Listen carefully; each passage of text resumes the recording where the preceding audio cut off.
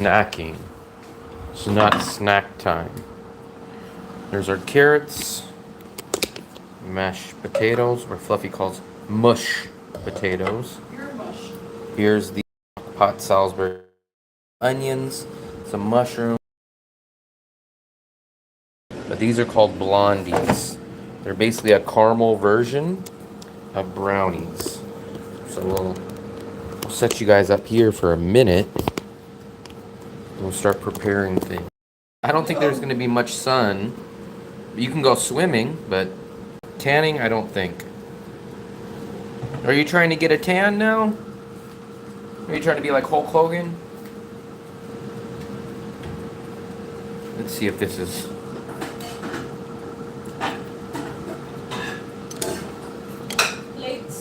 Blitz.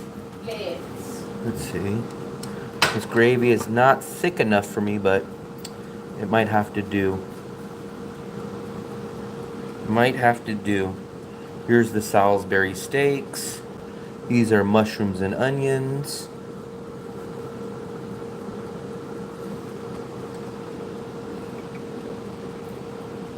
I'm sure there will be some sun, but I just wouldn't count on it. I don't want to tell people, yeah, come out here at sun, and then they're like, 7 days of rain. Like November and December are going to probably be the very worst months of Da Nang's weather. So if you do get sun, consider it lucky. But I wouldn't expect it. If it happens, it happens. But I wouldn't expect it. I would not expect it. I guess I'll start plating up. Salisbury steak with mashed potatoes was one of the best old school TV dinner. That's exactly what we're doing. But I'm doing a gourmet version. We did crockpot. We did mashed potatoes, carrots, and we don't have the cherry crumble or whatever. We have blondies.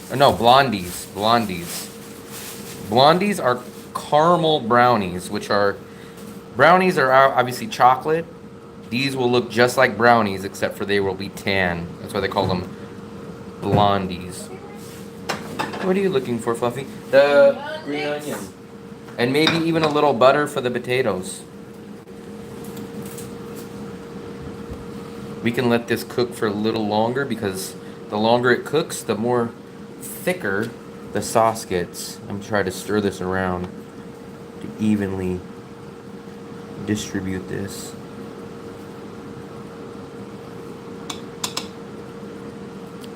Is this enough? We don't have... that's what we should have... maybe one more. I should have told Fluffy... Oh, you know what? We don't have ice cream, but we do have yogurt. Hey, I want ice cream on butter. Then you should have got it downstairs, Fluffy. But I could mix some of that caramel with the yogurt, and it would be like a thin caramel ice cream yogurt. We got 23 people here and only 1 like. Come on, let's double tap that screen. Play it like a video game. Let's double tap, double tap, double tap. Even Philip gets more than 1 like. How can Philip get more likes than me? How can effing Philip get more than me?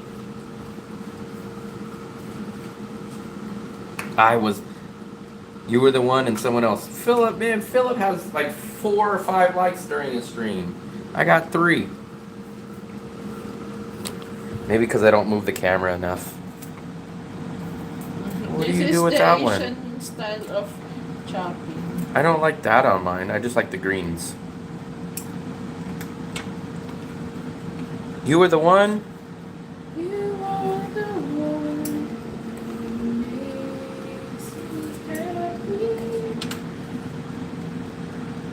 Yeah, I like the greens, Fluffy.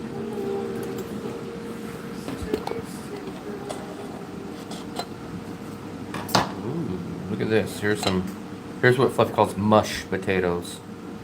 They are a little... I would have spruced them up a little bit, guys, but I didn't make them. Butter. Di pa nalagyan yan ng butter? I would have put a little butter and a little milk, but... There is milk and butter. There is? Yeah. It doesn't, it's not creamy, it's thick. Oh, there is, so you put it in the, there. There's some in the fridge. Nope. Let me add a little milk to this.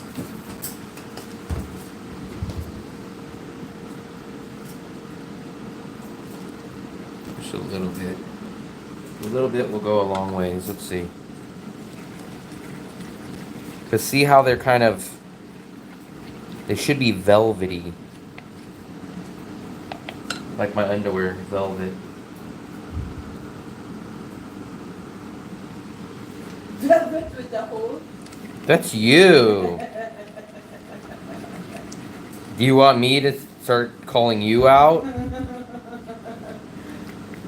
Bobby, that's my menstruation.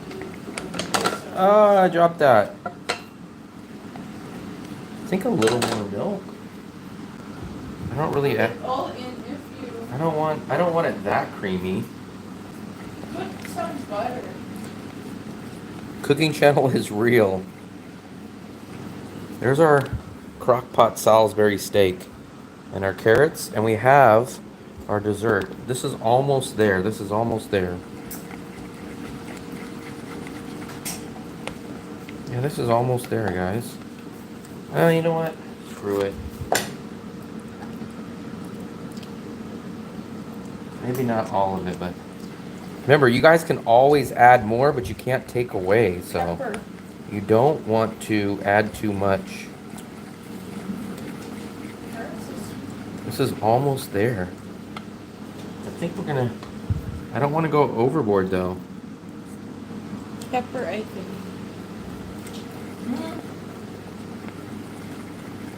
That's okay.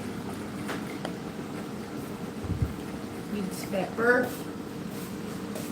Bobby, that's 3 cards. Buffy, it's called dinner time. After dinner. Where's the green onions? There we go. So we could start plating up, Fluffy. Leave this there. Here we go. What are we watching for movie night? Dragon Bridge is such night. Drink. So, let's start plating up. Here's what I'm gonna do. I make mine fancy. I'm gonna show you guys how I do mine. Mine's a little fancy for you guys. Because remember, I was this close to going to culinary school, so for me, I love not only making good things, but I like making them look good too. Watch this. What's up, Expat? Look, you take a little bit of that. Actually, the mashed potatoes turned out to be pretty good because of me. Put a little bit down. I use this as a base. And maybe a smidge more. You round this. Look at, you round that little side. There we go. You want to have a base. Now watch this, guys. So there's the mashed potatoes. I'm going to get one of these.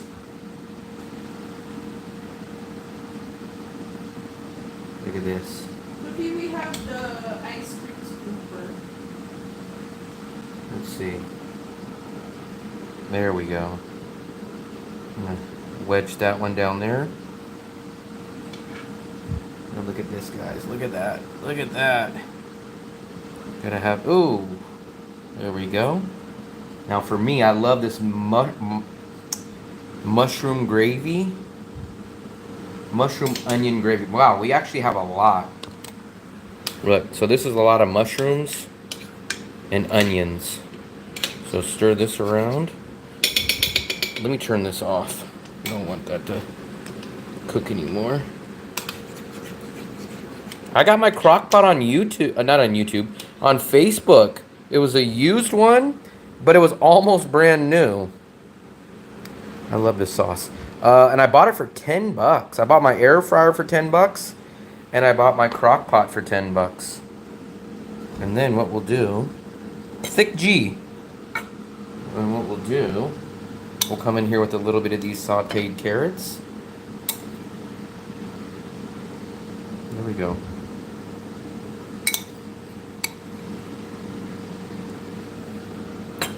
And I just want a little bit of. This is nice. I'm gonna get just a little piece of bread. It is hard. I was lucky. I couldn't believe it. And here's the kicker. Listen to this, guys. My crock pot.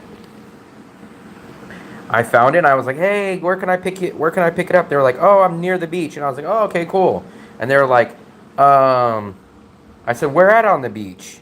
And they said, "Oh, I'm at Muang Tan." And I said, "Oh, I'm at Muang Tan." There we go. We'll add a little bit of greens. I like a little more green onion. Look at that. What do you guys think? Let me try to get you guys in there. Mashed potatoes, carrots, a little bread. I love a crock pot and I love the air fryer. Where's my other phone at? Let me take a picture of this.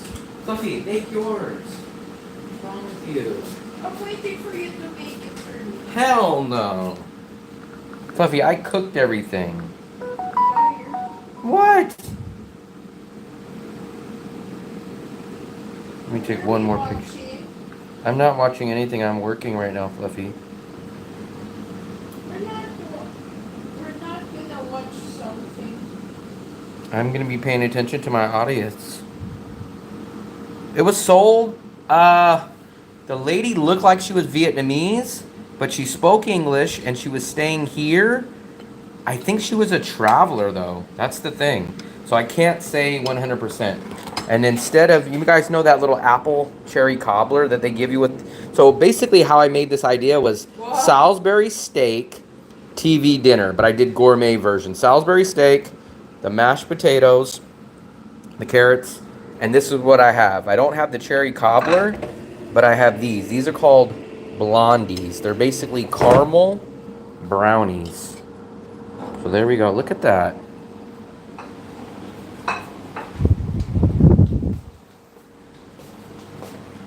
Look at that. What do you guys think?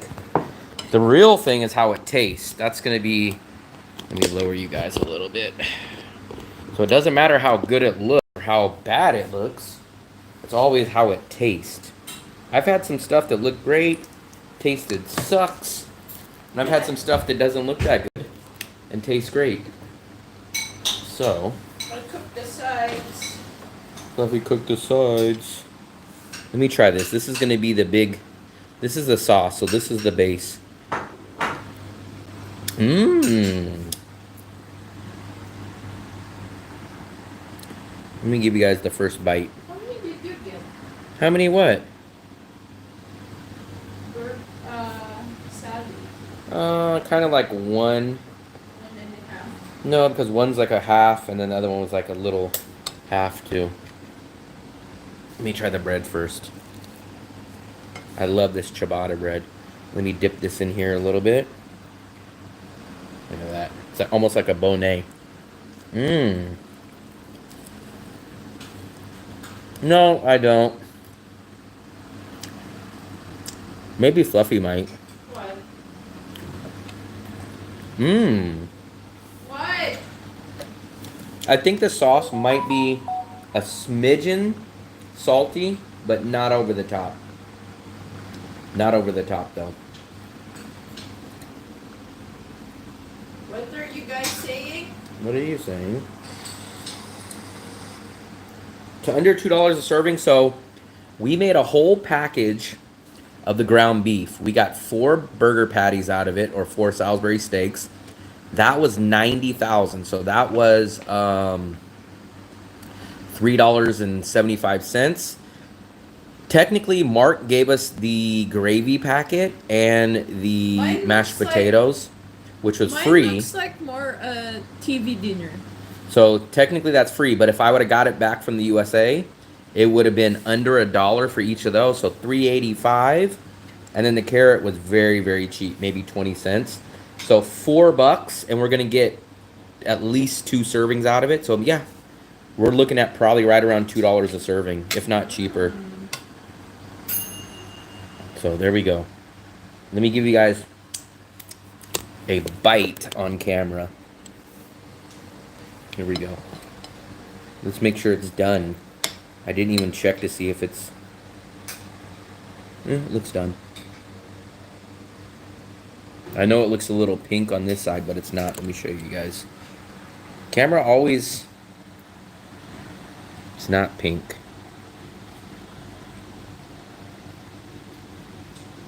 So there we go. Let me try a bite. Mmm.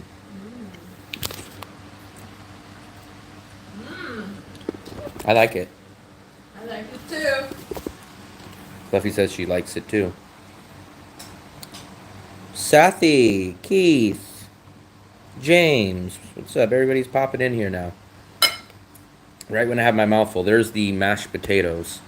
Fluffy calls these mush potatoes. Mmm.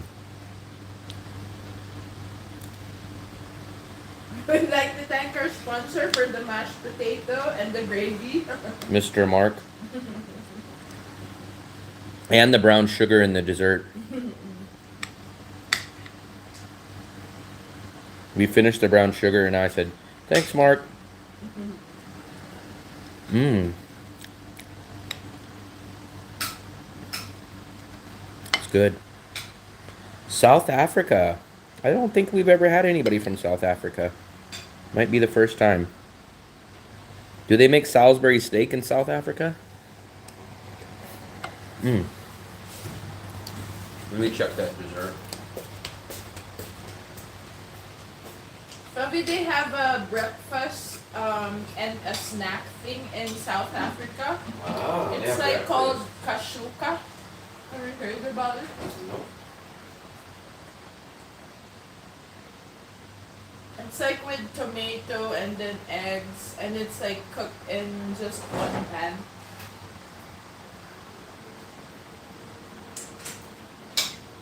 I'm really, really wondering how that dessert's gonna turn out.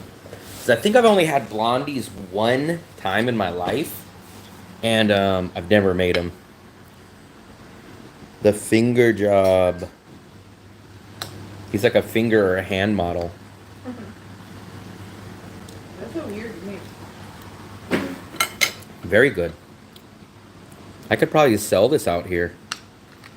I don't know what restaurant would sell this. What? You know what would sell this? One of these pubs. Like the Shamrock or something. They would sell something like this. Mmm.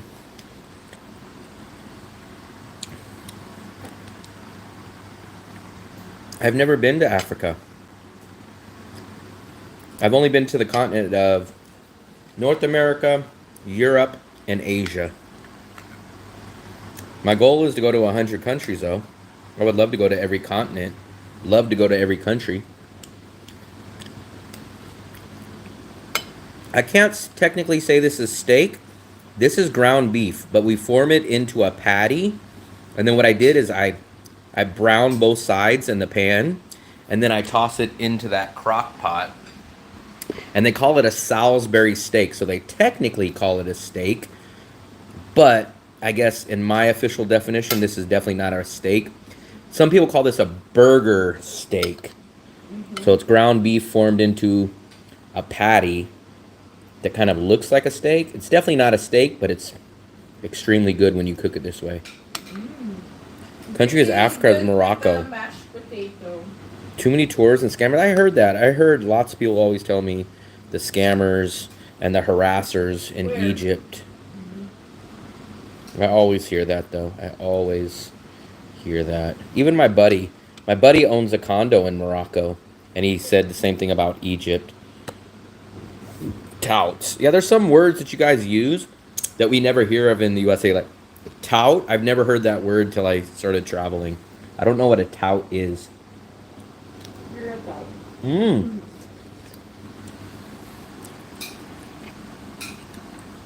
Meritus for work. The food here is also nice. There's a South African restaurant here in Danang, but we never been to it. It's called Bria Pit. Mmm. Excellent. So the dessert's almost done too. So if Mark wouldn't have gave us the potatoes, I would have bought regular potatoes, which would have been maybe 50 cents. This ground beef was about $3. $3.50. Carrots was under 20 cents. So that's $3.70. We had the ingredients for the dessert. Yeah, I bet you this meal easily cost well under $5 for 4 Salisbury steaks. That's one. She has one. And we still have 2 more in there. So I bet this is well under $2 a person. 4 weeks in the Atlas Mountains. What's up, Dennis? Yeah, Bria Pit. There's a restaurant here called that. Salisbury steak, mashed potatoes, mushroom and onion gravy. And you gotta have the carrots. This is a gourmet fancy version. Fluffy, are you done? No, it's good. This is a fancy version of the Swanson or Banquets Salisbury steak TV dinner. Let me check this dessert.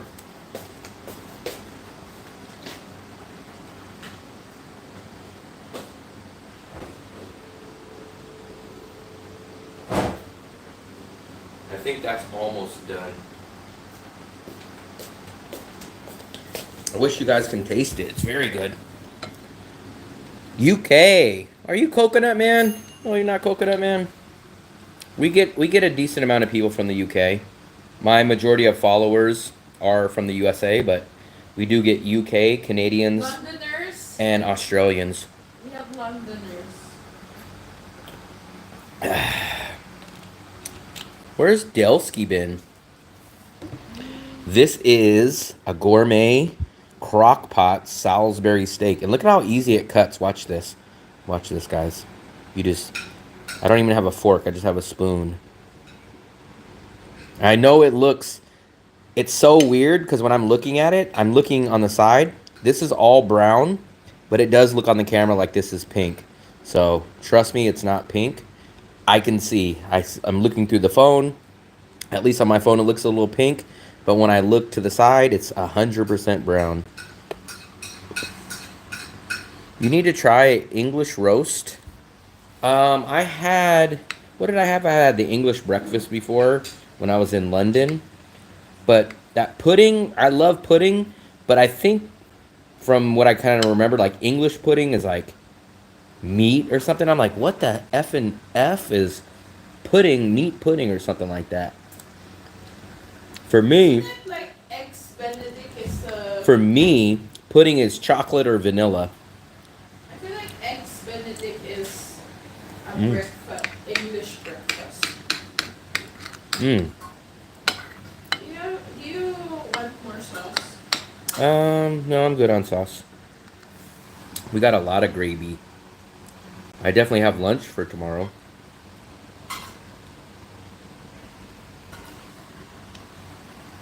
Lunch. I got the other piece now. Well, Fluffy's going back for seconds. No, I'm just kidding. Fluffy's living up to her name. Fluffy.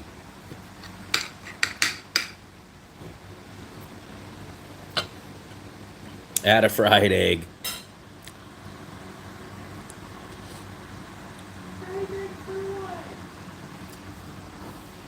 Did you hear about the Indian invasion in Thailand? Oh, I never heard about it. Savory? See, I don't understand the whole... For me, puddings are sweet. I love pudding. I love chocolate pudding. I love vanilla pudding. I love stuff like that, but not meat puddings and all this other stuff. Like, what the hell is a meat pudding? Mmm. I like the mushroom. Yeah, and you better use all those mushrooms that are in the refrigerator. Really? I spent a whole $1 on them.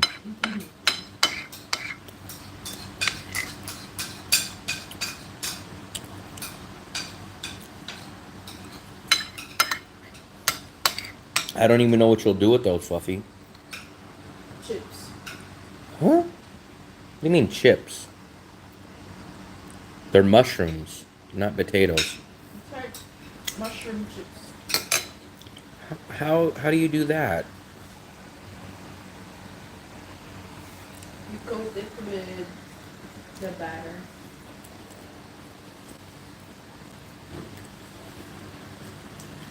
Mmm.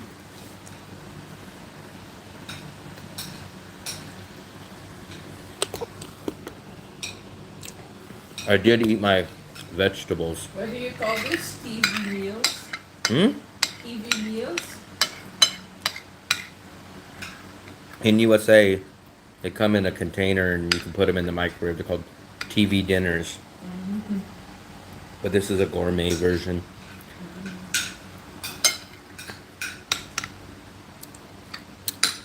Very good. Whoever made this is awesome. Oh wait, that was me. Western vegetables hard to find out here. You know what's a little hard? It's not really a vegetable, but we can't really find cilantro too much. We find mint, but I love cilantro. Vegetables though, I'm not sure. I can't really think of any vegetables we can't really find. One milk, they have it. Have what? Vegetables. He asked, is there any hard to find vegetables out here? No, it's not. I think maybe cilantro's a little bit harder. Not really vegetables, but there is some Western food. Broccoli, cauliflower, Not really carrots, vegetables though. bell peppers. What else Mm. do they have? Jalapenos are a little harder to find. I even saw zucchini. Wow. Jalapeno? Oh yeah. That was good. You know what people say? So people are always like, oh, you know, cilantro's in banh mi. Every time I get a banh mi, it's mint. I never get banh mi's with cilantro. I would love to have cilantro in my banh mi, but I always get that damn mint. How come I always get mint in my banh mi? But everyone else... If you want it cilantro, it would be 40,000. I always get the mint. And you know, in USA, we're used... Here, let me tell you guys.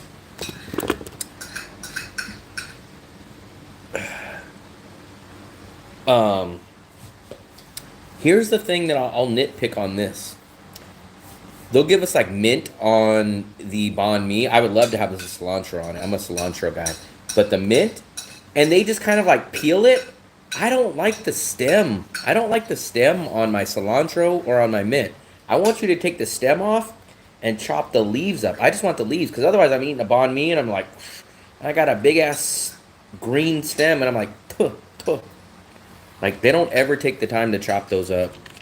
Papaya, I don't really think I've had papaya too much. I think I've had it and I don't hate it, but I don't really love it. I never seek it out. Fruit. Ah, no, man, cilantro. Remember, I'm from the Bay Area, so I've ate lots of cilantro. Cilantro goes on all the Mexican food. I love cilantro. I love a lot of cilantro. I like cilantro. I like green onions. I can't... People say that they find banh mi's with cilantro. I don't know if they're mixing it up with mint, but maybe I'm the only one that's not getting cilantro with my banh mi. Yeah, I know, but it's funny because people that don't like cilantro, they say it tastes like soap. And I'm like, soap? But then I read something and it said, like, people have this weird gene or this weird taste bud, and it makes cilantro taste like soap to them. So you either love it because... So what I'm saying is, cilantro tastes great. I think everybody would like it, but the people have like a defect or some kind of weird taste bud that makes them register it as soap. I read that. But cilantro is awesome. It's mixed in when they're making it. I don't know. But I definitely taste mint. I never taste the cilantro.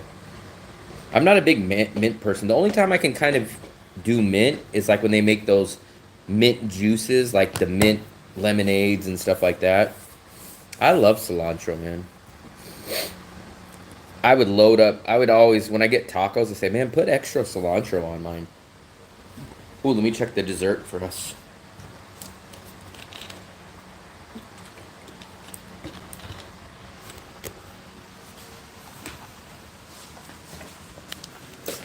We still have a lot of food. Look, we still got green onions. We still have a little bit of carrots. We still got a good amount of mashed potatoes. And then we have, I think, 2 more. We have a bunch. Look at how much more gravy we have. We have gravy, and then we have one of these left. But look at how much gravy.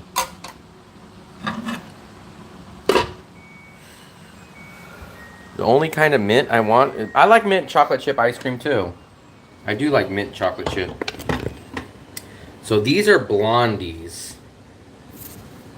So I'm not sure how many of you guys know what blondies are, but blondies are basically brownies, but they're made with caramel, not chocolate. So here's my trick. If this thing comes out clean or pretty much clean, these are done. Stick it into the most thickest point, pull it out. Almost.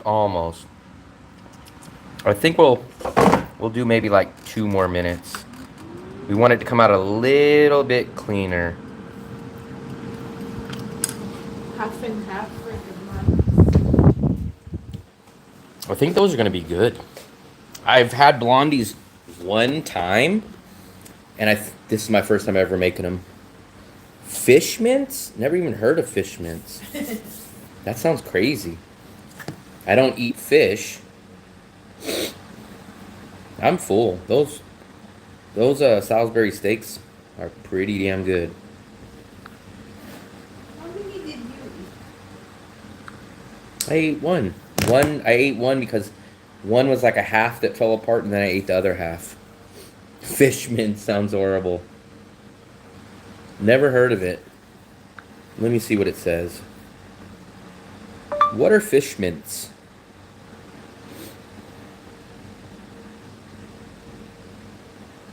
It's a plant. It's a leafy herb native to Southeast Asia. Fishy aroma and flavor. It's called fish leaf, fishwort, heart leaf. Diep ca. It's called diep ca in Vietnamese. Strong, pungent, fish-like taste due to the oils. It's used in Vietnamese, Thai, Chinese, and Indian cuisine. Fluffy. So loud. It's so loud. Yes. It's still the dinner time.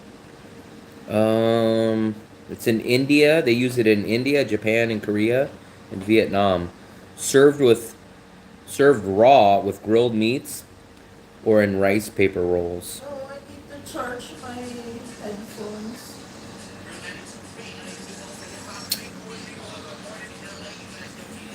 That's crazy because it's a plant. It's not a fish, but there we go. So when you cook, I always recommend a towel so you can always wash your hands off. So you get stuff on your hands. That's why you always see chefs with their towel, like right here. I'm really curious. It's like a jeepney driver in the Philippines. They wipe their sweat when they're driving jeep.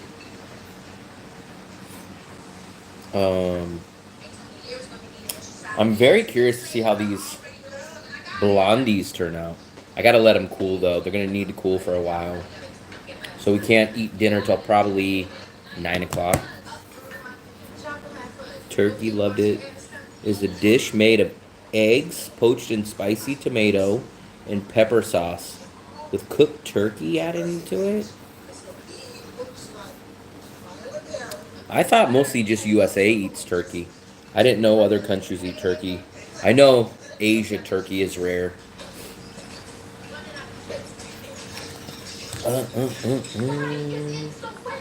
Cooking streams don't usually do pretty good for me. They don't do that good for me. So I don't expect a bunch of us. I probably should have done the landscape mode for this because most people don't like it.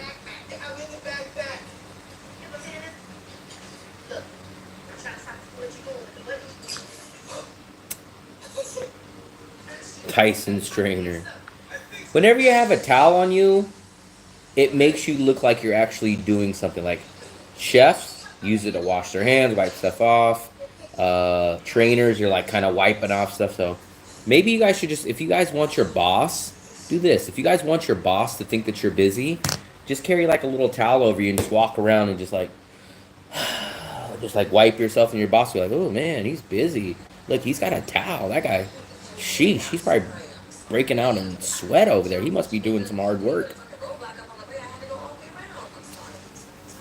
Well, for one, I did kind of look at Moon Milk, and if they would have had 50% off extra ripe bananas, I would have possibly got them. But I did say, hey, I think I've mastered the banana bread. I want to try something else. And when I looked, it said Blondies, and I was like, oh, Blondies. I was like, I remember I had those one time before. So I was like, shoot, I do want to try that. Yeah, I wanna master the desserts, and then I want to kind of get into a new one. But the blondies really stood out. That's how I asked AI. I said, I have caramel, I have flour, I have brown sugar, I got eggs. What can I make? And it said, oh, you're in luck. With an air fryer, you can make caramel blondies. And I was like, oh, blondies. And I remember, I think I've only had that one time, and I think they were pretty decent. So I was like, okay, that's perfect. I'll make that. Let me go. Actually, speaking of, Fluffy, you remember Ford Escort? Sure, Fluffy. That was my mom's car first. Let's try to get this out of the way. We're gonna try to let this. Actually, that was your mom's cook. Yeah. Back in the 1980s.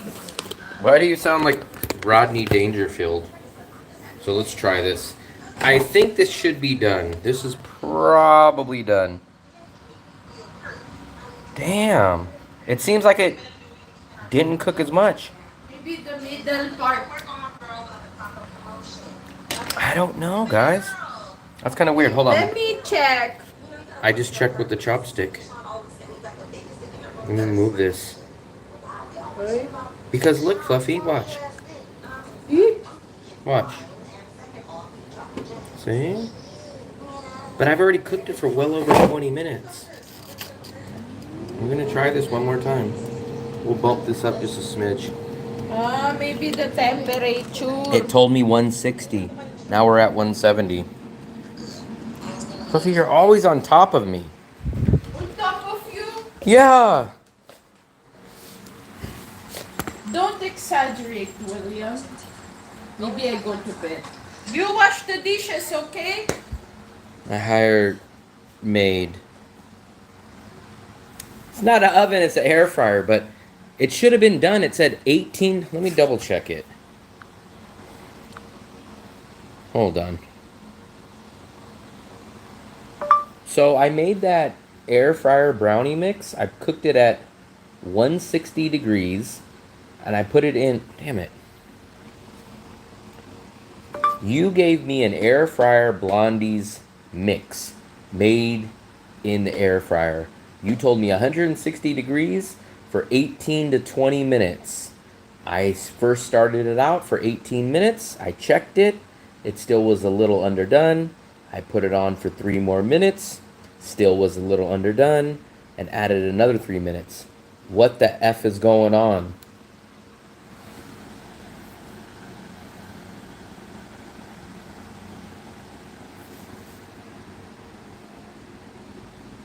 Air fryer model differences, okay. Pan size and thickness. If your blondie mix is in a thicker pan, it'll take longer. Yeah, it's not a shallow pan. We have a thick one.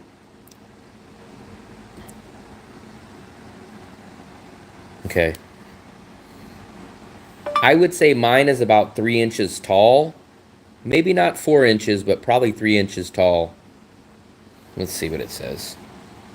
Ah, that explains a lot. Blondie that's 3 inches tall is basically a thick brick of deliciousness. And that kind of depth changes everything. 160, but the middle stays gooey. Keep baking, but cover the top loosely with foil. Ooh, I didn't do that. Moist crumbs, not wet batter. Pull it out, let it rest. Okay.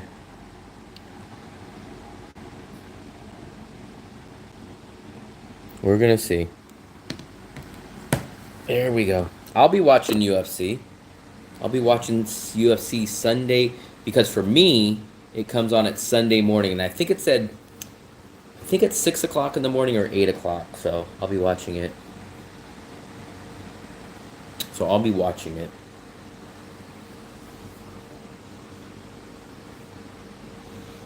I usually, let me see if there's any matches. I usually don't get up extra early to watch I don't watch the prelims. I might watch the main card. Let's see. I probably won't get up. What time does it say?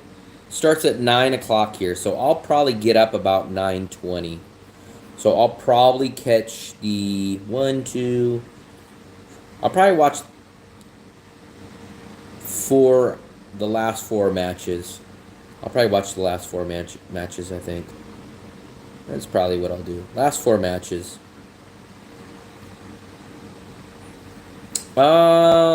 I don't pay for the pay-per-view, but I think it still is on the pay-per-view because, remember, UFC, I don't think is going to stop their format until whatever they switch to Paramount. But they just signed a deal that there's going to be no more pay-per-views. You don't pay for it. But I think this still is under the old contract. Hit that like button. I don't know. It seemed like a fast 3 minutes. Fluffy, I think that was a fast 3 minutes. Let's see.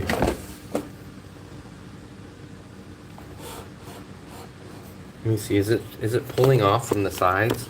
That's what it said. It said we could check the sides if it's pulling off from the sides. Let me see.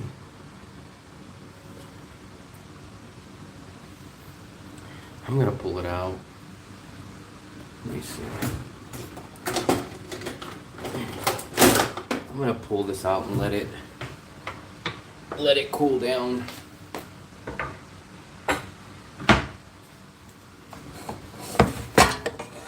Let's try this.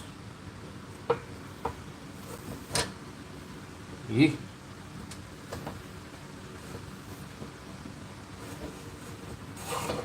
Damn, it's so hot. It's so hard to get out. Here we go. So these are what blondies look like. I hope they're mostly done. But these are basically caramel brownies. Let's see.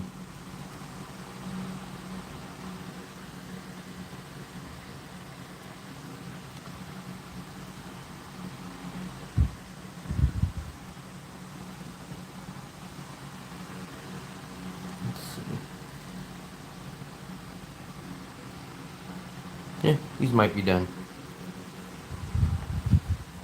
We'll let these cool down. We'll give them like 15, 20 minutes. I'll set these here by the fan. The fan will help. Look at how Fluffy has the damn fan. It's like angled to the ceiling.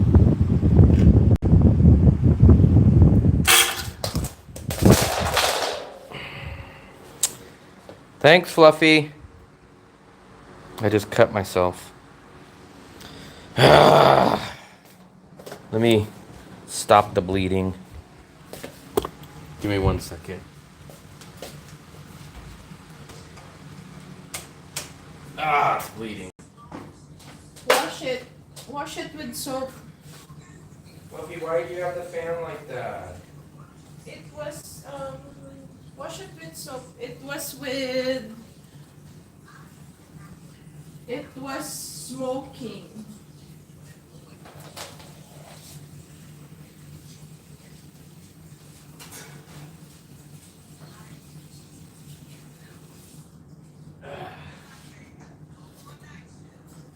You washed it?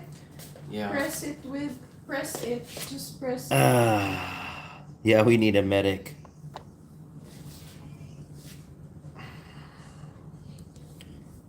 Call 113. Let's see. There we go. Just press it with a towel. Good thing it wasn't a metal one.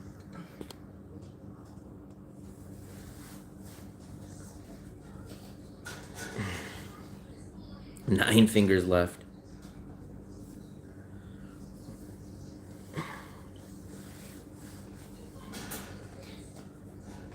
The thing was pointed at the sky, so I tried to push it down with one hand and the screen popped off. Put turmeric on it. Turmeric.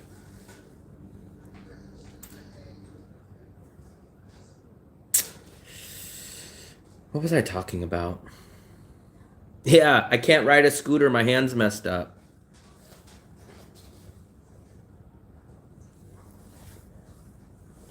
I can't ride a scooter. My hand is messed up. I have trauma. Don't put anything. I'm not putting anything. I'm just wrapping it in a towel. I don't even think we have Band-Aids, but take a deep breath before you pass out. Suck the blood like a vampire.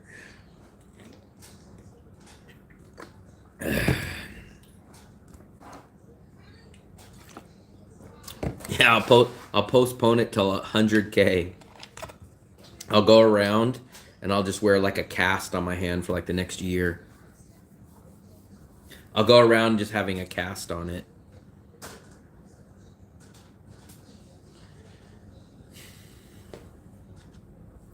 I'll survive. I won't die.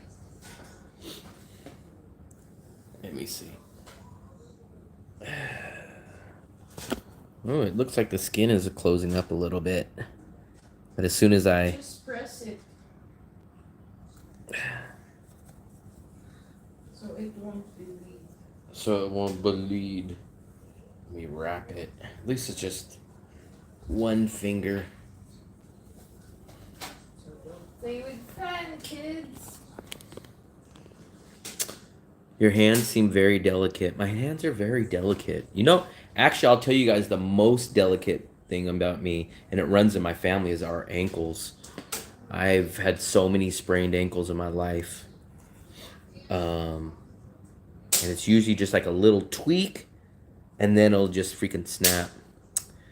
If you back it up, if you hit the screen and back it up, you'll actually see it. It happened on camera. So Fluffy had the damn fan pointed because it was smoking earlier. So the fan was pointed up, and I'm trying to cool these blondies. So I'm walking with one hand, and I say, what the hell? This damn fan. See, that's where it should be pointing. It was pointing all the way to the top of the sky.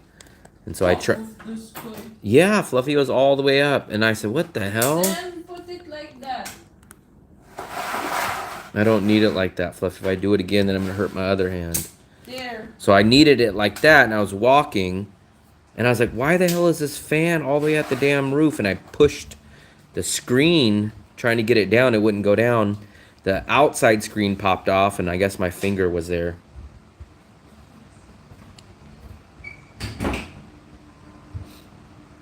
Let me see if I can find. Man, I'm going to show you guys. I thought I broke my ankle in Dumageddon. Let's see if I can find those pictures. Let's see if we can find those. If you guys are squeamish, don't look. But I'll tell you guys this story. This was my ankle story in Dumageddon. I kept getting hurt in the Philippines. I burnt my hand bad in the Philippines. And then also, I swear I broke my ankle. Watch, I'll show you. If you guys are squeamish, don't look. Can I see it? Fluffy, I have it wrapped. Huh? I have it wrapped. No, I want to see if it's still bleeding. I will check it later.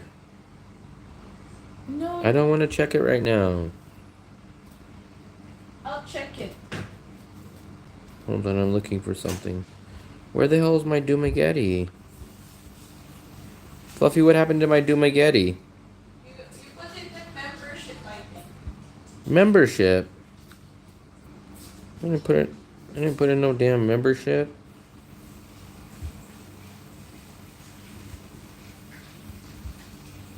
I thought I had it. Oh, here we go. Well, yeah, here you guys go. You want to see something? Look at this. Was my ankle. It was so small. Well, and look, this is my ankle. Let me see. That's look at that bruise. Hold on, Fluffy. Hold on. This bruise. So I hurt the other side of my ankle. I didn't even hurt this side of my ankle, but I had a bruise all the way on the other side. Look, this is my knee. I didn't even fall on my knee, but somehow I had a bruise all the way from my ankle to my knee. I didn't even fall on my knee. That's my damn foot. Look at how swollen it was. Look, and then everyone was like, put it in the freaking ice bucket. That was my ankle. Look, my ankle was destroyed. That's my foot. Look at that. That's my foot. So I hurt my ankle and my freaking toes were freaking. Look at that. That's how Mitzi's toes look right Look. now. But I was walking on that like 2 days later. I didn't go to the hospital. That's the other side of my ankle. That's not the side of my ankle that I hurt. I hurt the other side of my ankle, and this bruise showed up on the whole other side. Not only did this bruise show up on the complete other side, but my knee, from my ankle to my knee. Look at that. Look at that. But I still walked that day. I still walked that day. You guys would have said, oh, how come you didn't go to hospital? I don't go to hospitals. It's like the skin's there. So, that hooping in, no. So here's what happened. It was kind of mostly my fault. We were in Dumageddon, and we were getting a tricycle. And the beach little area had like a raised platform. So the tricycle pulls up to like the raised platform. So like there's a platform, there's the tricycle fit almost right up to us. Should I buy ice cream? If you want to, Fluffy. Vanilla? Whatever. Not chocolate. The one in the cone or Whatever, just not chocolate. So the tricycle driver pulled up to us, and right here was like a raised platform. I kind of knew that we were not on the street. So I go to get in, and he's just a little bit lower than us. So I got to kind of step down. So I put my left foot into the tricycle, and I put my right foot thinking I was going to step on the ground because I thought the ground was just maybe this far from there. The ground was about a foot lower, right?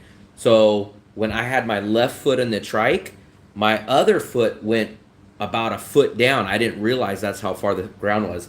And when I went down, here's my leg. My ankle went like this, and I came down all the way on my ankle. Oh, big thumbs up, Mike. I appreciate it, buddy. Heart and a like. So I came down on my ankle, and as soon as I hit, because I probably fell about, because my left leg was on the tricycle step to get in, and I put my right foot thinking I was going to step onto the ground and then push myself into it. I probably felt it was probably this tall. The platform was probably from here to here. And I came down, and when I came down, my ankle just went straight down, buckled under me. And when I was on the ground, I go, I just fucking broke my ankle. I said, I knew it. As soon as it happened, I was like, I think I just broke my ankle. And I tried to get up, and I was like, I can't get up. I was like, I can't get up. And at first, it didn't even really hurt. Like, it hurt kind of that first initial second, but it was either in so much pain that it was just numb or something. But I was like, I can't get up. I said, damn. So I was like, I think I broke it. And I tried to get back up again, and I said, I can't get up. And the tricycle was still here, so like my left leg was still kind of like on the platform, and I was down here. And I was like, I can't get up. I was almost wedged in between it. And then Fluffy got out, and I was like, I can't get up. I said, I can't. I think I broke my ankle. So then I started to push myself up, and Fluffy kind of pulled me up, and then I was like, damn. And then I wanted to take it off because I was like, I can't, I know something's wrong with it. And Fluffy said, don't take off your shoe, don't take off your shoe, because you take off your shoe, it won't go back on. So he dropped us off at our place, and our place was like here. So imagine like, okay, where Q Market is downstairs where I sit, he dropped us off like there, and like we had to walk back to like Mona Lisa, probably from that far. We had to walk back from, because the tricycle drops you off on the street, but you still got to walk. And I was like, I don't know how the hell I'm gonna walk. I was like, I can't walk. I can't even stand on it. So I kind of limped, and I finally got in there. The next day, I woke up. That picture was either from that night or it was from the very next morning. I can't remember when I took those pictures. And the next day, it was so swollen, and I was like, damn. And I tried to stand on it. I could stand on it a little bit, but I was like, oh man, I couldn't walk. We just got to Dumageddon. I think that was our first night, or it could have been our second night. What's up from Thailand? So that was like our first night or our second night. I think it was our second day there, and we had like 10 days there, and I was like, fuck, man, my whole Dumageddon trip is ruined. But on day three, I was like, I'm tired of sitting in the damn place. So day 3, Fluffy got me a little bandage she wrapped around, and I hobbled around for the next 8 days. So for like 8 days, I walked around like that. I walked around because I was like, fuck, man. And she was like, you need to go to the hospital. I was like, I don't go to the hospital. Like, the only time you'll see me at a hospital is like if one of my arms or legs are falling off, or I'm unconscious and someone brought me to the hospital. But I don't go to hospitals. I don't go to the hospital. But I never went and took care of it, and it healed up. And I've never broken a bone in my life. I've never had anything major. So from Thailand, recovery, that's the worst feeling. I started bruising. Oh, that's John Q. Oh, what's up, buddy? Yeah, I forgot you changed your name. I remember you mentioned that the other time. It's so hard for me to keep remembering all these brand new damn names. Let me rotate this. But I've never broken a bone in my life. Nothing like that. I just don't go to hospitals. I'm terrified of them. Like, if any time I should have went to the hospital was probably that time, at least on this trip. But I was like, okay, if my ankle's broke, what the hell are they going to tell me? Like, your ankle's broke? I was like, there's nothing they can do for me. But the one thing, even since I was a kid, even my dad's ankle's always been bad, and my ankle's always been bad. I've had like 3, but that one, I'm kind of blaming on myself because I just didn't register it in my brain. I probably fell at least a foot. This is how far, because what I was thinking, I was in my American mindset. He pulled up like right next to us, and I'm thinking, okay, this little curb, I was thinking it was a normal curb. You guys know how tall a curb is, right? A curb is like this far off the street. But this curb was like this far. So if anybody would have done that, anybody else would have been, they would have had the same injury. So me, it was more of thinking the curb was much smaller than it was. So instead of stepping down and going down off the curb this much, I went down like a whole foot. And then when I went down, my ankle came underneath me. But if anybody else would have done that, they would have been in the same situation. Won't change. Everybody, a lot of people's names got changed. It was like a system update.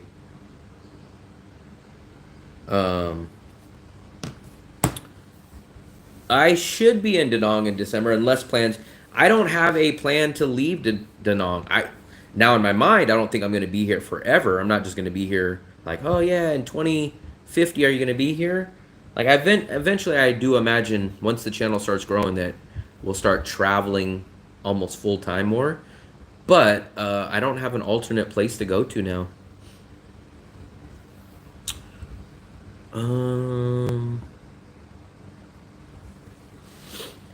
Yeah, man. But I don't go to the hospital. I don't do flu shots. I don't do vaccines. And I guess at least so far, I've never broken a bone. And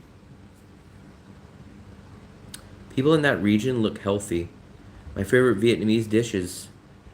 Oh, what a joke. What a joke. It seems like we got that joke every single time in here. I don't know why. No, I didn't break my ankle. I thought I did. Like, did you see the pictures? Let me show them again. This was what happened to me in the Philippines. And remember, my knee never got hurt, but I had a bruise everywhere. Let me show you. This is what happened. If you guys are eating dinner, you guys probably won't be happy. But that's my ankle. Look at how swollen it was. That thing was crazy. Look at my toes were bruised. I twisted this part of my ankle. I fell on this part. And then I had a whole bruise all the way here, all the way on this side, and my toes. Look at that. This is the side that I hurt right here. This was the side. That's why it's so dark. But my damn toes. I didn't do nothing to my toes. This is the other side. This is the other side of my ankle that didn't have nothing with it. No, not today. This was in Dumaguete. This was about a year ago. That was about a year ago. I was walking on it, though, like within 2 days, 3 days after that. I thought I broke it, though. I'm fine now. That was a year ago. That was a year ago. It sucked because we just got to Dumaguete. It was like our first day or our second day. And it like ruined everything. And remember, in Dumaguete, they don't have Grab. They don't have taxis. So I was having to climb into a tricycle every place that we go. And we had to go out and go eat every single day. And tricycles are kind of like, there's a step up and then in there, like, I had to like drag my other leg up. But I was like, damn, I'm going to be in the hotel for like 11 days. After day 3, I was just like, I'm just going to walk around and limp. After a few days, I just get tired of stuff. I can't just be indoors locked in. So I was like, screw it. And we actually walked a good amount. But my ankle hasn't given me problems since. So it's fine. I'm fine now. That was a year ago. That was a freaking year ago. But what will remind me of that is I just cut my hand on the fan. That's why I got the towel. And we were talking about injuries. And then also, let me see if I can find it. Then I burnt my freaking hand. That whole trip in the Philippines, I was getting hurt left and right. I was making some caramel sauce, and then I freaking burnt my hand. Oh, here it goes. Look at this. So that ankle happened, and then about a month later, I was making caramel sauce, and I dropped the can of caramel sauce back into the boiling water, and then look what happened here. So look. So the Philippines would just beat me up like crazy. Watch this. This is what happened to me when I was making a caramel sauce. It looks a lot. Look, that's a blister. Look, and all that is all red. That's a blister. That is a freaking blister. Look. It was boiling hot water that I had in a pot. And I dropped like the can of caramel back in and it splashed up. Look, that was a blister. That was an effing blister.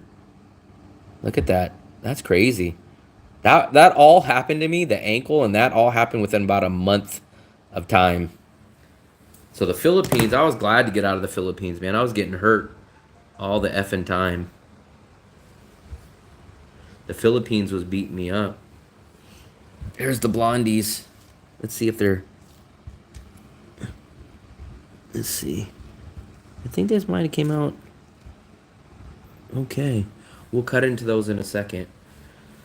Let me see if I can do this shameless plug. Give me 1 second, guys. How the F does Philip do that? Create a highlight. So, I do have something. If you guys are going to send a super chat, it's better off if you guys send it here. I'm not asking, I'm not requiring. But now I have a Buy Me a Coffee QR code. So if you guys are going to send it to the YouTube instead of paying the fees on my end, I do have a QR code. So Boom. Hopefully this time you have. Yeah, I had a good time overall. It was just I got those 2 injuries. You need to take one of those hospital beds you sell. Put it in the refrigerator. I'm gonna cut into this. I'm gonna check this. Let me go wash my hands.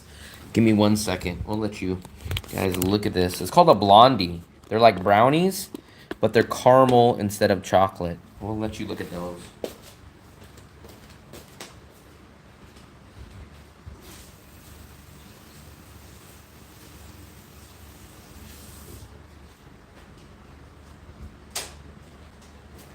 Oh boy, oh boy, oh boy. Let's see. Let's try to take this out now. Let's see if this is... Oh, that doesn't... yeah, it's definitely gooey. Oh, yeah, this is not done. Okay, we're going to have to pop this back in. Can you guys see how gooey that is? It's always this middle. So I'm going to have to pop this back in the air fryer. But I'm going to pop it in looking like that. So...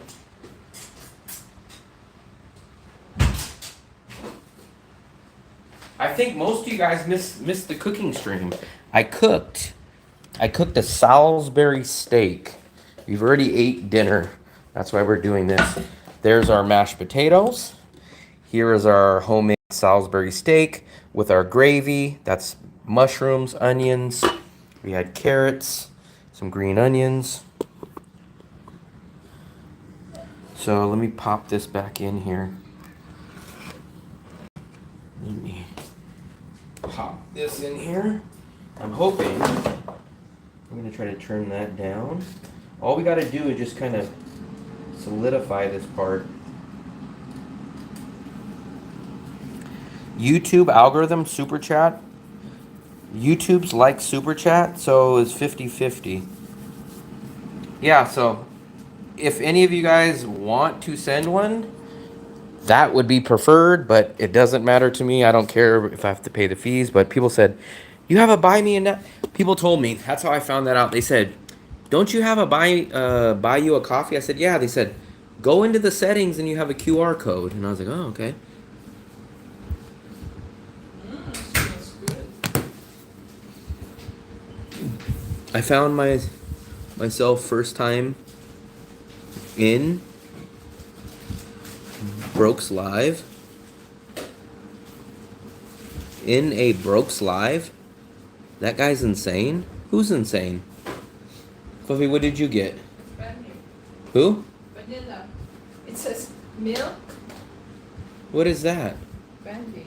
What? I don't need Band-Aid. You need Band-Aid. It's not even bleeding. It's okay, because if you wash your hands, it will...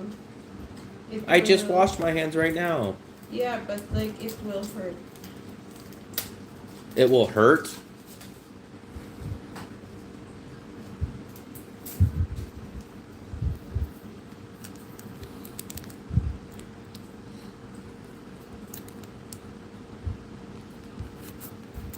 And then you guys got these stupid...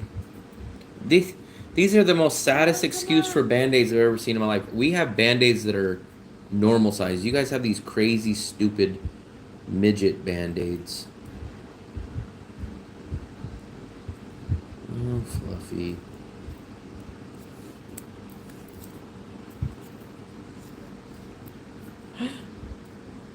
Not my country. In my country, we have Band-Aid brand. What's Oh, that? I cut my hand there too. Oh. Oh, I didn't see this one. This one's actually... I didn't see that second cut. This is what Fluffy gave me. But look, there's a second cut. You see that one? That one's a little deeper. It's deep. Can I see? It's like a paper cut. I'm not wearing 2 Band-Aids. Stop being a baby. I'm not gonna have a It's freaking deep. Band-Aid on every single finger. Don't I poke don't it. know if it... If it's... Yeah, in USA we got like the... Maybe they're like this. This one's like, look at how small that is. We have Band-Aid brand in Philippines. Oh boy, oh boy, oh boy. I gotta shoot another video tomorrow. I gotta figure out what I'm gonna shoot. These days go by fast, especially when you're trying to get a new video up every 3 days. So you're like, oh, every 3 days, that's not that bad. But you guys got to think about it. So I uploaded a video yesterday, right? So now today has been 1 day. You go, oh, cool, you got 2 more days, right? No, because in 2 days, the video has to be edited and uploaded. So tomorrow, I probably got to go shoot a video, which is only 2 days from the time that I put my last one out. And then on the 3rd day, I'm going to go edit it. So I only really get like 1 freaking day off when you're asleep. So getting up a video every 3 days is pretty consistent. I think I haven't broke that streak. I did it all of January, not January. I did it all of July, and I've done it all the way up till today's August 15th. So I'm gonna definitely keep trying to get that done. I don't know if I'm gonna be able to keep up on that pace when I get to the Philippines though, but we'll see. We'll see. A video every 3 days is a lot. If I didn't, oh man, if I had a paid editor, I'd be shooting a video every single day. At worst case, I'd be shooting a video every 2 days. But it takes me at least one of those days to edit, do my thumbnail, do my title, do everything. So for me, it sucks. Because 30 to 40% of my time is editing or getting the video ready. The shortest amount of time is shooting the video. The video usually takes me less than 1 hour to shoot. Then the editing and the thumbnails take me like half a day. What do you use to edit? I use Adobe Premiere. I learned on Adobe Premiere. I like Adobe Premiere, so that's all I use.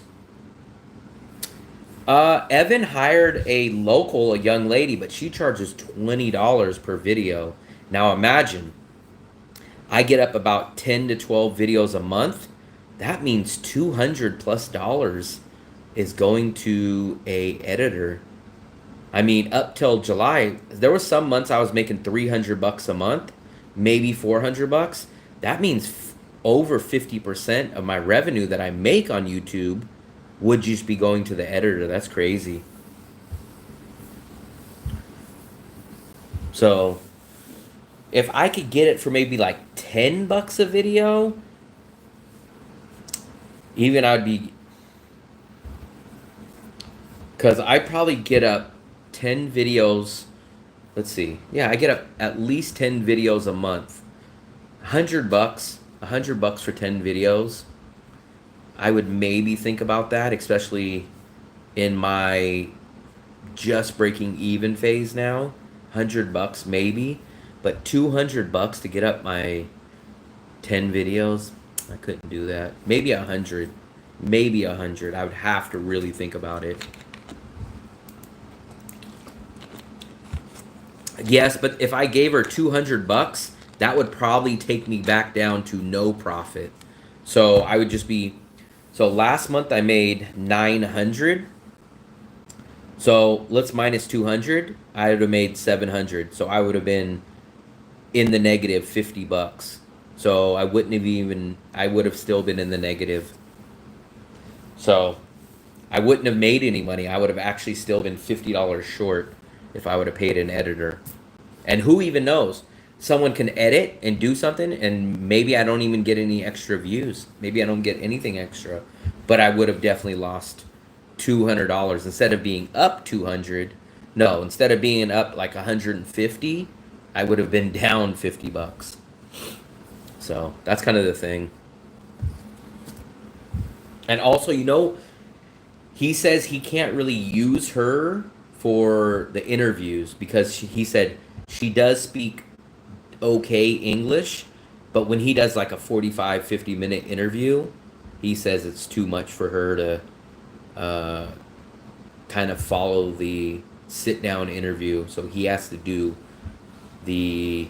She can do like the editing, but if it's a 45-minute sit-down conversation, he said it's too much for her. So if I lived in the Philippines, I would try to find something. If I lived in the Philippines where most people speak decent English and I was able to do like $5, $7, $8 a video, it would be somewhat debatable. Debatable, maybe.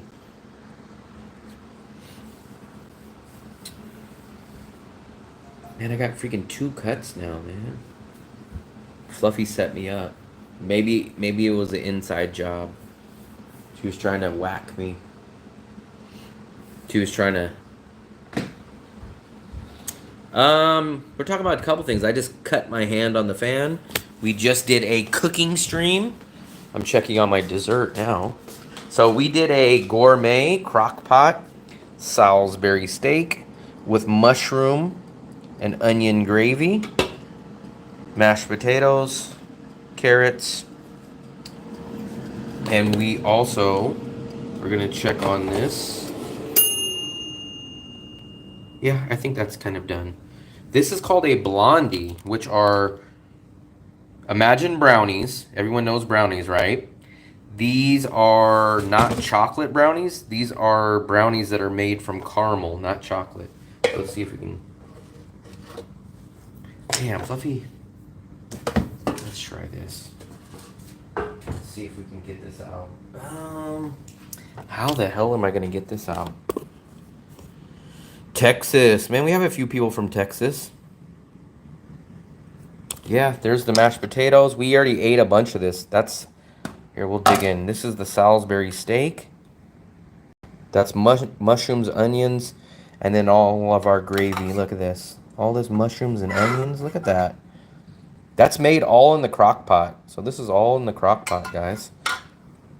Let me try to figure out how the hell I can get underneath this.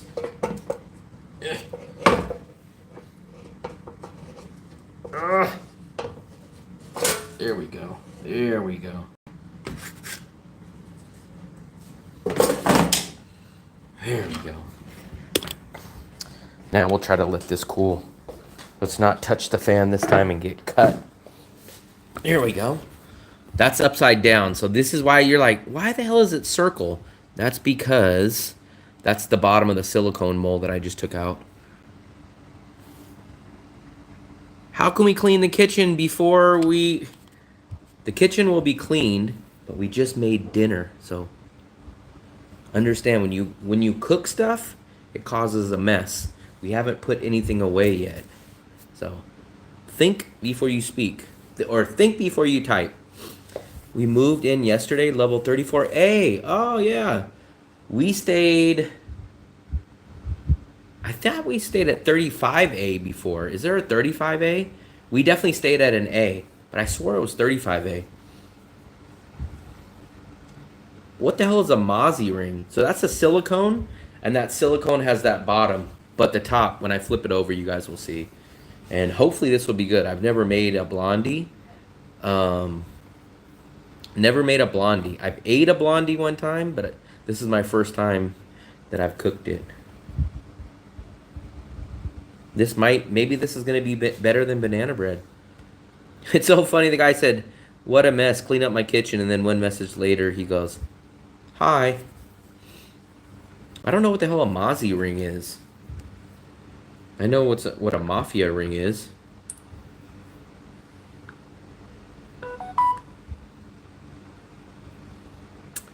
You cut yourself because Fluffster screwed the fan up? Yeah, she freaking...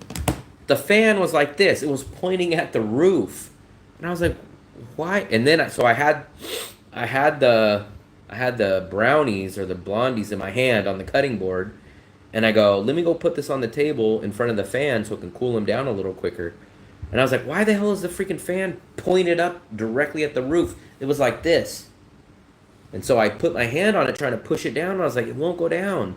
And I pushed a little harder, and that's when the screen popped off and the freaking fan came around. So I was like, damn. It's like watching paint grow. There we go. I want to cut into this, man. I didn't think it was going to be that hard because usually you could just walk by and you can just like go, you can move it. But it was like stiff. I couldn't do it. Like, I hope I'm not going to get hurt again, but watch. I think you could just do this. See? See how easy that is? But when I did it a minute ago, when Fluffy had it pointed at the freaking ceiling, it wouldn't go. So I don't know. Maybe she set me up. Maybe she locked it or something. But usually you can just walk by and push it. Yeah, man, if it would have been metal, I'd have been walking around like this. I'd have been like, hey, what's up, guys? What's up, guys? Or maybe like this. Hey, guys, I'm trying to make some banana bread today. It's going to be a little bit difficult. Bear with me. It's going to take me a little longer to do some banana bread today.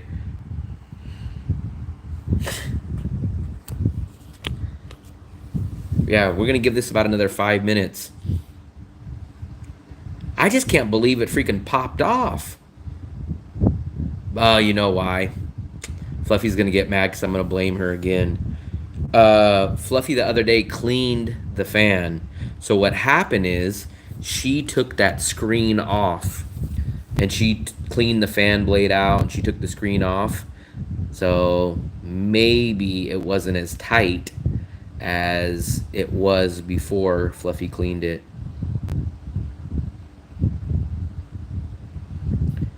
Basically, I think what cut me is that it stopped, the fan blade stopped. So my hand basically squeezed the fan blades and it stopped. I'd be like this. Hey guys, we're gonna make some banana bread today. I don't got a thumb, I just got a few fingers.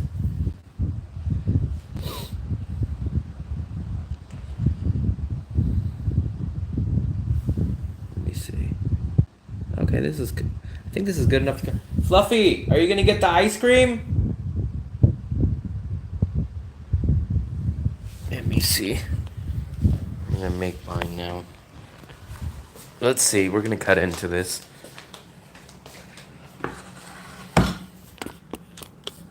I guess it's ready to cut into.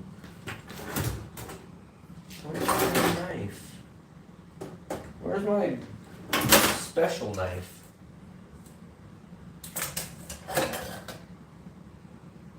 Fluffy! Where's my other knife at? What the hell? Where'd Fluffy put that other knife at? Let's cut into this.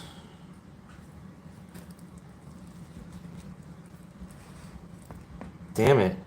See, you guys can see it's still not...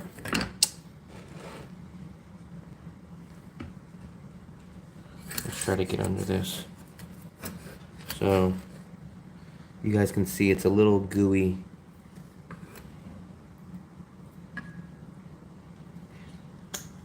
Fluffy! Where's the ice cream? Yeah. I gotta... Here we go. I'm gonna try this. This is the perfect texture right here, though. Look at this, guys. That's perfect. I think that's perfect for me, but the middle is much more gooier.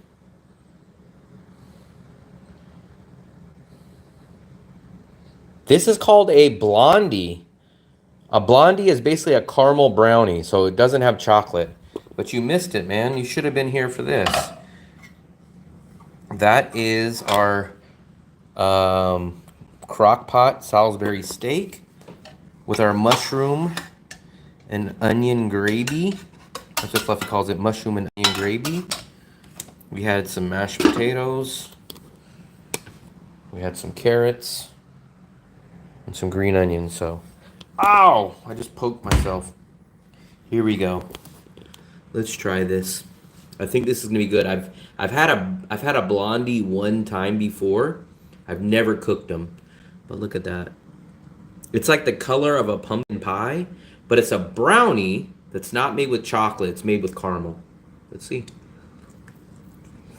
Hot. Mmm. Mmm.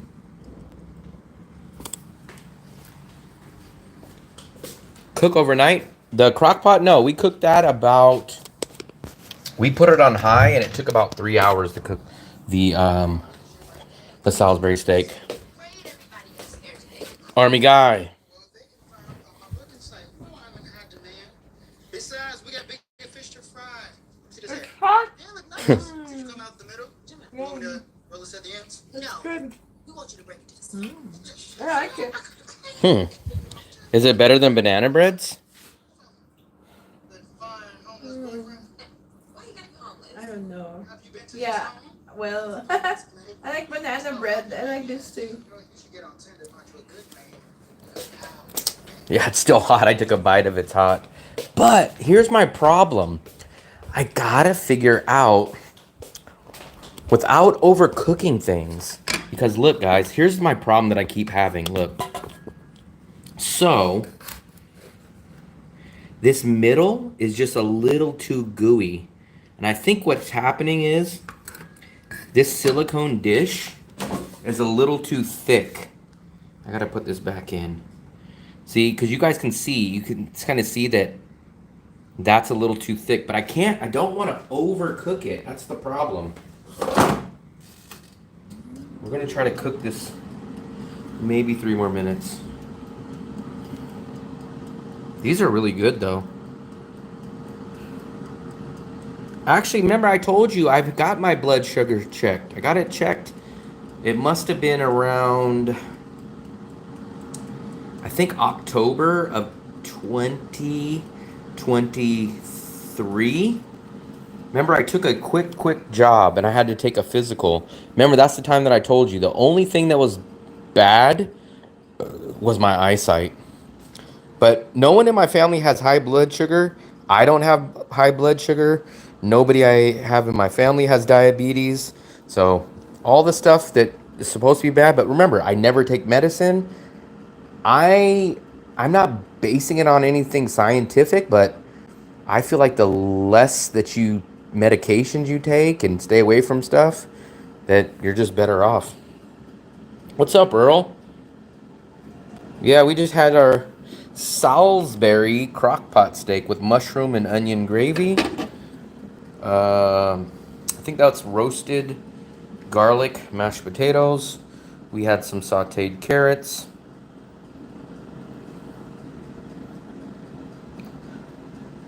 Far too long. What do you got? Want me to go to the hospital every freaking 2 months? You're lucky that I even went to the hospital. That was what? And that was almost in between. That was about a year and 8 months ago. I don't do hospitals, man. I don't do hospitals. I don't do checkups. I don't do all that. That's way that's too much for me. Like I told you guys, if I had the worst disease in the world or I had cancer, I would not want to know. I wouldn't want to know about it. I'd want to just go to bed one day and just, they're like, oh my God, is he sleeping so hard? He's not waking up.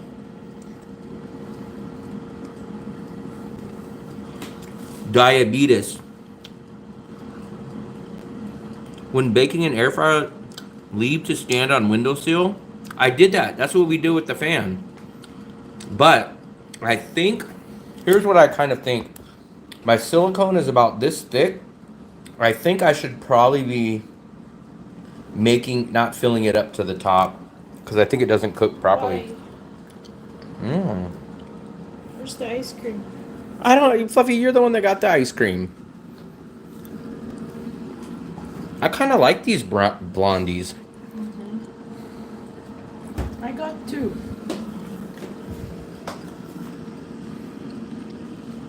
It's very buttery. I feel like it's lacking. Lacking? If it's lacking, then you don't get none of these. Lacking what?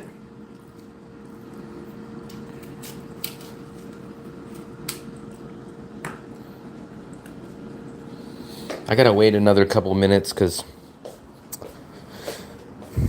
I want mine to be perfect. It's lit. I don't mind the gooiness. I just want it to be a little less gooey. Flavor, those are called blondies. So basically imagine a brownie. Brownies are chocolate. This, instead of putting chocolate in it, you put caramel. So it's basically a caramel brownie. And actually it tastes pretty damn good. It's very... Fluffy, can you put it on for like maybe 1 more minute? 1 or 2 more minutes. Just a smidge. Maybe like 2 minutes. What is that roasty part? Powdered sugar. It's actually very sweet. This, I taste a lot of butter though. It's like caramel and butter. Those are the 2 things that I taste a lot on it. Blondie strong.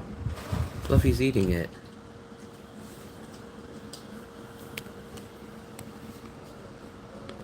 I'm not a mango guy. I like dried mangoes, but I'm not a fresh mango. I love cantaloupes. I love watermelon. I love peach. What else do I like? Pineapple. I love it when you wash and clean the apartment. Yes, I know. I did that yesterday. I did that yesterday, Fluffy. I think our neighbors are partying. You missed it, man. You missed our Crockpot stream. I like it. Fluffy, you didn't turn it back on. I did. Why is it not on? I don't hear it. It's on. Going to move to the country and eat a lot of peaches. I'm not a mango guy, so I love dried mangoes, especially the ones you get from Costco. But every time I've had mangoes, they always taste like dirt or earth. I always say they have an earthy flavor. But I love pineapples. I love watermelon. I love peaches. And I love cantaloupe. I love cantaloupe or honeydew. That's the green melon. I love those.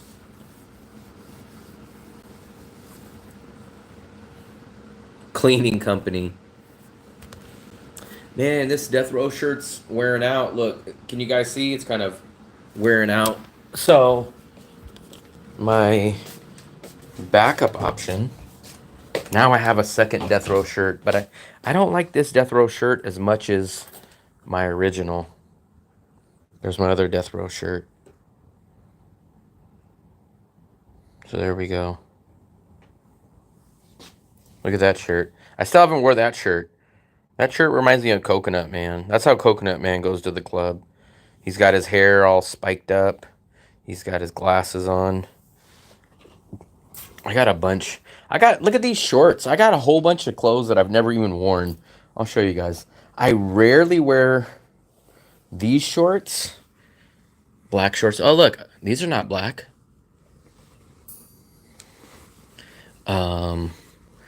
I have never worn these shorts yet.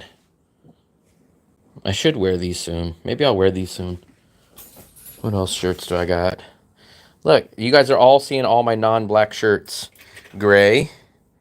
White. What is this one? There's I'm Not Old, I'm a Classic. There's my 49er shirt. My sleeping shirt. Another black shirt, a black and white shirt. Then I got some other shirts. We just did laundry. My underwear. Oh, now it smells good. I think this is probably done. We could probably pull this out. I think if they're still gooey, I'm just going to say screw it. Yeah, we're just going to say screw it. Let me see. Damn, man. Maybe 2 more minutes.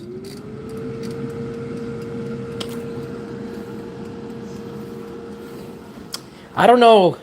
I'm going to call some people out. I don't know how you guys wear those damn, what are those called? Briefs? How do you guys wear, not briefs, but those white freaking 6-year-old kid, when you guys were 6 years old and you had Scooby-Doo underwear and they were like the white Hanes? I don't know how you guys wear those. I'm just a boxer guy. I wear boxers, that's it. Rashers? What are Oh, rashes? I just bought 5 brand new shirts. You missed it. I just bought 5 new shirts. I bought them from Shein. So, literally, I have about 4 shirts I haven't worn. I brought about 8 shirts over here from USA. I have probably about... I know I have over 10 shirts, but I don't think I have 15 shirts. I probably have 12 shirts now.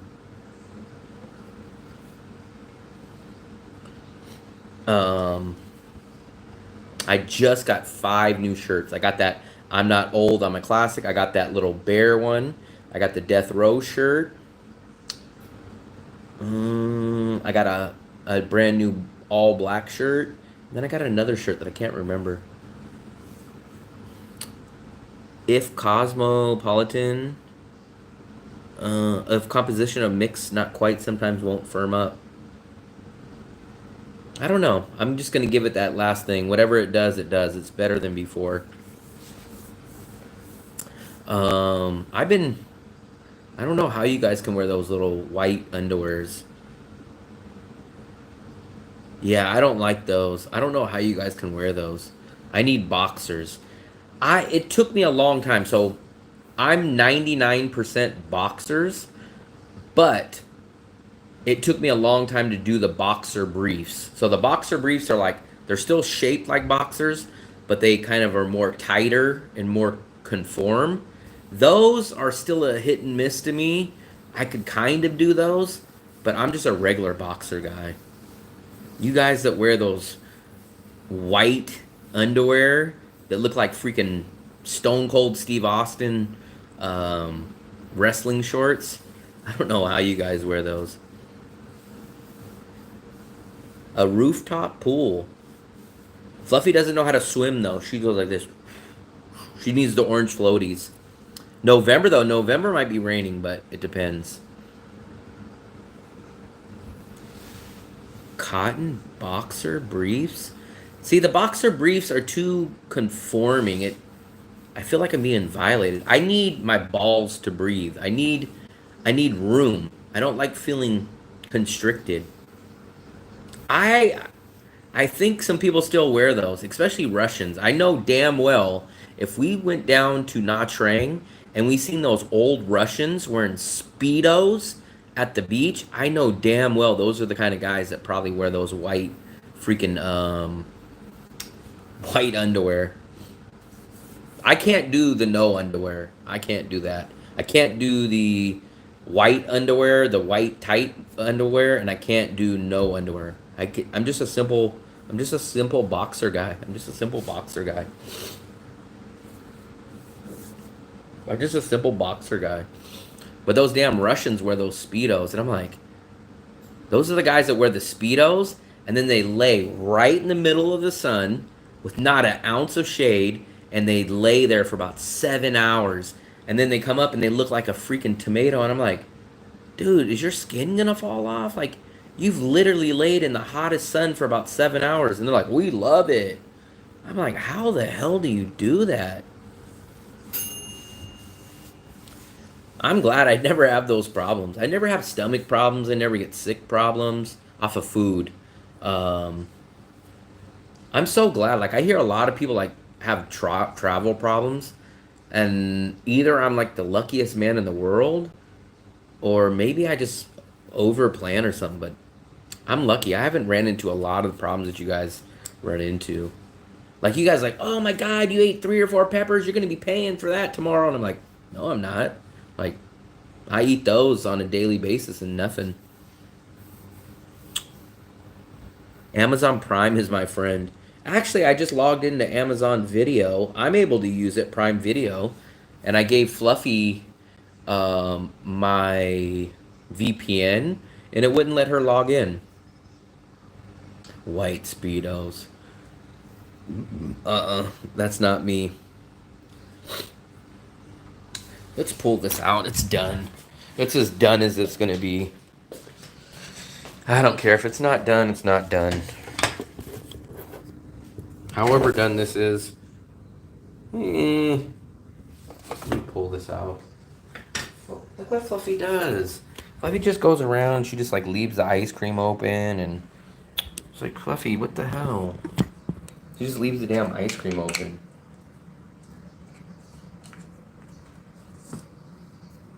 See, now you guys see that I go around cleaning up everything.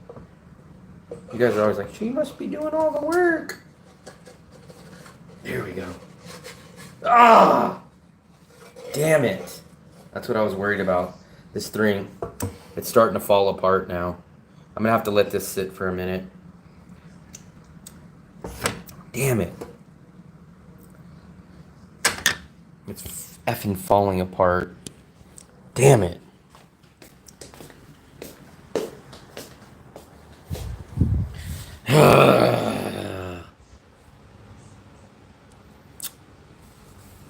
It's falling apart. The problem is I can't, now it's falling apart, so I can't get under it. And when I tried to get under it, it was too heavy and it collapsed. Collapsed where? When I try to pull it out. Hey. What's love got to do? I thought it fell on the floor. It's so hot. Puffy, it just came out. If you leave it a little. Maybe if I leave it a little. That's why I left it. It's so hot.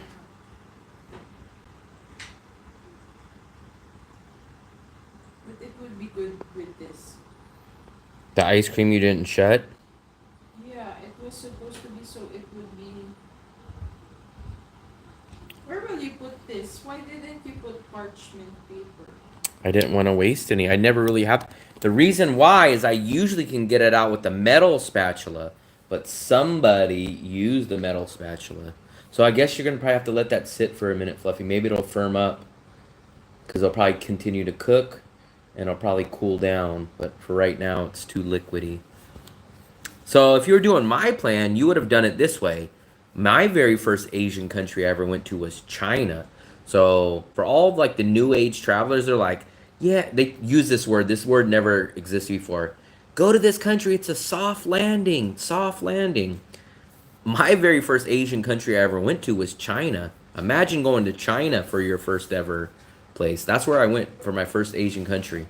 I went to Hong Kong, went to Shenzhen, and then I went to Chongqing. So I threw myself in the fire. I was in one of the, I guess, hardest places. Why is it hardest places?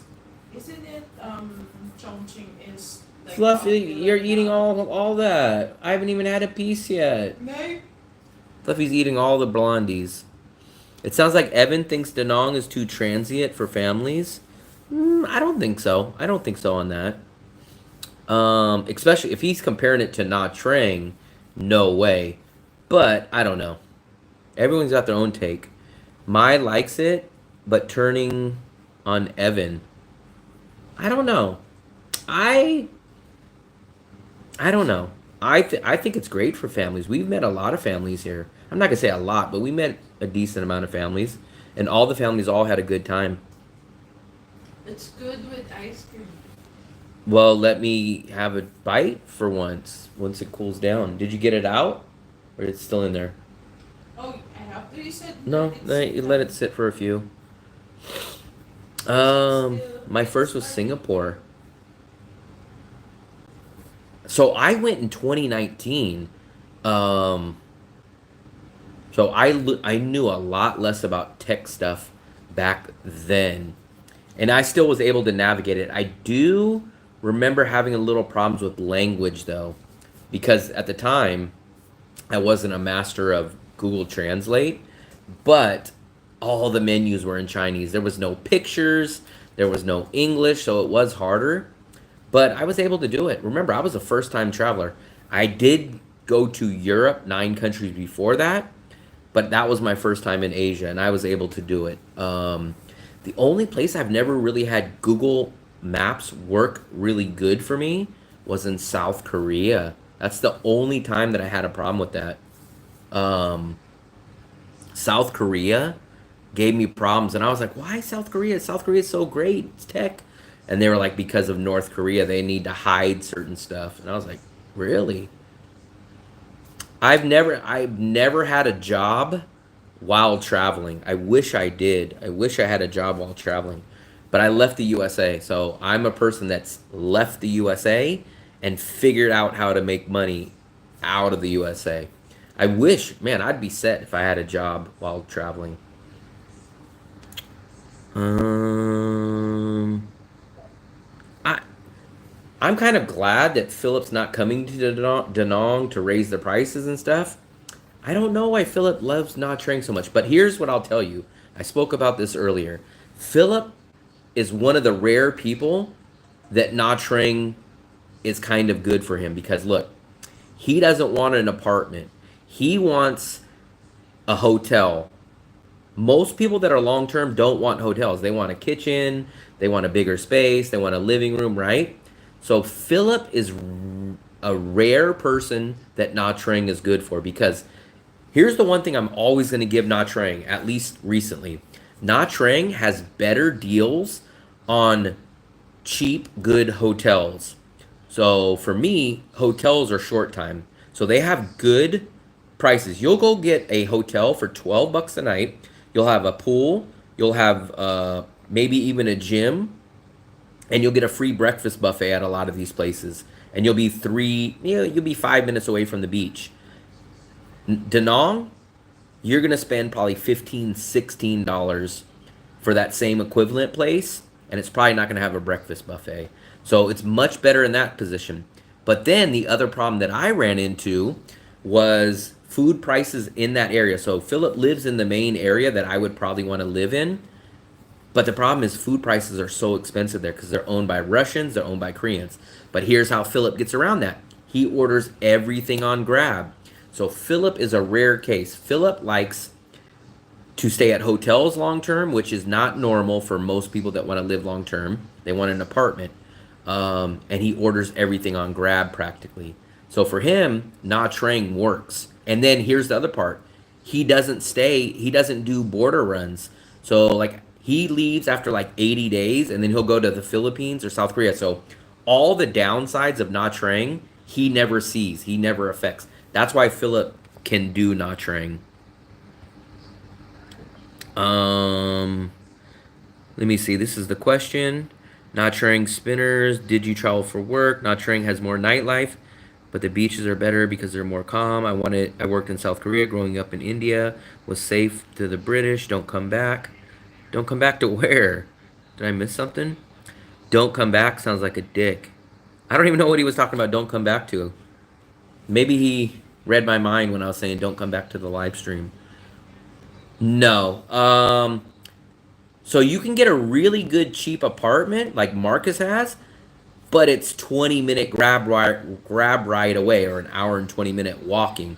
So Marcus has a 2-bedroom like 350 bucks, like under 400 bucks for an apartment, but he lives so where Anthuong is here, he lives like an equivalent to where like the statue of Lady Buddha is. So he lives far away. So if you wanted to live in the An Thuong, which is the main area where they have the Vincom Mall on the beach, you couldn't do it for the same price. Is he in the south or the north? Marcus says he likes the north. Marcus is in the north. That's the Russian neighborhood, the western area of like the Georgian, the Ukrainian and that. But it's literally a 20-minute grab drive from where everyone likes to be. There's a Vincom Mall on the beach. The beach is there. All the main stuff is there. So he's way far away. Philip's about a 10-minute walk, maybe 10 to 15-minute walk from where the main beach is, on the main mall on the beach is. And that's the main center. Yeah, it's a bargain, but basically, Marcus could have probably got that same price at the end of Sun Tra or damn near the statue of Lady Buddha. So he didn't have to leave Da Nang to get that same price. He would have just had to gone further deeper into Sun Tra or up towards there. So now if Marcus could get that price where the Vincom Mall on the beaches, that'd be outstanding. But those prices don't exist down there. So even Marcus will tell you. He even says, I kind of don't consider this Nha Trang. We're so far away from the main Nha Trang. It's like almost a complete different city. I missed some of you guys. I missed some of you guys' messages. An apartment also cheaper in Nha Trang. I have not noticed that. Apartments are cheaper, like further away you go, but it would just be just like living like if you got an apartment towards the airport here, it would be a lot cheaper than living here. If you got a apartment near the statue of Lady Buddha, it would be a lot cheaper. So he's not in the main area. The main area is where all the Koreans, the Russians, the Vincom Mall is on the beach. That's the main tourist. That's where you'll see all the tourists. That's like the An Thuong neighborhood.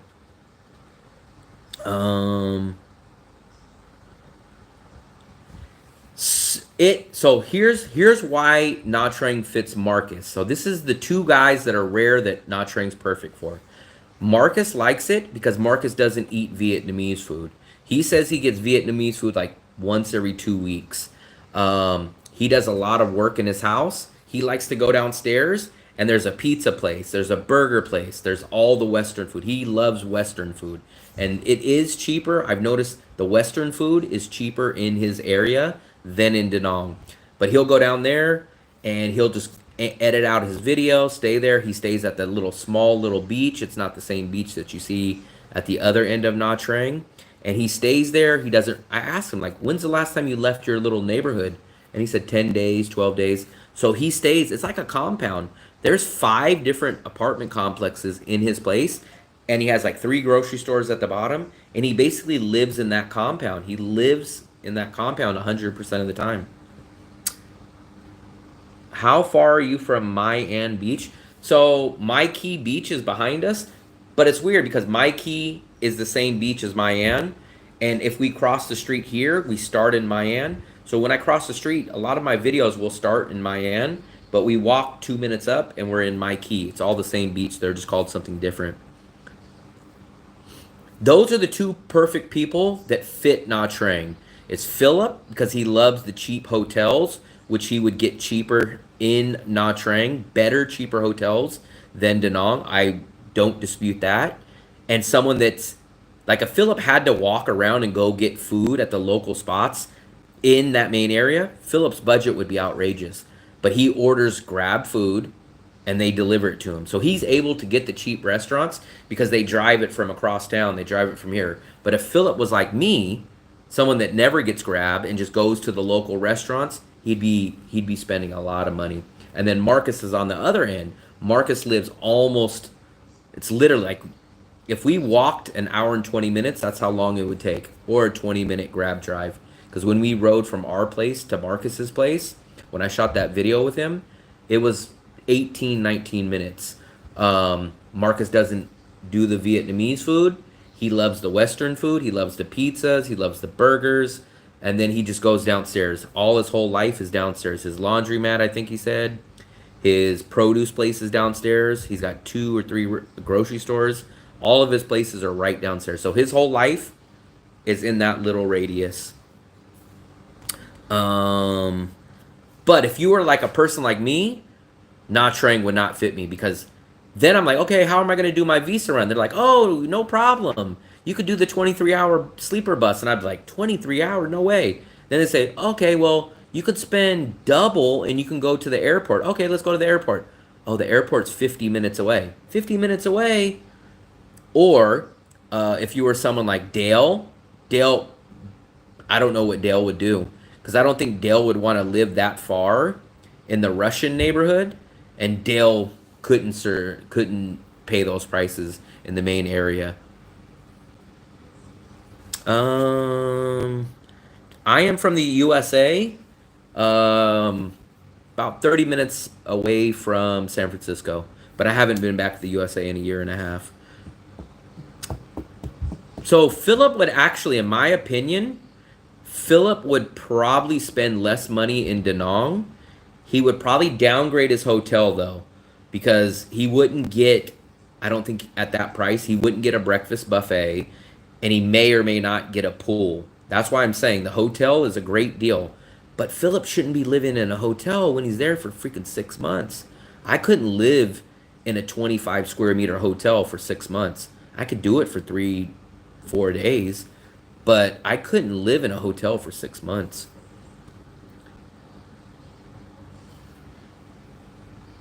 Yeah, that Marcus did a video on the 23-hour bus run. So if you guys want to go check out Marcus's channel, go check out Marcus's channel, and he did the bus run. It was 23 hours. I couldn't do that though. I couldn't do the 23 hours. Philip in the end would probably spend less money here, but I think the two things, here's what Philip would hate about Da Nang. Philip would hate that there's not all those massage places and all the crazy women. That's what Philip would hate. And then he would hate that there's no rooftop pool, most likely, and there's no breakfast buffet at his hotel. That's the problem that Philip would hate.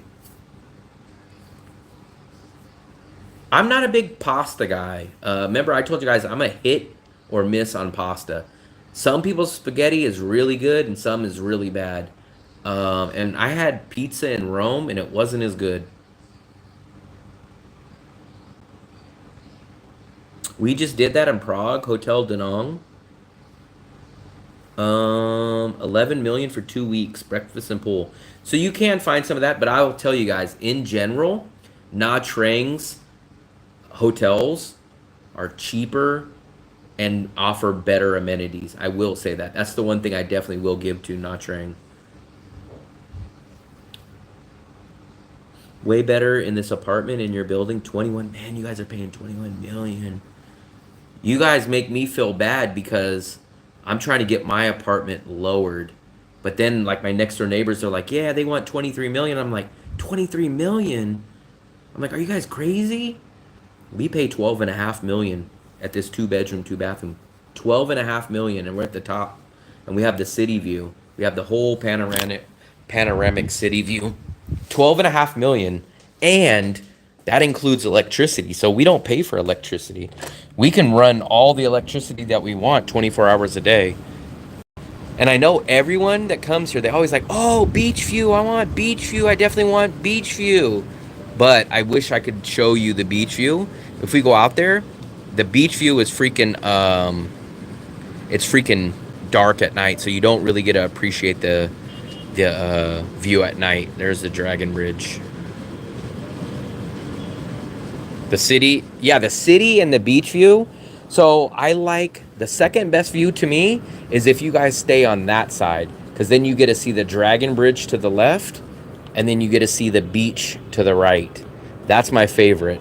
The other view is to the right, you see the amusement park, and then to the left, you see the beach. But this is my favorite view. I've stayed at every single side. We've stayed at that side, we stayed at this side, and that side, and this is my absolute favorite side. That's actually, I'm not going to say it's probably the going price, but that's what a lot of landlords are asking for here. They're asking for damn near 18 and 20 million at this apartment now. It's crazy. It's crazy. The highest we've ever paid at this building was 14 million. And that was in the past. And we've got it down to 12.5 million now. But this place that you guys see, this place is 12.5 million. Let's see if I can freaking get this out now. See if I can get this out without it collapsing.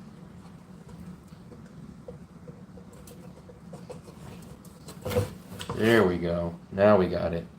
It's not as done as I want, but screw it. Screw it, guys. There's the Blondie. Wrong place in Rome. You can eat crap. Yeah, probably. I did have another slice of pizza at like it wasn't really like roadside, but it was more like street side and tucked away at a little store. And I bought it by the slice, and that was a little bit better. But I'm in the belief, American pizza, I'm not going to say every American pizza, but a good American pizza, I'll take over a freaking Italian pizza any day. There we go. Let's try this. I'm gonna get a little bit of this.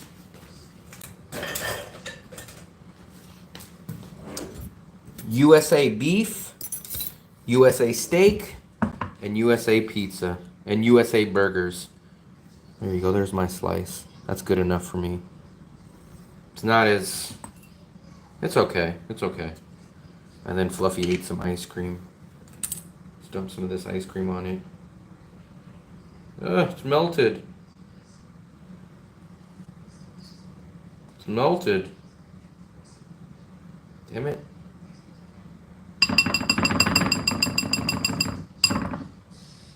Damn, it's all melted. There we go. There's a Blondie. Many of you guys never heard of a Blondie. A Blondie is a caramel brownie.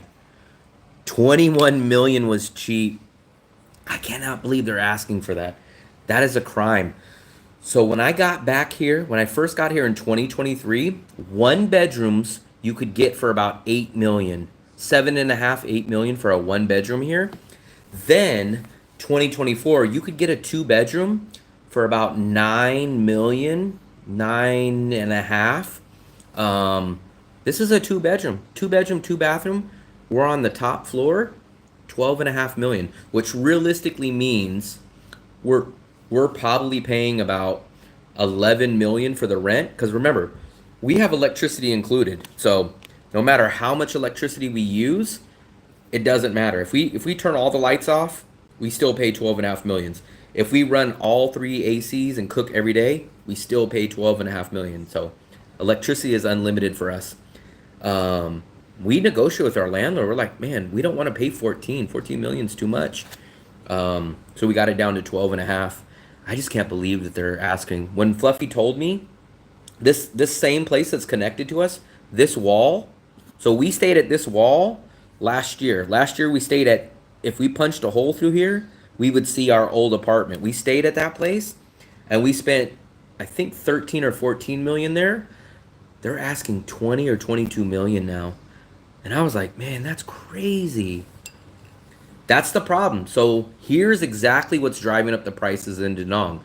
We're getting a lot of Westerners that have never been to Da Nang. And what they're doing is they're going, I'm coming from Toronto. I'm coming from Boston. $2,000 for a studio there. Da Nang only wants $700 for a studio? Man, that's a deal. Take it. That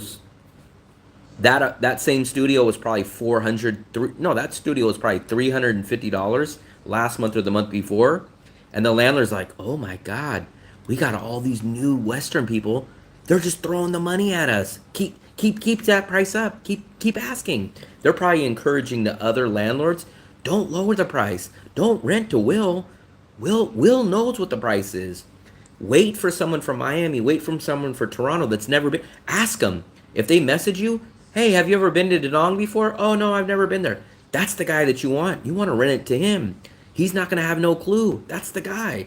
That's exactly what's causing the prices to go up in Da Nang. That's exactly why Da Nang's prices are going up. And people always say, it's because of you, Will. You're talking about it. You shouldn't even say the word Da Nang. And I'm like, no, it's not because of me.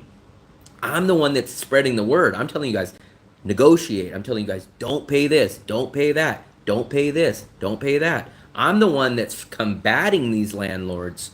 And they're like, no. You shouldn't say the word Da Nang. You shouldn't even mention it. You shouldn't even have a YouTube. And I'm like, no. I'm trying to tell these people this is the real price. So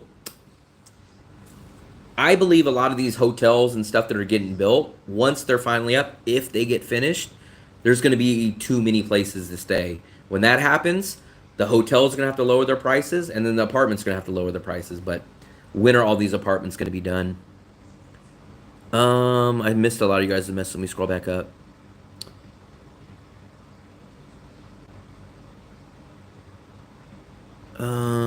So I just watched this guy today. I think you guys told me. Let me try to find him in here. I'm not going to say I had a heart attack, but him and his wife, they spend like $2,000 a month. He said he spent $170 on electricity. His rent is more expensive than us, and I think he's got a one. He might have a 2-bedroom, but his rent's more expensive. You know how much money he said he spent on Grab food? This is not his whole food budget, not his whole food budget for the month. This is just his Grab food budget for the month. 10 million VND for Grab food. That's not even groceries. Because I was like, 10 million? I was like, wait a second. So he spends just on Grab food $380 a month. Me and Fluffy, for our whole food, like everything, we spend about $250. So they spend almost 2 times more than our whole food budget just on Grab. And then I was like, wow, they spend double. And then he goes like this. Oh, and then on groceries, like going to the grocery store and like local restaurants, not Grab food, we spend like another 300. And I was like, $300? So then he has monthly subscriptions, and he has like $150.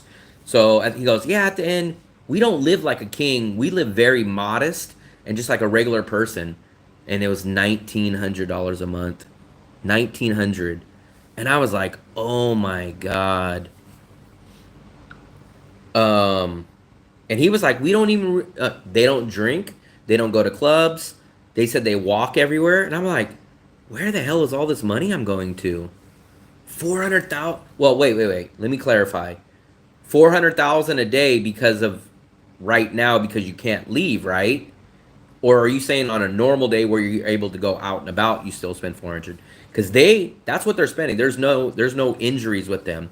They go get $380 worth of Grab food a month, and then they still go out and spend another $300 on groceries and Bon Bao and Bon Me and local restaurants. So they're spending like $600 total on food.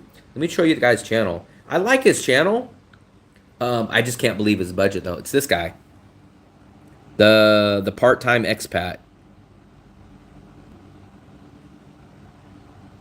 I've been watching his channel. I like it a lot, but I just can't believe their budget. I'm like, oh my. And he even has this whole thing. Living in a 2-bedroom, 2-bath Look. apartment.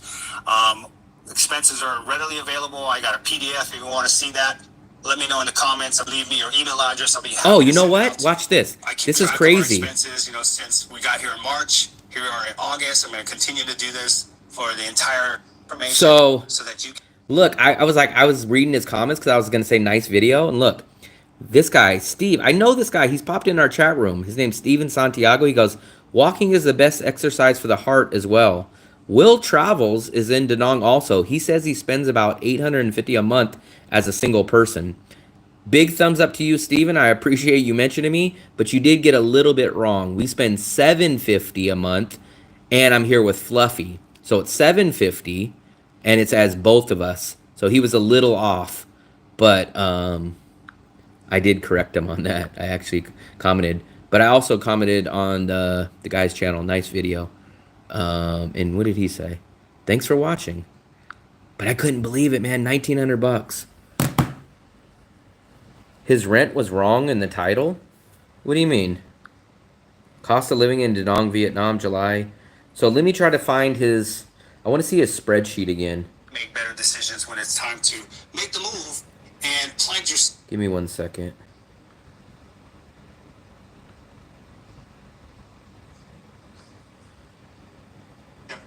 Be involved in the tourist type things. I agree when rooms will pile up. I don't... Yeah, guys. Let me try to eat this. $380 means... So $380 is about $13 a day on Grab food. Maybe like 14.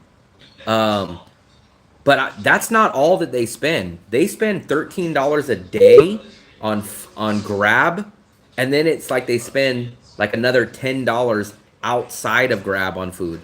So they're spending a lot. I can't believe it. Yeah, I don't understand. But they say like, oh, we're not living crazy. This is just a modest life. And I was like, modest? I'm like, what the hell? They don't have a scooter. They walk everywhere. They don't drink, they said. They're spending 3 times of what me and Fluffy are spending. They're spending 3 times. And he's further off the beach. So we're right on the beach. He says he's about 5 or 6 minute walk off the beach. So I'm not sure where exactly, but they're further away. Me and Fluffy spend under $10 a day for both of us. On a crazy day, we'll spend $13 or $14.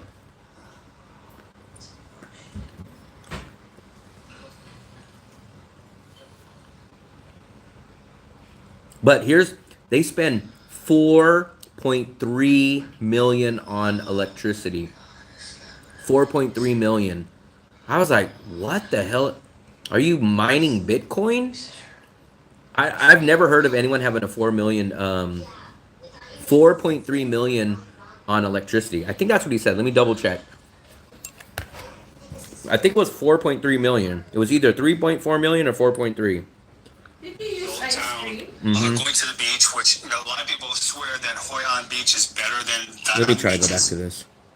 One Maui that I can share with people and be more accurate. That's what I'm trying to do, is just provide you with value, provide you with accurate information so that you... What happened? I guess he didn't end it correctly. What happened?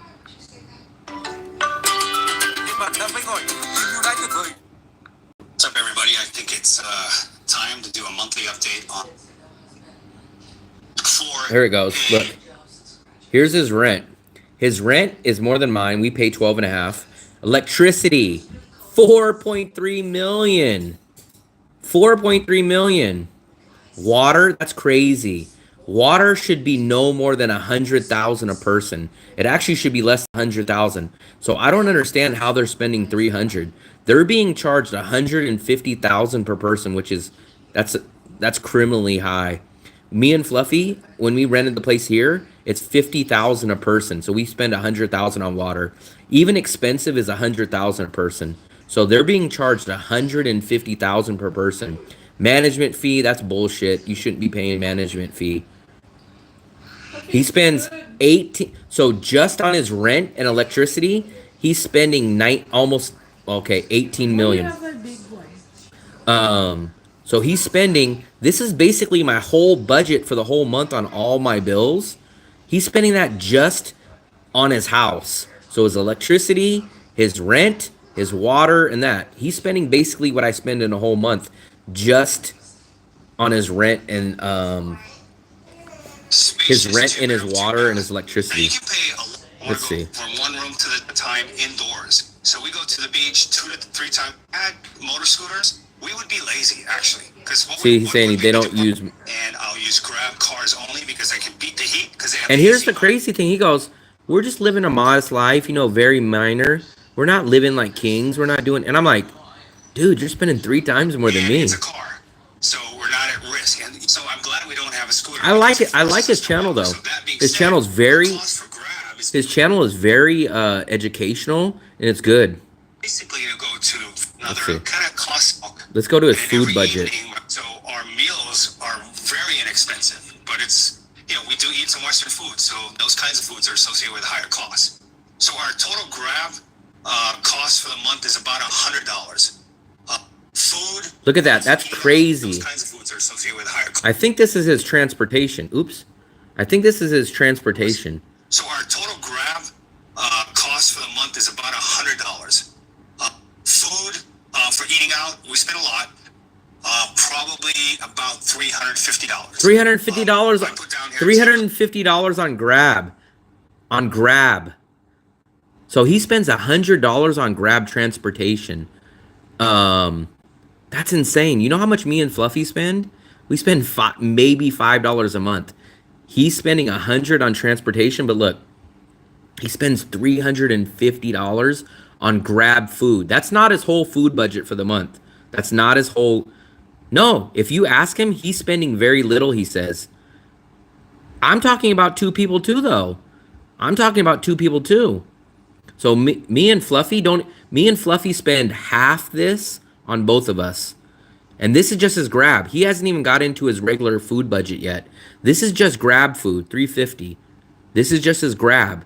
This is not, like, at first I thought, oh, okay, maybe that's like his whole food budget. They don't cook, they don't go out, they just do Grab. And I was thinking, okay, but now watch. So that's, going out to Western type restaurants. Like, groceries, we spend about 4 million dong So that's every time we go to Lotte, every time we go to Mega Market. So I'm calculating. he spends $350 on Grab food. He spends $150 at grocery stores. Costs, keeping those receipts, and then every time we go to the corner store to get milk or juice or iced tea or even ice cream, that kind of stuff, we just calculate that as groceries. I also pay for water, big 5-gallon bottles of water, and that gets delivered to our place, and we get one a week, so that's about $35,000 per. That's perfect. Bottle delivered to. I'll say that's fine. $35,000. I'm very surprised. That's a good price. That's a good price. Place 1 a week. Water, that's fine. 34. Grooming, haircut, manicure, pedicure. I mean, I have my hair cut. I have a high fade, leave a little on the top. My wife just does manicure, pedicure once a month because it's so $20, good. It lasts okay. So long. Nothing so crazy. She does that. So that's fine. I got here maybe $20. That could be about That's right. fine. Other expenses, internet. We have direct internet service, so instead of relying on free Wi-Fi from the building, we just got Vitel to just. I wouldn't pay the internet, but $11 okay. Nothing crazy. My wife has an eSIM card, so she has a Vietnamese phone number. Nothing crazy. That's fine. We pay $5 a month. That's fine. No problem. What else? Extracurricular stuff. A bun bao here, a bun bao there. They all add up. 200. I'm just. Look, bun baos here and there. $200 a month. What? Bun baos are like 10,000 a piece. He's just talking. I wish you'd explain that. Bun bao here, a bun bao there. $200. $200 a month. Wait. How many bun baos is that? That can't be right. Hold on. Bun baos? Jesus Christ. Hold on. Fluffy, how much are the bun baos? 25. 25? I thought they were like 10 or 20. 20? Okay, so they're 80 cents. Let's call them. So he's getting 200 buns a month. He's getting 4 buns a day. On top of the 350. Throwing $5 million, $190 a month. He's getting 200 buns. We have subscriptions. So we have Netflix, YouTube, Apple TV, Apple Music. Of course, I have Apple Storage, iCloud, Roku. All those subscriptions add up to about $120 to $120 a month. I want to emphasize how inexpensive it is to live in Vietnam. See, he keeps saying like, hey, we're on a decent budget. 13,500 dong. A can of beer, Heineken, cost me a little less than $1. So everything, across the board, and I'm not even joking here, all of our expenses are roughly, except for housing, all the other expenses are roughly about 10% of what it would cost us to 10%. Back in the States. Wait. Laundry. Yeah. He just said 10%. He spends $350 a month on Grab food. 10% would be $3,000 a month on Uber Eats. No way. He's saying 10%. He spends $350 on Grab food. That's an expense that I didn't include laundry. We do laundry once a week, and they come and pick it up. And then here's the other thing that blew me away. Listen to this. And they'll ask us to purchase. So his apartment's like $500 and something is much more than mine. I would be so shocked if he doesn't have a washing machine. But listen to what he says. In the States, laundry. That's an expense that I didn't include laundry. We do laundry once a week, and they come and pick it up, go do the laundry, wash, dry, fold, and deliver back. And they charge us. I'm like, wait a second. You just spent $540 on an apartment. You don't have a washing machine? So I was blown. I was like, you guys don't have a washing machine? I don't know. He didn't clarify that. 12,000 per kilogram. 12,000 dong per kilogram. This guy's in Da Nang. Yeah. 50,000 dong per week. So this guy lives somewhere by us. He said he's about 5 or 6 blocks off the beach. So I'm assuming he says he's in An Thuong. And he says he's about 5 or 6 blocks back. So I'm sure I'm going to run into him sometime. Folded, picked up, and delivered. And that's crucial because when it was extremely hot, carrying a bag of laundry to the laundromat, you're sweating bullets when it's all said and done. Now, when we enter into rainy season, that's going to be even more of a hassle. So I couldn't even spend $300 a month on food. Like if Fluffy was gone, like I would be eating at George Costanza, Bonet. Like I would spend like 125, 150 max. But remember, you guys keep thinking that he's saying, "Oh, 350 for my food a month." No. He said 350 for his grab food only, 150 extra for his groceries, $200 a month on buns. He's spending like $700 a month on food. Having delivery, game changer. So that's all totaled. Kind of went around the way, but all totaled, our monthly living expenses here in Vietnam. Listen. Take away all the one-offs, the window tinting, like I talked about, the furniture. So he didn't mention on his last video, he did window tinting, which was like a lot I heard. And then he bought furniture for an apartment that he's only like in for like, I think 3 or 6 months. So he rearranged the furniture. I was like, what? Why are you buying furniture? Like it's not even your place. But apparently he wanted to change it. I can confidently say that we're spending about $1,900 a month. Just under $2,000 a month to live comfortably. Comfortably. $2,000. To be exact, $1,896.95. So I'm just rounding it up. Comfortably. He goes, that's not like high class or nothing. That's a comfortable amount of money that you would need to live off of on a monthly basis for a couple. $2,000 for a single person. I would say you would think there would be $1,000. It depends on the kind of lifestyle you want to lead, what kind of accommodations you want. If you're comfortable with just a basic hotel room type of accommodation, listen, a studio with a hot plate. He's telling you that like I'm not a king. I don't live. This is normal. This is normal. This is nothing crazy. That's what he keeps saying. Then you could probably get one of those for like $250, and then your monthly expenses could be anywhere from $800 a month to $1,250 a month, depending upon your lifestyle, what you like to do, how much you like to go out. You know, I'm 60, my wife is 50, and going out to clubs is not happening with us. We don't do that. Just it's too loud, and we stick out like sore thumbs. Because we'd be like the old expats. But trust me, there's a lot of older expats out there doing that. What we like to do is go to the beach. You can see the color. And we try to get there 2, sometimes 3 times a week, which is nice. And when we get to the beach, we rent out those lounge chairs underneath the umbrellas, and it costs 40,000 dong each, so 80,000 dong for the day. 80,000 dong for the day. $3 for the day. Look, that's our apartment right there. So they come and sit down here. So I'm pretty sure. So we live in a closer place than him. I'm assuming our place is bigger. We pay less. He pays 4.3 million. Look at this. I don't understand this. Where's my bill? Fluffy, where's my bills? Look. He pays 4 million. Look at this. He pays 4 million for his electricity. Look at what we spend on our electricity. 184,000. I think this is older. Our last bill was like 300,000. He spends 4 million.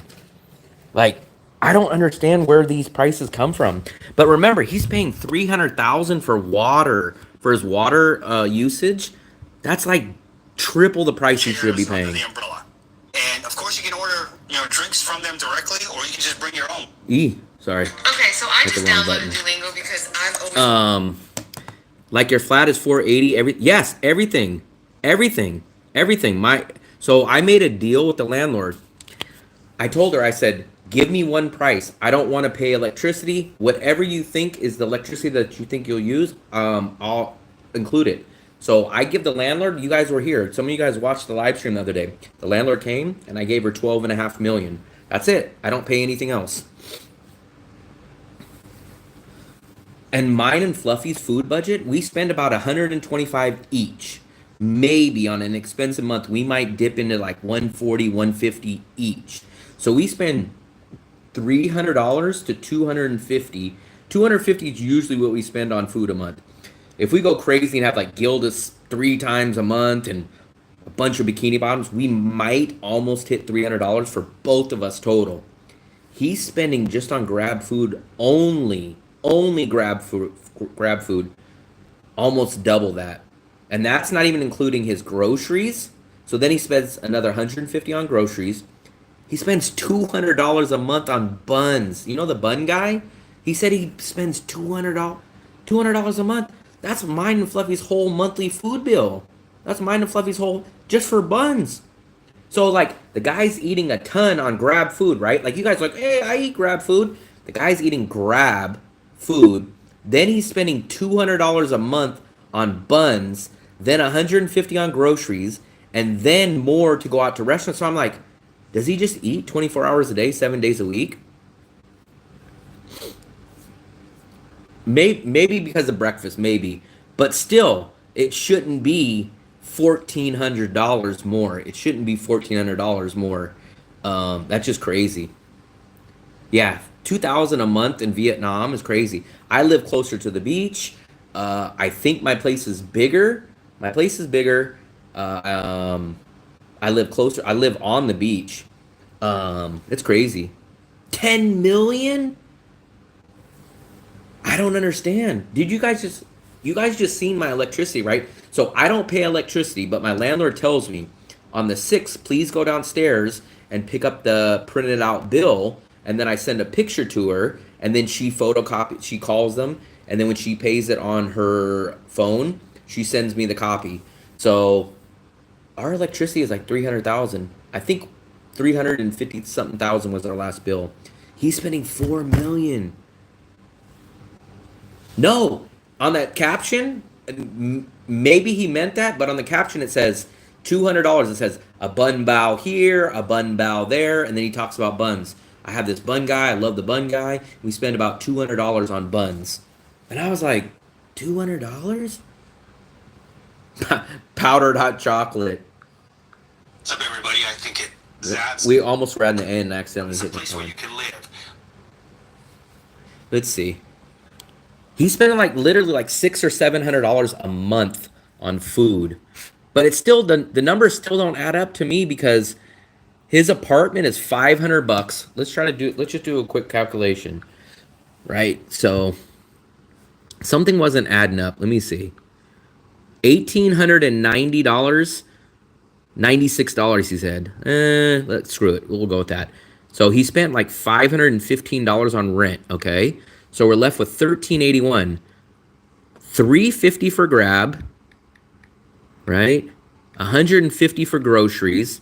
He's still at $881. Like, they don't drink, they don't have a scooter, they don't go to clubs. So I'm like, where the hell is this other $800? Now remember, he said $200 on buns. There's still $681. Where is it? Where is that $681 at? Oh, I forgot. He said he spends like $125 on subscriptions a month. I don't know where's the rest of the money? I don't know where the rest of that money is. And he keeps stressing. He always says, because I've seen multiple videos, and he goes, we live very frugal. I don't think he says frugal, but I think he says modest. We live very modest. We're not a king. I don't want to live like a king. I'm not walking around like, hey, I'm an asshole, I'm a king. So he always makes that point. I don't know. Oh, I didn't put the electricity. The electricity is 4.3 million. Let me put that. $165. So here we go. 100 minus 165. Oops. 165. So we're still at almost another $400. Where is that other $400? That's crazy. That's crazy.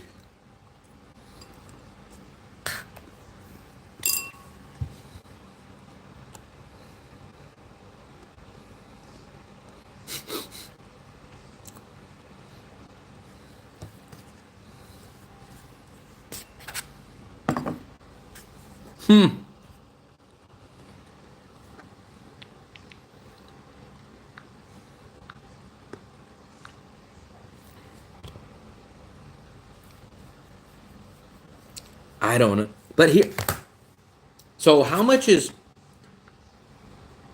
so if he eats 200 buns, let's just take him by his numbers. 200 Or $1 each. I think they're 20,000. Fluffy says they're 25,000. So we'll give the benefit of the doubt. We'll call him $1. So he eats 200 buns a month. Divided by 30 days, he's eating 6.5 buns a day. So how do you eat $350 worth of grab food a month, 6 buns a day, still go get groceries, and then still go out to dinner? Like, how much are you eating? But I don't what is he paying for convenience? What has he mentioned that's convenient? They walk, they don't go to clubs, they don't drink. So where's the convenience coming in? I would get convenience is the grab, I guess that, the grab food. But where's the convenience? So they're eating 6 buns a day? That's $200. Unless he's paying like $5 a bun. But $200 a month of buns would be, you would have to eat 6.5 buns a day, every single day for 30 days to equal that. I don't know. But Fluffy, we always see the bun guy, the multiple bun guys. You guys seen the bun guy come up to me at the restaurant today that was trying to sell me the buns. But I don't understand what the close, like, he has the rent. The rent's $515. That's a set price, so that can't get jacked up or jacked down. He said $350 on grab food. The bun guy, that's set. I'm not sure.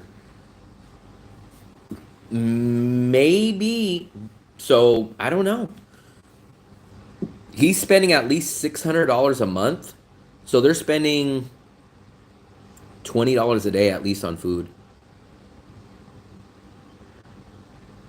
I don't know. I don't know where that money's going, though. What blew me away, the biggest thing was, when I tell Dell this, Dell's going to have a heart attack. Dell was going crazy that he was spending like 1.1 million or something for electricity. When I tell him, hey, Dell, this guy's spending 4.3 million, he's going to go, 4.3 million? What does he have, 10 ACs? I don't know. But the 350, so I would understand if it was 350 total for like all of his food. He just says, hey, screw it, I'm just going to get all my food on grab. But he said, no, 350 on grab food, and then they still go out to eat dinner at other places, and then they still spend another $150 on groceries. And I was like, damn, like they must just be eating all day, because $200 on buns is 6 buns a day. I know people that can live off of 6 buns a day, but they're getting 6 buns a day. They're getting $350 worth of grab food every single day. Not $350 every day, but $350 every month. And then they're still going out to local restaurants, and they're still going out to get groceries. So I'm like, where is that money coming from? But I don't see anything in that video that he's like being overcharged. The bun guy is a set price. His rent is a set price. His electricity is a set price. He doesn't take Grab. He doesn't take transportation. So I don't see what he's getting scammed on. Delsky runs the tightest budget in Dadong. Once I got a flight on a Turkish Airlines, half price Rome, but New York just to Istanbul is double. He gets the skin tax. But, I mean, if he got the skin tax, I think it would be a lot more than $200 a month. It would be like $700, but I still don't know where all that money goes.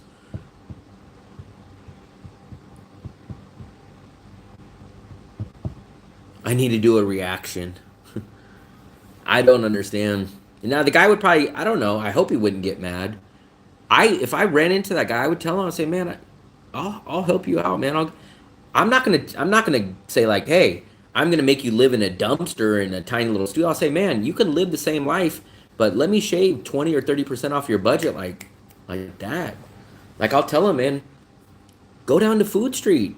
Go even go to a nice place on Food Street and get rid of a lot of that that grab food. Now imagine what his grab food bill is going to be during rainy season.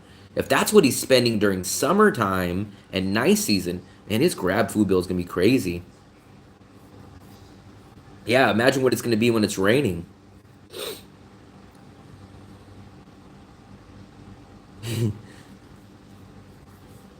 I just can't believe $200. Well, I don't know what's worse, $350 on Grab a month or $200 a month on buns.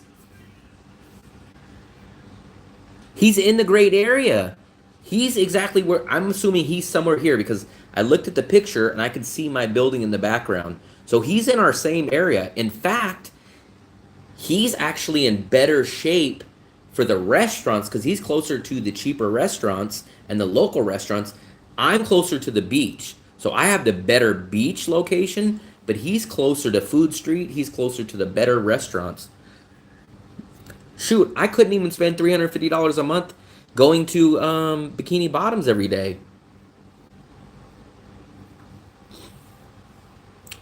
Here's what I don't understand. If he's really eating $200 worth of buns every single day, how do you have room for $350 worth of Grab food? Native, what's up, buddy? But we're still missing like $400 in his budget. I don't know where's that other $400 going. He doesn't drink. So where's that other $400? $400 is not a small amount, especially in Da Nang. Where's that other $400 going to?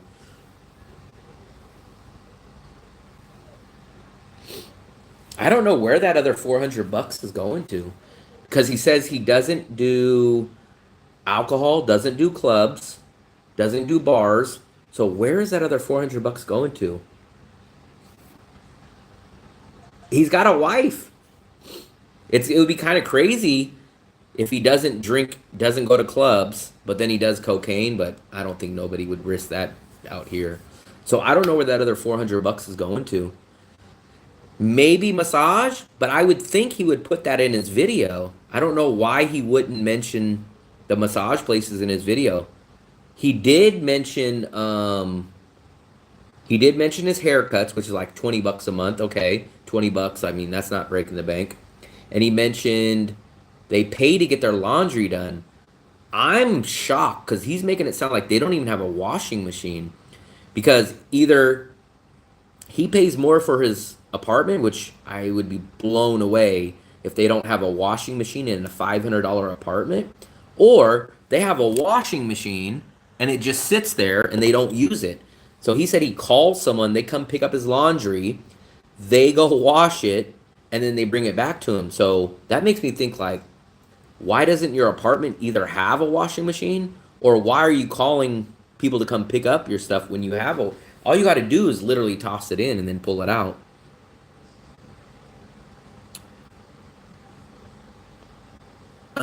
His wife doesn't watch the videos, but just in case. Maybe. So maybe he's spending $100 a month on laundry, and I mean, I would be so shocked if he does not have a washing machine. He's paying $500 a month for an apartment. I've been in apartments that are $250, $300. Dale's apartment's $260. He's got a washing machine in his place.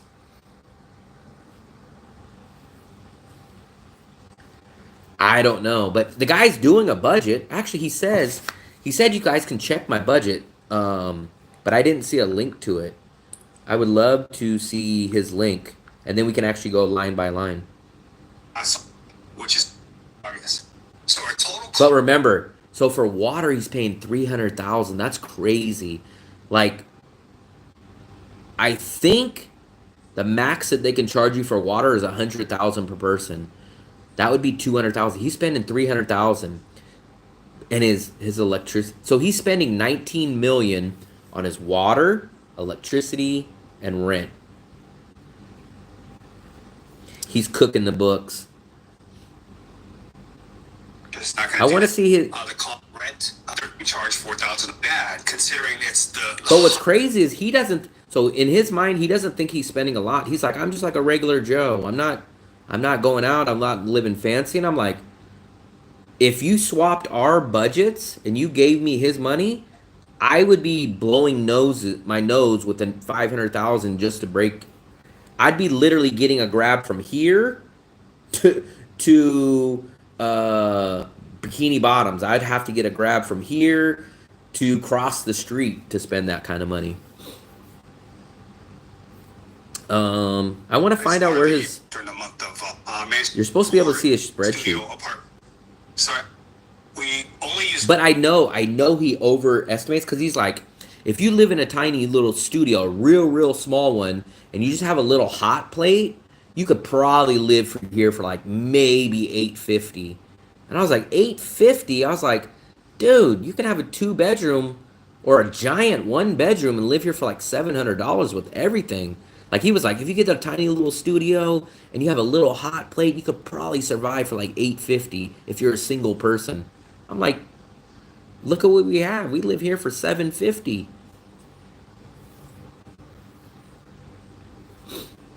I don't know if I can crack 500. I know I can probably do 525, 550, and still live solid. Cooking the books. I want to find his thing. I don't want to even take a chance. I've said it time and time again. My goal is to arrive alive, and our cost for Grab is basically to go to Vincom Center, the shopping mall. Oh, I forgot he spends $100 on transportation too. $100 is crazy. $100. You live where everything's at in An Thuong, and then you still spend $100. That means they're spending $4 or $5 a day on transportation. That's crazy. Lotte, which is a grocery store. Basically, the only times that evenings what we'll do is we'll walk, and then if we find a place that looks interesting to eat, we'll stop and eat. So our meals are very inexpensive, but it's, we do eat some Western food, so those kinds of foods are associated with higher costs. So our total Grab cost for the month is about $100. Food for eating out, we spend a lot. He knows, because look, watch how he says this. Are associated with higher costs. So our total Grab he goes, our cost food, for the month is about we spend $100. a lot. Watch. Food for eating out, we spend a lot. Probably about $350. I put down here 10 million dong. So that's, going out to Western type restaurants. Like groceries, we spend about 4 million dong. So that's every time we go to- I think he said, I kind of remember, I think he's part Vietnamese. I could be wrong. I watched a few videos. I think his wife is Vietnamese, and I think he's part Vietnamese, and he's from the USA, I think.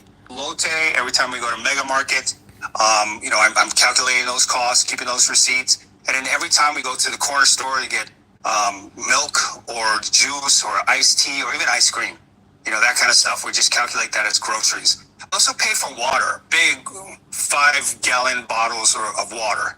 And that gets delivered to our place, and we get one a week, so that's about $35,000 per bottle. But like stuff like that, he's like as good as me. He's awesome on that. He's like, we spend $5 a month on water.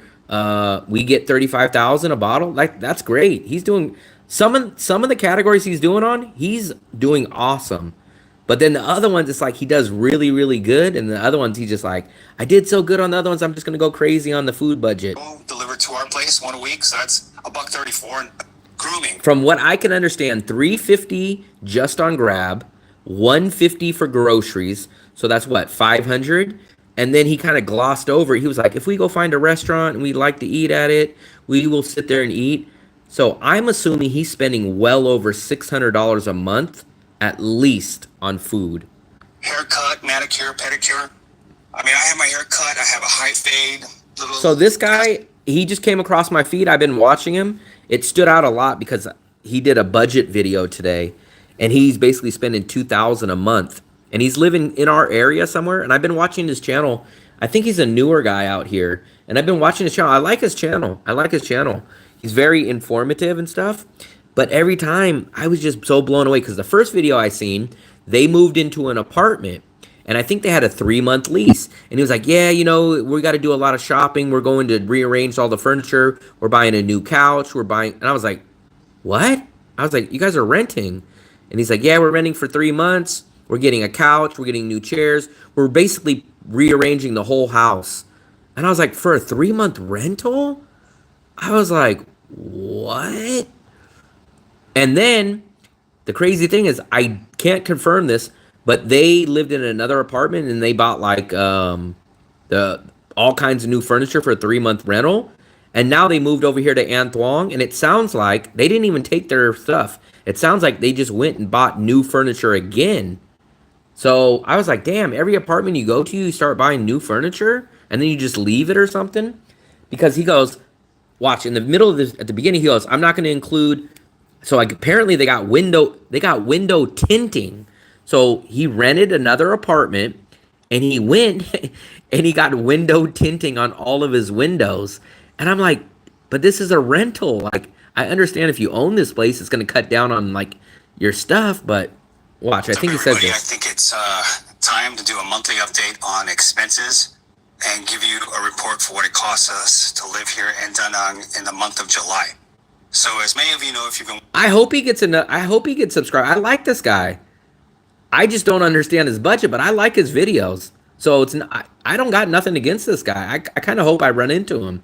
I'm gonna say, hey man, watch my live streams. I'm gonna say, hey man, let's go do a video. Let me show you Chow T Vinte. I like this guy. I just can't believe his budget. In this channel, we made a move from Cam Le over to An Thuong. So that's what. And we've been in this. So they live back here. They lived way back here. Remember, this is the place I was telling you that they had like, yeah, we bought a new couch and chairs and all this, and then they moved after 3 months, and now they're doing it again. Apartment since the beginning of July, so we have a full month's worth of rent, utilities, as well as expenses that we incurred. Now, I'm going to give you a baseline estimate of our monthly expenses. I'm going to exclude in that calculation things that were one-offs. Watch. And when I talk about one-offs, Watch. I'm talking about money that we spent to get the windows tinted. That was crucial. Money that we spent to get the furniture. That was a one-time purchase. Not going to do that again. Money that was spent for lamps, other type of furniture, and just one-off type of purchases. And also, I'm not going to include the cost of medication for a recent sinus infection that I had. That's fine. I understand so right that off part. the bat, I just want to let you know that our total housing costs, that includes rent, 13,500,000 dong, which is $515 US. So I'm assuming that they're only renting for 3 months. It could be 6 months, but he window tinted the whole place, and then he bought furniture for this place again.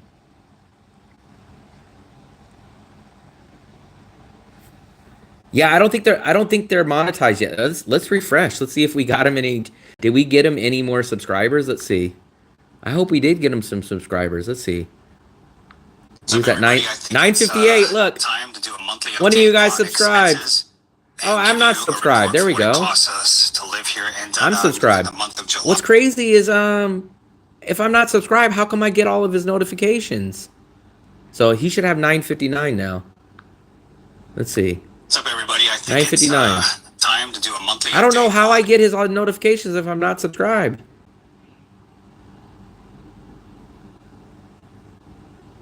But apparently every apartment he goes to, he goes and buys new furniture. Like imagine that guy must be the greatest renter of ever. Imagine you rent a place to someone and they're like, "Hey man, I'm going to come put in new AC in your building. I'm going to tint your windows. I'm going to buy you new furniture. And then in 3 months I'm just going to leave and you can just have it." Like you'd be like, "What? Please don't leave."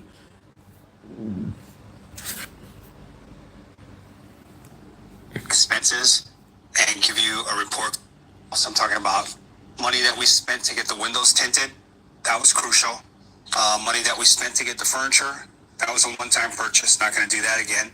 Money that was spent for lamps, other type of furniture, and just one-off type of purchases. And also, I'm not going to include the cost of medication for a recent... I want to see where we can get his spreadsheet. He does have a spreadsheet, but I don't see where you can get it. We'd be doing less walking if we had a scooter. So I'm glad for 2 chairs under the umbrella.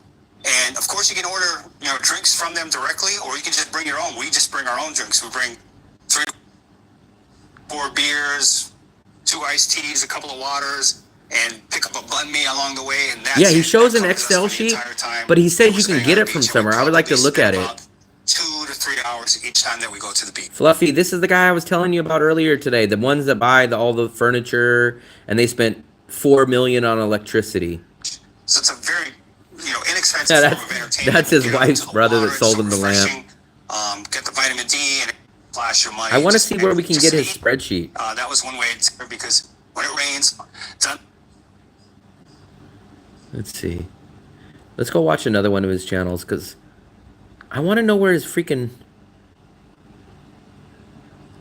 Yeah, so it looks like they moved just 6 months ago. But they moved to Ho Chi Minh. He's done at least 2 videos. Oh, this is the one. Was this the new one? what's up, guys? Come along with us as we. I would love to help him out. That's why I told you guys. I said, I hope I run into him. I would tell him, hey, man, you don't have to downgrade your life. I'll just give you some tips and you'll knock off 20% without even changing anything. That is closer to the beach. So he's going to help us pack up and move and get our stuff situated from this apartment and transport it to the next. He's so trustworthy, such a hard worker, and $100 is in a day. Yeah, Fluffy, I think he's half Vietnamese. I think in the video, one of them, he said that, and then his wife, I think, is Vietnamese. So, all about, as soon as I get it up and running, they'll be focused on Da Nang. Well, welcome to the apartment. Take a look at this. Once you walk in, you're hit with this kitchen dining area, no living area. And that's, you don't notice that until you move in. And so we decided to make one bedroom, the lounge or living area, and the second bedroom would be the primary bedroom. King of Da Nang social media. Pictures of the lounge, our future lounge. And what we will show you at the That's what it was. I forgot. So he bought a 2-bedroom, but I think what they did, I think they turned one of the bedrooms into a lounge. I think that's what it was. Probably paying for travel insurance. I would love to run into this guy. I like his channel. I hope that we get... Now look, he's got 960 now. So it looks like we got him a few subscribers. I'm glad. And so amazing. Get food in. A Mexican restaurant with a Vietnamese cook. Yeah, and on top of that, he said he has met more Americans in the last 24 hours than he met. Look, Fluffy, they're in 3 sitting. years. Fluffy, I think they're sitting in the same spot that we always sit at. Bangkok. Yes. Yeah. So just he's already like feeling the energy here, Yeah. just like we are. So what? I mean, this. I'm glad. I love the people in Cam Lay. I'll show your channel next. Hold on. Native, I'll show your channel next, but we'll do a review on you. Apparently, everyone wants me to do reviews on their channel now. I'll be like, Native, oh, why is he spending $1.50 on these chips? Security team, everybody's so kind. The locals around us, the pharmacist, the coffee girl. She says my girlfriend. But everybody's so friendly, so nice, and they're smiling every time we see them. So I think this was, man, I want to find his budget sheet. There's no road rage. There's no screaming, yelling. Everybody is just do something major, like go grocery shopping at Lotte or Mega Market. Right. Hell, I want to find his spreadsheet, though.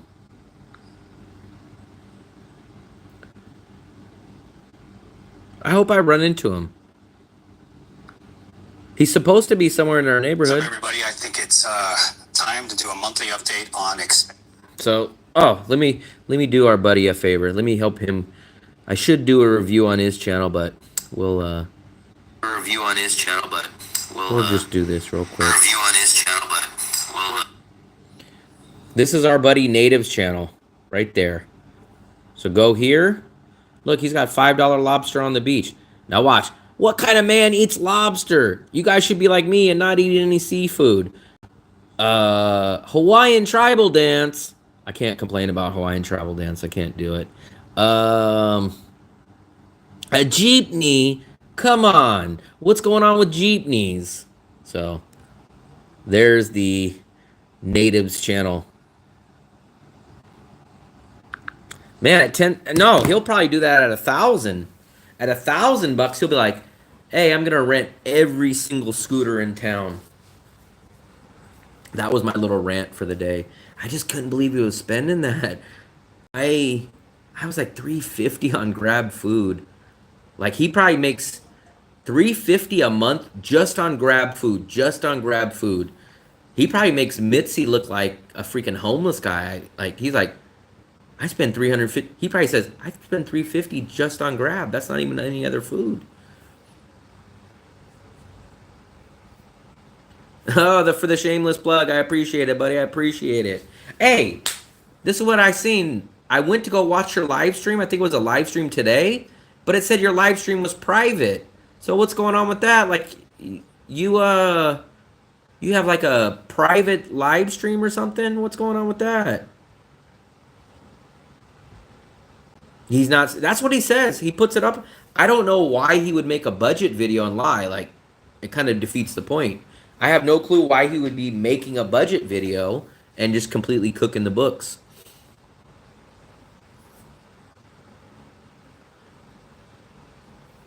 Yeah, I went to go watch your live stream and it said private, and I was like, huh?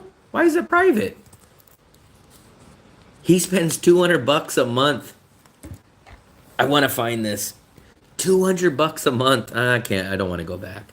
You guys will give me a hard time. $200 a month on buns. If Fluffy came back to me and said, I got $200 worth of buns this month, I would say, what? I am subscribed to it. I was one of the first people that subscribed.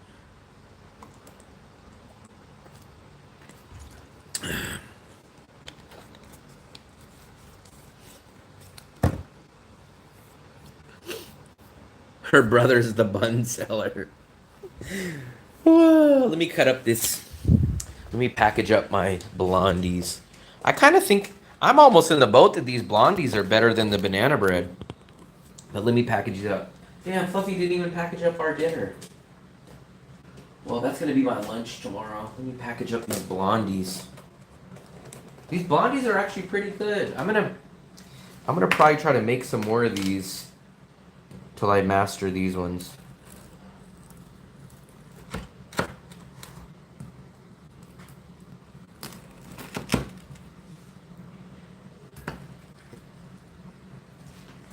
We'll cut this. Yeah. There we go. These are called blondies. Look at that gooey center. These are basically brownies, but they're made with caramel instead of chocolate. Blondie bites. Look at that. Look at that. That looks nice. Look at that. Actually, that's pretty damn perfect. Look at those. Look at those. That's nice. Who's this guy, Will Travels? He knows how to budget, he knows how to edit, and he knows how to bake. What a great guy. Too sweet for you. Okay, fine. I'll eat all the rest of them. That's fine, Fluffy. I'll eat all the rest of them.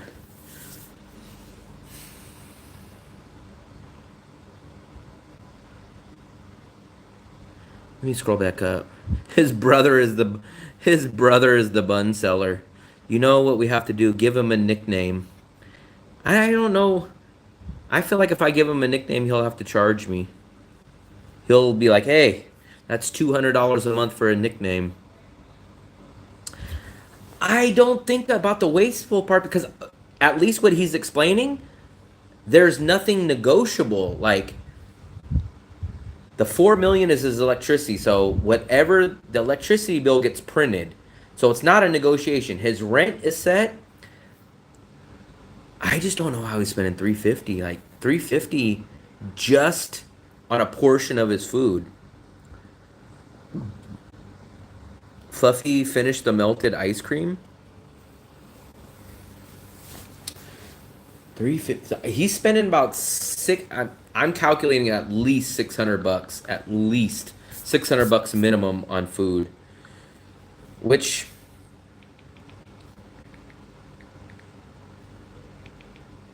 I mean, I guess it doesn't really sound like outrageous, but, well, it does sound outrageous because they're spending $20, which is, so each one of them is spending 500,000 VND a day on Grab, and then they're spending another 100,000 a day on buns. So they're spending $500,000 a day on just Grab. They're spending another $100,000 a day on buns, and then probably another $60,000 a day on going out to groceries and other stuff. They're spending like $700,000 a month. 4 million dong lamp man. You can't spend $1,000 a month on coffee in Vietnam. Yeah, I don't know how they're spending it, but I don't know. Maybe he'll do a follow-up to it. Her son is the Grab driver. It's a whole elaborate scheme.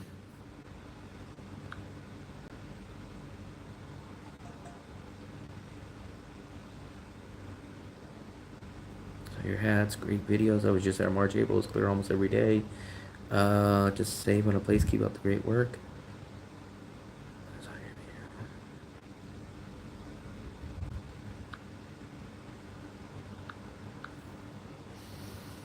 I'm gonna respond to someone real quick.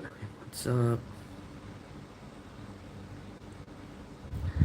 Really appreciate the kind words and watching the video. I am from the Bay Area, about 30 minutes from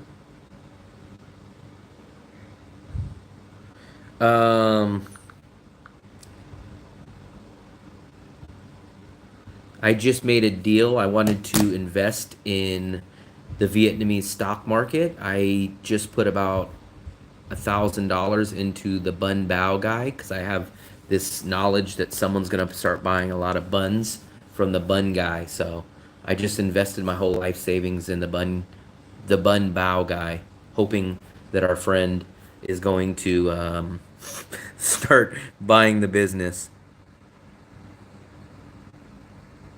USA, I've never flown USA to Da Nang. I've always flown USA.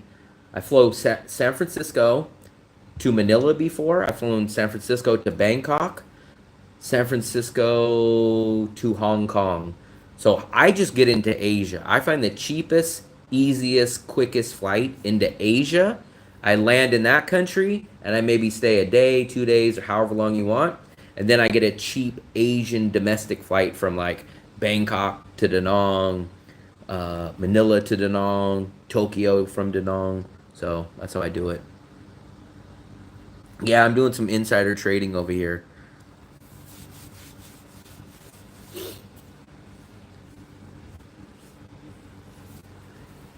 I like that guy's channel though. I'm actually I just got him a few subscribers.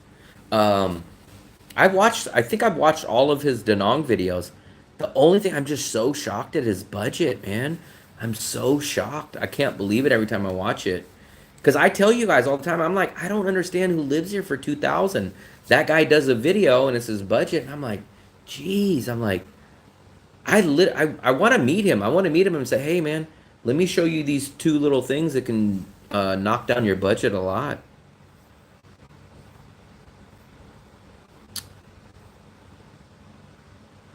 People keep telling me to look into Kick, man. They keep telling me, but I'm terrible at tech, so I wouldn't know. Like just today, I spent an hour on trying to figure out how to use Streamlabs because I want to be able to put a banner here so I just use my YouTube app to do the live stream. But people are like, use StreamYard, use Streamlabs. You could put your Will Travels banner up there. You could put this. You could put this. You could put this. And then I go get on those apps and I'm like, damn, man, I can't figure out how to set this up. Like, I don't know how to do this. I wouldn't even know how to use Kick. I'm not jealous because even if I had that guy's budget, I would just put all that extra money into the bank. So for me, I wouldn't spend it. I would just save it up. Since I've been a kid, I hate overspending. Like let's say you guys would have seen it last night. This drink I find everywhere for 10,000, right? Last night we went to the other Good Mart, and it was only 2,000 difference, right? It was only 2,000, which is, what's 2,000 VND? 2,000 VND is, so 8 cents more, right? It was 8 cents more, but I was mad because I know what the going price is, and I'm like, I don't want to pay 1 cent extra. So for me, I just hate overpaying for something. So I don't care, like, if people are on a different budget, I just don't want them to overpay. There's a difference. Like, if someone goes and buys a Porsche and they get a great deal on a Porsche, I don't have a problem with that. Now, if someone goes and buys a Porsche, but let's say Porsches cost 500,000 everywhere, and they go, oh, I bought the exact same Porsche that I could have bought for 500,000, but I spent 800,000 on it. That's when I say it's a bad deal. So it's not about how much they spend. It's about, did they get good value on that money? That's the biggest thing for me. So for me, I just don't like the idea of overspending. If you get a good deal at no matter what the price, I can understand that. But what I don't understand is, like, let's say this is 10,000 everywhere, and you're like, I walked into this other store and this guy off the street, he sold this to me. I know it's 10,000, but I bought it for 30. I don't care. I just wanted to buy it for 30. I know it's 10 everywhere. That's the part that irks me. But if he gets this for 10,000 anywhere, then I don't have a problem with that. It's not even, to me, it is about messing it up for the next guy in a way, but even before that step, I'm just like, why? This is what people care. Why would you rather put money into someone else's pocket than to keep it in yours? Everyone should want to keep money in their own pocket more than give it to other people. That's just how I believe. You can either make that guy money or you can keep the money for yourself. Like, that's just the way that I think.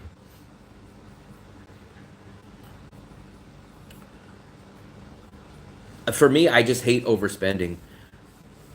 I just hate it. I hate it. It bothers me. It makes me feel like, I'm not going to say stupid, but it's going to make me feel like I lost. Someone else out manipulated me, or they're smarter than me. Because, like, I know what the price is and I still overspent for it. I still don't know. I just freeloaded with him, but need to hang out soon. Convincing me not to try the tip. Okay, so for the Grab drivers, I'm not 100% against giving the drivers not giving them a tip. To me, that's one thing where I tell you guys, that's your guys' personal call. I have given Grab drivers a tip occasionally. It's just if a guy came out here and probably in the storming rain, and especially if, like, I was like, if he's been sitting down there and somehow I forgot to go down there, and he's like, hey, man, I'm waiting down here, and I make him wait, I will almost always give him a tip. But if I'm down there, put it this way, if I'm down there and the guy's like, hey, I'm down here, or he takes way longer, or, like, he doesn't give me a straw, then I'm probably not going to give a tip. But the Grab driver food is just 100% your guys' call. I wouldn't be mad if you leave a tip, and I wouldn't be mad if you don't. Grab driver transportation, usually I don't leave a tip. Now, if I was in the USA, where tipping is normal, then it would be different. But whatever country I'm in, whatever the norm is, that's the way that I do it. Go to Disney for 5 days or 3 months in Da Nang. Eat better every day. Same total. What's cost is better?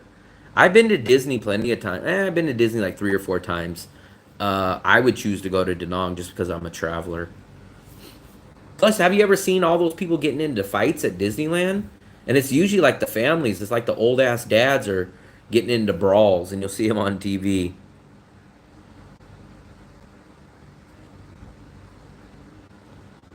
Long day gonna crash? What time is it? Damn, you're going to bed early, man. You might be getting old.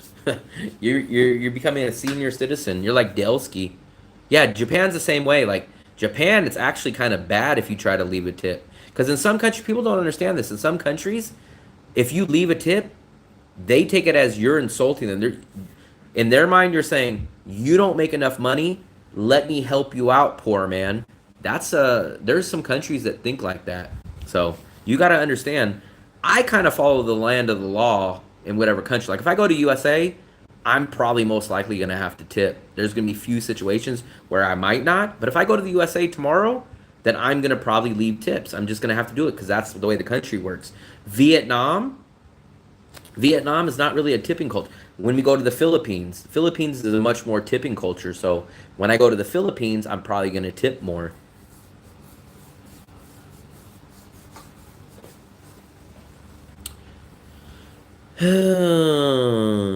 Increase the numbers and get fizzy melon drink. This is not fizzy. This is like the tea. But I've never seen a fizzy melon drink. I do love melon drinks, though. I'm not planning on going to the USA. I don't have any plans to go to the USA, so.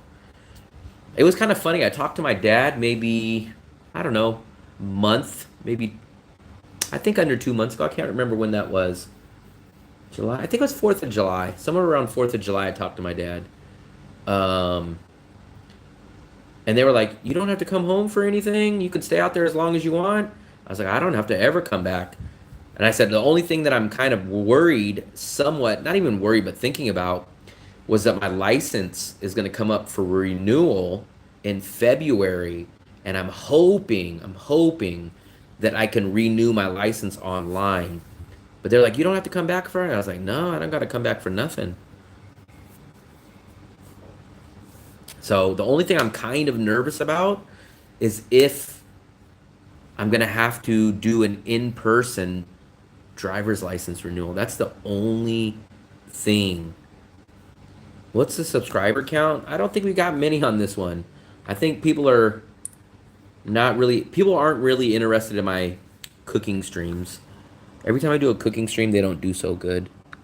9,390.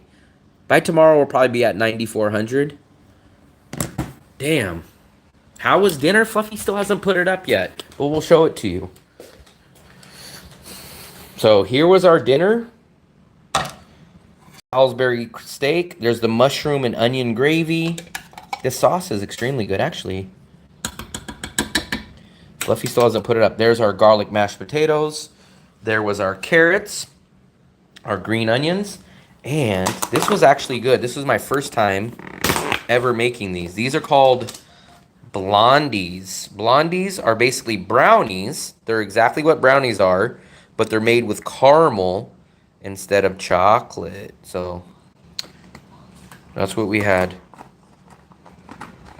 I miss the USA for a few specific things. I miss it for Mexican food, steaks, pizza, burgers. I miss it for driving a car. I don't like you. I don't like you either. Dilbert, I don't like you either. So take that. Dilbert, I don't like you at all. How you like that one? Yeah.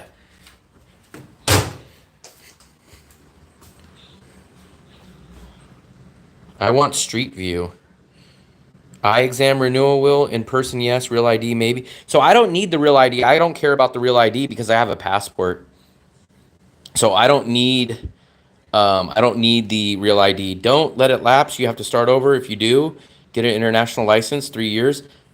I don't know what you're talking. So I have an international driver's license already, but it's not valid in Vietnam. So let me tell you guys this. No matter if you have an international driver's license as an American, it is not valid in Vietnam. So even if you have an international driver's license, it's not valid in Vietnam. So I've read about my license. It says, as long as I don't have any points on my record, moving violations, I don't.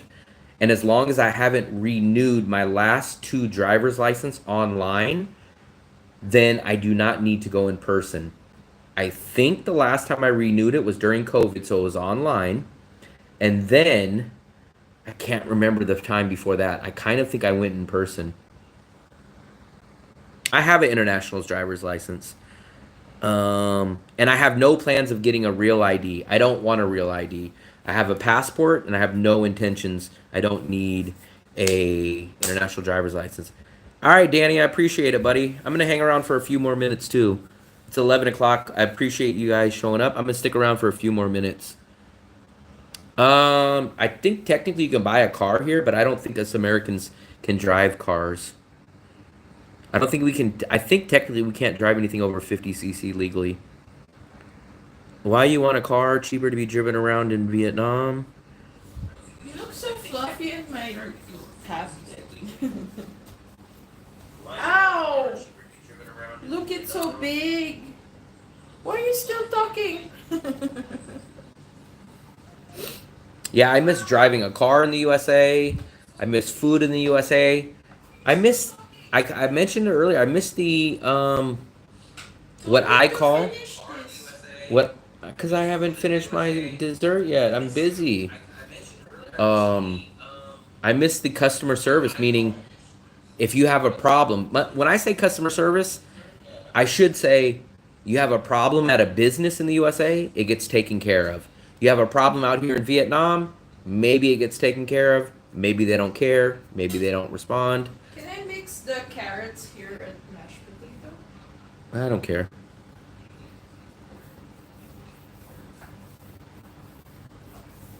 I didn't say I lived in Bali, but I've been to Bali 3 different times. I walked everywhere. That's the one thing I do like about traveling is that I walk almost everywhere. When we go to the Philippines, are we gonna walk everywhere, Fluffy? No. We're not? Why? We're driving. What are we driving? Jeep. Jeep.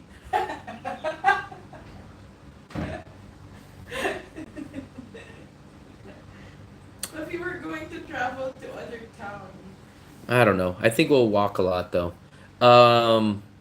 So my last 5 visa runs have been on the bus, and I use Lynn Visa, LYNN Visa.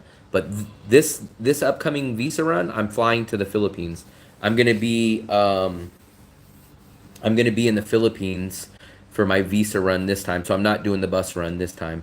Maybe next time though. But I use Lynn Visa here in Da Nang, and I do the bus run. I've done that 5 times now. But this is gonna break the streak. I'm gonna fly. This is gonna be my first time out of Vietnam. I've been to Laos to do the bus runs, but this is gonna be my first flight. This is gonna be my first flight since March of 2024. Whoa. Whoa. Yeah, so that's gonna be my. And I don't know what I'm gonna do. I'm gonna have another visa run probably like January 1st or January 2nd. I don't know what I'm gonna do. Da Nang, so your cheapest is gonna be either Kuala Lumpur from Da Nang. Kuala Lumpur is usually about $100 round trip. So from Da Nang to Kuala Lumpur, if you get it, if you look and you have enough time to take a look, you can usually get it for about $100. The next cheapest is going to be Da Nang to Bangkok, which is going to be about $130, $140 round trip. You'll solve it. Ice. Man, that's an old song, man. Yeah, so we'll look real quick. I'll show you guys how I look up stuff. I bet Kuala Lumpur is right around $100, and I bet Bangkok is probably about 140. Let's take a look really quickly. Let's do a round trip from Da Nang to Kuala Lumpur. And let's do flexible. So, okay. So, yeah, look. $102, 102. So, let's just assume that we're doing it in October, right? So, October, Kuala Lumpur. Look, there you go. So October 11th, $102. Go here. Let's do Bangkok. Bangkok, I'm betting it's gonna be like high 130s. Let's take a look. So much chopsticks. We didn't even have Chinese. What? They're saying $90? Is it cheaper? Wow. In October, it's technically cheaper to go to Bangkok. That's crazy. Kuala Lumpur's all wow. Bangkok's like $100 now. That's crazy. Wow. So about $100. Yeah, Zip Air is really cheap. So Zip Air is good for certain people. So Zip Air is the sister company of Japan Airlines. I'll tell you the positives about Zip and I'll tell you the negatives. I've never been on it, but I know a lot about it. So Zip Air is really good if you want to fly from like LA or San Francisco to Tokyo. It's about 11-hour flight, direct flight. That's awesome. 11 hours, direct flight. You can get a one-way ticket for about $300-ish. The downside is you pay for everything. There's no bags included. There's no snacks or food included. There's no TV included. So if you just want a cheap ticket, you're not going to get snacks. You're not going to get peanuts. You're not going to get food. You're not going to get a seat. You're going to get a seat, but you're not going to get a free seat. And there's no such thing as a carry-on bag. There's no such thing as a check-in bag. But that's your cheapest, quickest way to get into Tokyo. I love Bangkok Airport. I like Bangkok's airport too. Good deals to DMK a lot. Bangkok was normally $130 to $140. I don't know what happened. It dropped like 30%. That's crazy. I don't know if it's just all of a sudden or what happened, but Bangkok has never been that cheap.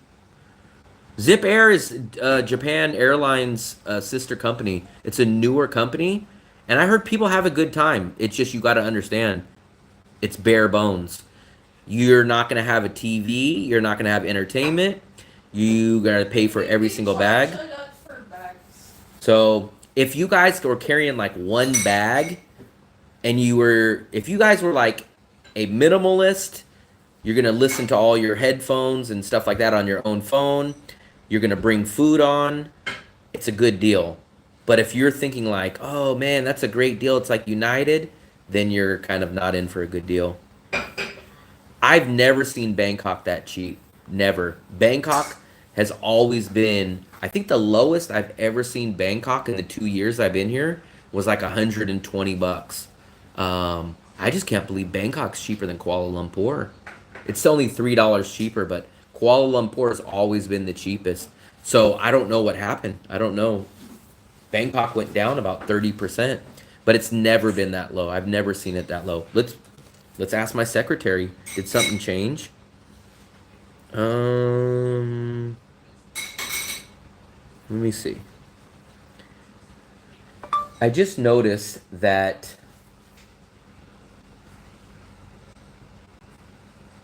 round trip prices are now only about $100. They used to always be about $130 or $140. Why did they change? What caused this drastic price decrease over the past 2 years?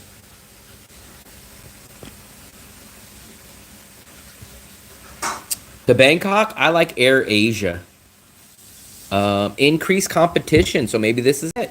Look, great catch. Yes, your round trip flights from Da Nang to Bangkok have dropped significantly, and here's why the $100 price tag is suddenly a thing.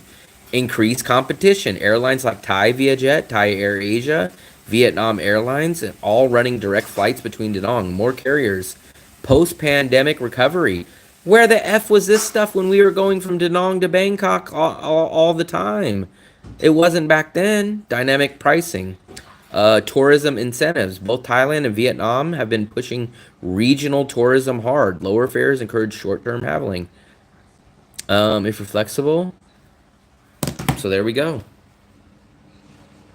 But the thing is, Thailand is being strict with their policy. I'm pretty sure Zipline has flight attendants. So let's just double check.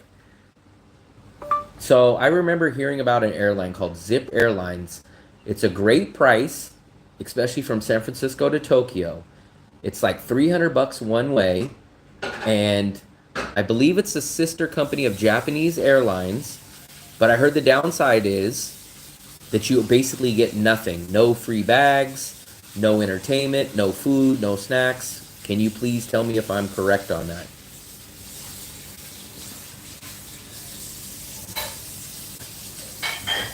You're absolutely right. Zip Airline is a low cost and wholly owned by the subsidiary of Japan Airlines. So I'm right on that too. It was created to offer affordable international travel, but as you suspected, the trade-off is frills.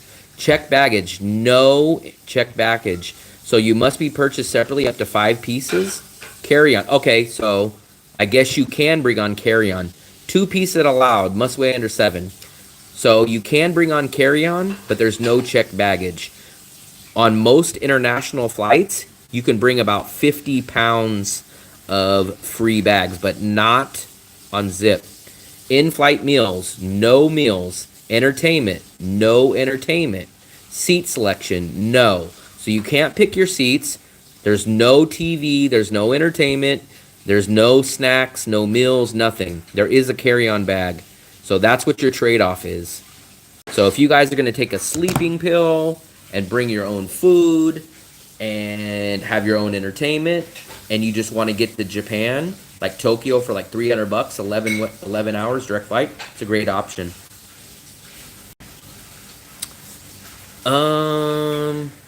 So here's how, I don't know how Lynn Visa officially does it. Here's my take on it. So most people go in advance and they go pay Lynn Visa. So what I believe happens is, I believe this is Asia, so everything happens under the books and all this stuff. So here's what I believe. I believe Lynn Visa contacts someone in Laos or the border or whoever it is, and they say, these people are coming in 2 weeks.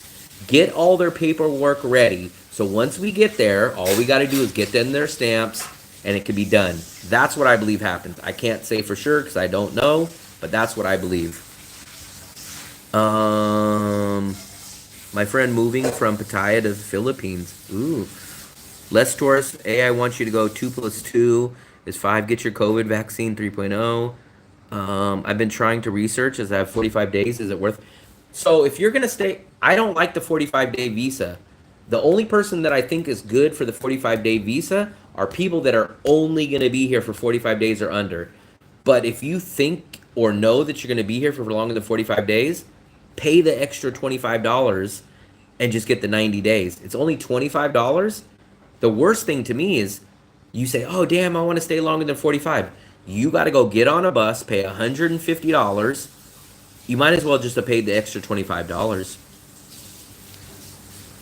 Yeah, on the physical border, you just have to go in there, get the paperwork, go do that. But remember this, I know a guy that made the mistake. Not all borders do the same day visa. So the Lao border does the same day. But I know another guy that tried to do it on his own, and he went to the other border, and they're like, oh, you got to wait 3 days. We don't do it on the same day. And he screwed himself. No. So people from the EU and other exempt countries, when they land here, if they don't have a visa, they get 45 days. And then after those 45 days, they got to leave. So what you can do is you can purchase a visa and you can get a 90-day visa. I suggest it's $25. If you guys have some kind of idea that you possibly might stay longer than 45 days, just pay the $25 and get the visa. Worst case scenario, you're out $25. That's it. The worst case scenario is coming here on a 45-day is that you got to go take a whole day to either fly out or a whole day to go take the bus, and then you still got to spend $150. Is there a way without staying in Vietnam? No. So there's no way that you can stay in Vietnam without physically leaving the country. The quickest way is to get on the bus at 6 in the morning, go to Laos about 12 in the afternoon, return back to Da Nang at about 6 o'clock. That's the quickest way. But you have to leave the country. You have to physically leave the country for at least a few minutes. When we go to Laos, we're probably technically in Laos for about an hour. We're probably maybe even less, but I would say just to be safe, were probably in the country of Laos for maybe about an hour of that time. There's no way legally, and even the legal ways that I've heard of, they kind of all disappeared. Like in the past 10, 15, 20 years ago, you'd be able to pay someone and they can get you the stamp, but we've heard all that's ended. I've heard of Rose Visa, which is like $130 or $140, which is only like $20 cheaper. But you don't go on a bus; you go into a van or a car, so you're squeezed in with like 5 people. Our buddy Martin did that. Now, if you guys are risk takers, you guys can go do it yourself. You would ride a scooter or rent a car or something. Then you pay for, but you're only saving like $70. I'd rather spend the extra $70, have someone else drive, be in an AC bus, know that you don't have to worry about taking the wrong exit or getting pulled over by police. Then if you get bribed by police, you might end up spending more money than what you would do if you did Lynn Visa. So for me, the little bit of money that you would save on the Visa run doing it yourself or going another route is not worth it. If you got pulled up, so here's what I've heard. If you get pulled over by the police, now they are trying to charge you $3 million. $3 million. So the whole Visa run with Lynn Visa is $4 million total. So imagine you go rent a scooter, go pay for gas, go try to do it yourself, and then you get pulled over and get a ticket or bribed, and then you got to spend $3 million. By the time you get back, you spent double of what you would spend on Lynn Visa. So here's the reason why I don't do the flight visas. 2 reasons. The flight visa, you have to stay out of the country for at least whatever length of time till you get your new visa. Could be 3 days, could be 5 days, could be 6 days. If I wasn't renting an apartment, I probably would say, hey, screw it. I'm going to go to another country for a week or 2 weeks. But for one, I don't want to stay out of the country that long. And especially because I have an apartment here. So I don't want to pay for this place and then go somewhere else and pay for another place. Yeah, actually, I've met some good people. So I've met 4 or 5 good friends on the Visa run. And actually, we did like 3 Visa runs. I'm guaranteed 99% of you guys that take the bus, these are going to be, if the guys that take the bus, you guys are going to have these 2 things happen. One, you're going to realize it's not as bad as it sounds. I was a guy that didn't want to take the bus. I was shocked. I'm not going to act like it's a great time and it's luxury and all that and like, oh, it's great, it's awesome. It's definitely not as bad as I thought it was. It's definitely not as bad as I thought.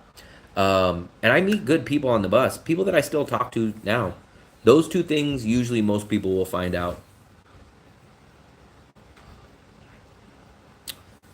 Now, here's your other option. This is the worst option in my opinion because it still takes you longer and it's more expensive. But what Travis does, Travis will fly to Bangkok, right? So he'll spend like $100 or whatever it is, $100 and something dollars. He'll go wait at the airport and then he'll spend $80. He'll contact like Lynn Visa or Rose Visa and he'll pay $80 for a rush visa that will take 4 hours. So he will most likely get a visa to return that same day or the next day. But for me, it doesn't make sense because you're getting on a flight. You have to go there 2 hours in advance. They got to check your bags. You got to go sit at the airport and wait for your new e-visa. On top of that, you're probably getting back later than you would get back home on the bus, and you're spending extra money to do that. So you spend more money doing that. You sit at the airport instead of the border, and you get back later and you spend more money. So for me, the worst option, in my opinion, is taking the flight out and then paying for the rush visa back the same day. I don't like that idea. I've never heard of that. So I've went on 5 visa runs, never heard of anyone ever having a problem. And I've met up with guys, I've had a conversation with guys that have been doing this for 3, 4, 5, 6 years in a row. The only time that you will have a problem, and I haven't even heard of this yet, but the only time that they do tell you that you might run into an issue is if you overstay your visa before. Like if you didn't leave on time, you might have a problem with that. But if you haven't overstayed your visa, no one ever has a problem. And here's the other thing. This is just my own opinion, but I'm pretty sure it's probably true. So you go to Lynn Visa, you pay them in advance, right? They take your passport, they give a copy, they give you your passport back. I'm pretty sure, I'm almost positive, they know when they take care of your paperwork, they know if you're going to have a problem or not. So they're not going to have you come get on the bus knowing that you're not going to be able to come back. Because, sorry about that. So for one, they don't want you to get on the bus and have a problem, because that means you're going to slow everyone else down on the bus. And then everyone's going to be waiting and be like, what the hell? Why isn't John getting on? So I'm pretty sure Lynn Visa, if you guys have a problem, I'm pretty sure they're going to notify you and say like, hey, I tried to apply for your visa and there's some kind of problem. So I don't think no one's going to run into problems. I understand you guys always ask. There's so many people that say like, hey, I'm worried about doing the visa run and not coming back. I kind of thought that the first time I brought underwear, socks, extra stuff. Now I don't even think about it. And I really believe if you guys had a problem, Lynn Visa would tell you before you got on the bus. I'm pretty sure that they know, because they send your information over to Laos, and I think they get all the paperwork almost finished before you do the visa run. So they will contact you, say like, hey, you know, you're doing the visa run tomorrow or next week or whatever, right? We noticed we can't get you a visa. They're going to notify you. They're going to notify you because you're going to ruin it for everybody else, because everyone else is going to be like, hey, man, we're trying to go back home. And this guy's here. So I would not worry about not being able to come back. I wouldn't worry about it. Unless you guys have broken rules or you're running from Vietnam's immigration or something like that. If you guys follow all the rules and haven't violated your guys' 90-day visa, then it won't happen. Oh, what was that? Luis, I appreciate it, buddy. Oops, hold on. Let me heart that. Luis. Big thumbs up and a heart. Man, I appreciate it. Ken and Gabriel are doing $300 to $500 per video. Who is Ken and Gabriel? I'm not sure who Ken and Gabriel are. Are doing between $300 to $500 per video? I'm not sure what you mean. And Visa Travels can use the $150 Visa run to start. My fear is having. I wouldn't worry. So if you guys know that you have never overstayed your Vietnam visa, I wouldn't worry. If you want to be just a little paranoid, pack a few things in your bag. Maybe a few underwears, a few shirts. But if you guys haven't overstayed, I wouldn't worry about it. I thought like that the first time, and then after that, I've never thought about it. Oh, I like both of them. They're investing. What were you saying? They were investing $300 to $500. What do you mean? They're making $300 to $500 per video? Are you saying each video they put out they get about $300 to $500? I would love to do that too. I'm learning on the fly, so I think what my goal is, I try to make my videos at least 1% better every time. And maybe in a year, maybe my videos will go up 50%. I don't know. If I knew how to make an amazing, great video, I would be doing it right now. I still feel like I'm a rookie. So yesterday was the 1-year anniversary of my very first apartment video. That's the video that got me monetized. So I think in a week or 2 weeks will be exactly 1 year to the day that I became monetized on YouTube. So in my mind, I'm still very much a rookie. They are established travelers who bring in big revenue from their channel. Yeah, I know. I watch both of those guys. I've been watching Ken for years. I know Ken. I don't know him personally, but I watch his channel. And Gabriel Travel, I've been watching him on and off for years too. Actually, I just watched a video. He's back in like Oregon or Northern California. I just watched his video the other day. I'd love to run into those guys. Those two guys I really like. But, I mean, they've been doing it for years. Because I watched those guys back before I ever even traveled. I watched those guys back in 2019 and 2020. Those guys were like way ahead of me.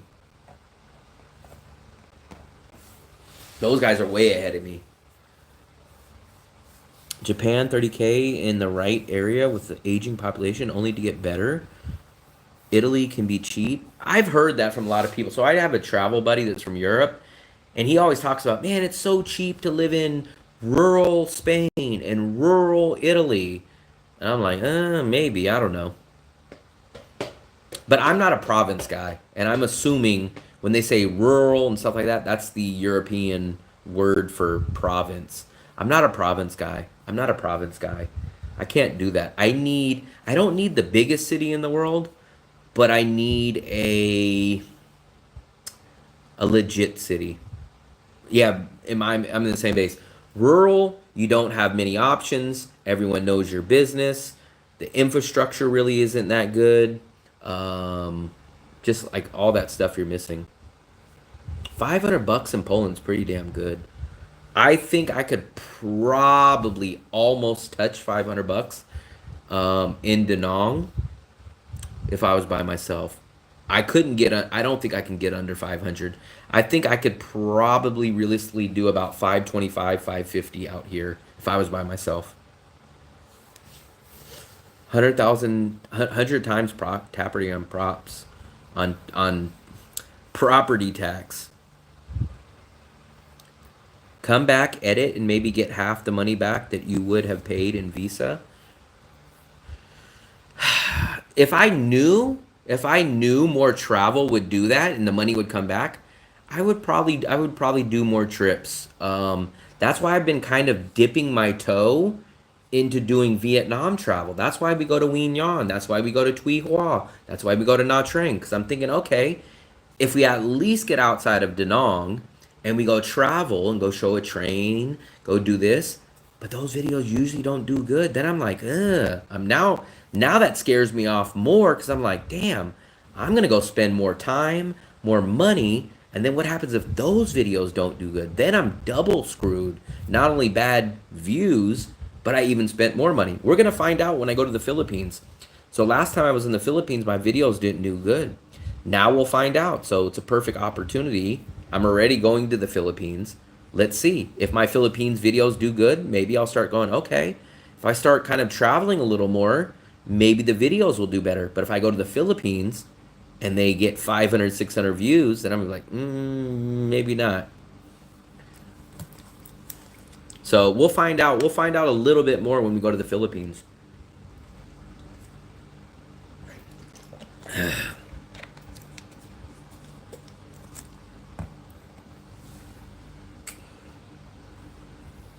The problem is we're kind of, I'm not going to say, we're kind of going, well, I'm going for my visa run, but Fluffy's going for work.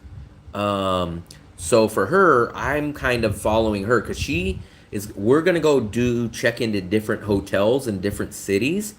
So I'm kind of following her there. So it's not like it's an exploration trip. It's more of where she's going to do hotel stuff for work is kind of where I'm going. I'm going to subscribe to your channel. Please tell me where you're from. I'm from the USA. It's in my channel description. It might be up here. I'm from the USA, from California, but I've been traveling the world since 2019. I've been to 20 countries, and now I'm in Da Nang, Vietnam for the past 1.5 years. Maybe. Give me an example? What would be a good title for going back to the Philippines? I can't say, oh, American going to the Philippines for the first time because I've been there many times. So I'd have to figure out what's a good catchy title about going back to the Philippines. Leandro is a weirdo. So I think, because people are like, why don't you go do apartment videos there? And I said, I can't really do apartments. It's not going to have enough time. But what I'll probably do is I'll probably review the hotels. I'll probably review the hotels that we're staying at.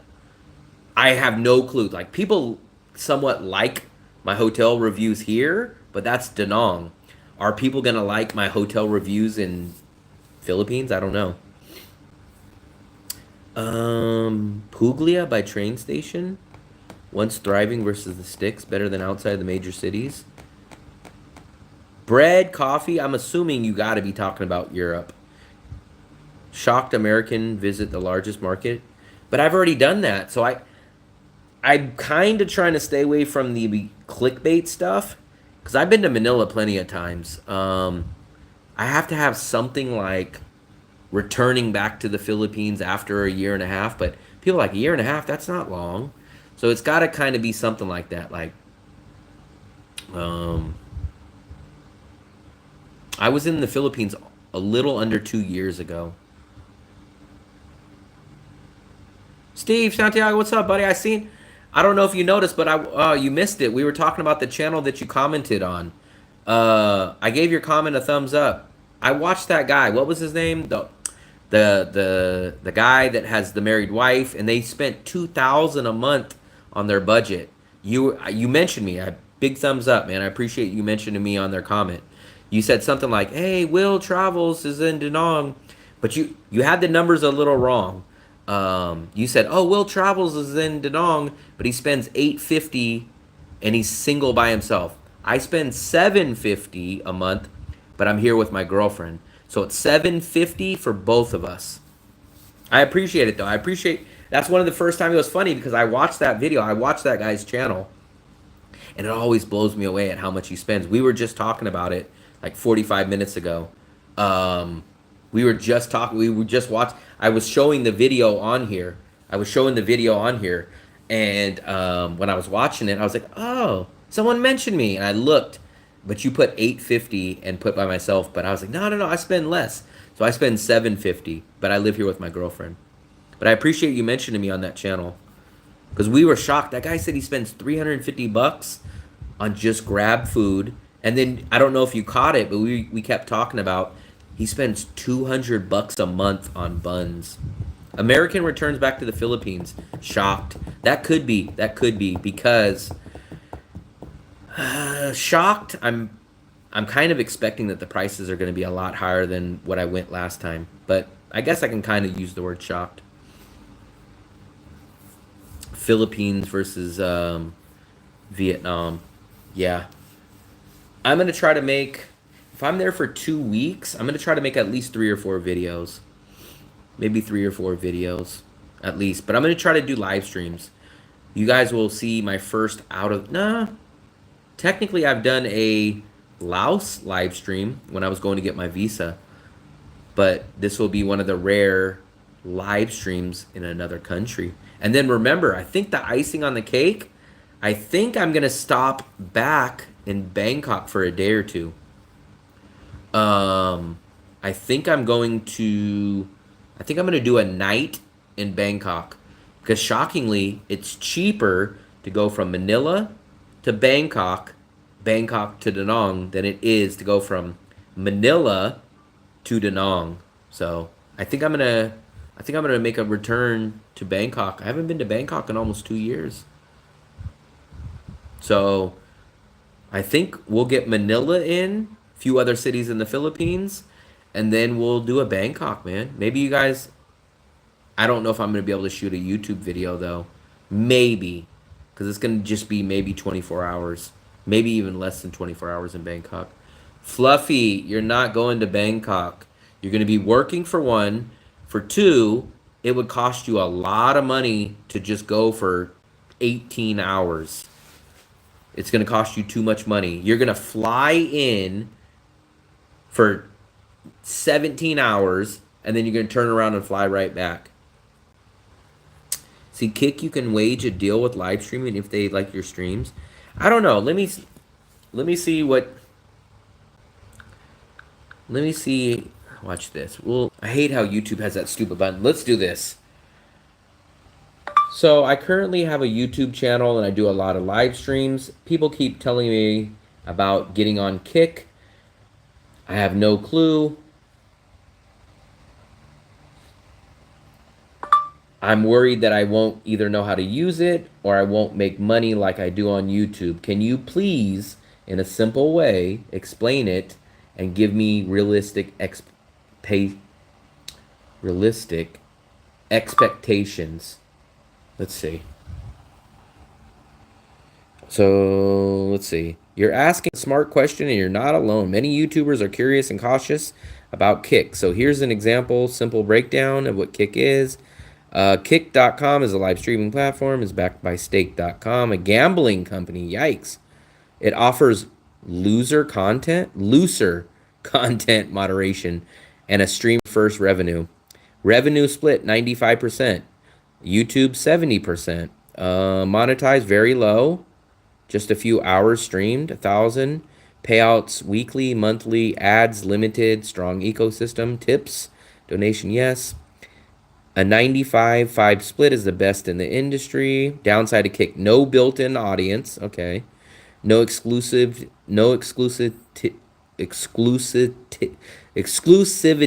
required, but Twitch partners may face restrictions, limited discoverability, content moderation. Really, if you already have a loyal audience on YouTube, you can simulcast to Kick and test the waters. You might earn more per subscriber on Kick, but fewer viewers overall unless you promote it hard. Kick is a great way. So there we go. I don't know. I don't know anything about it.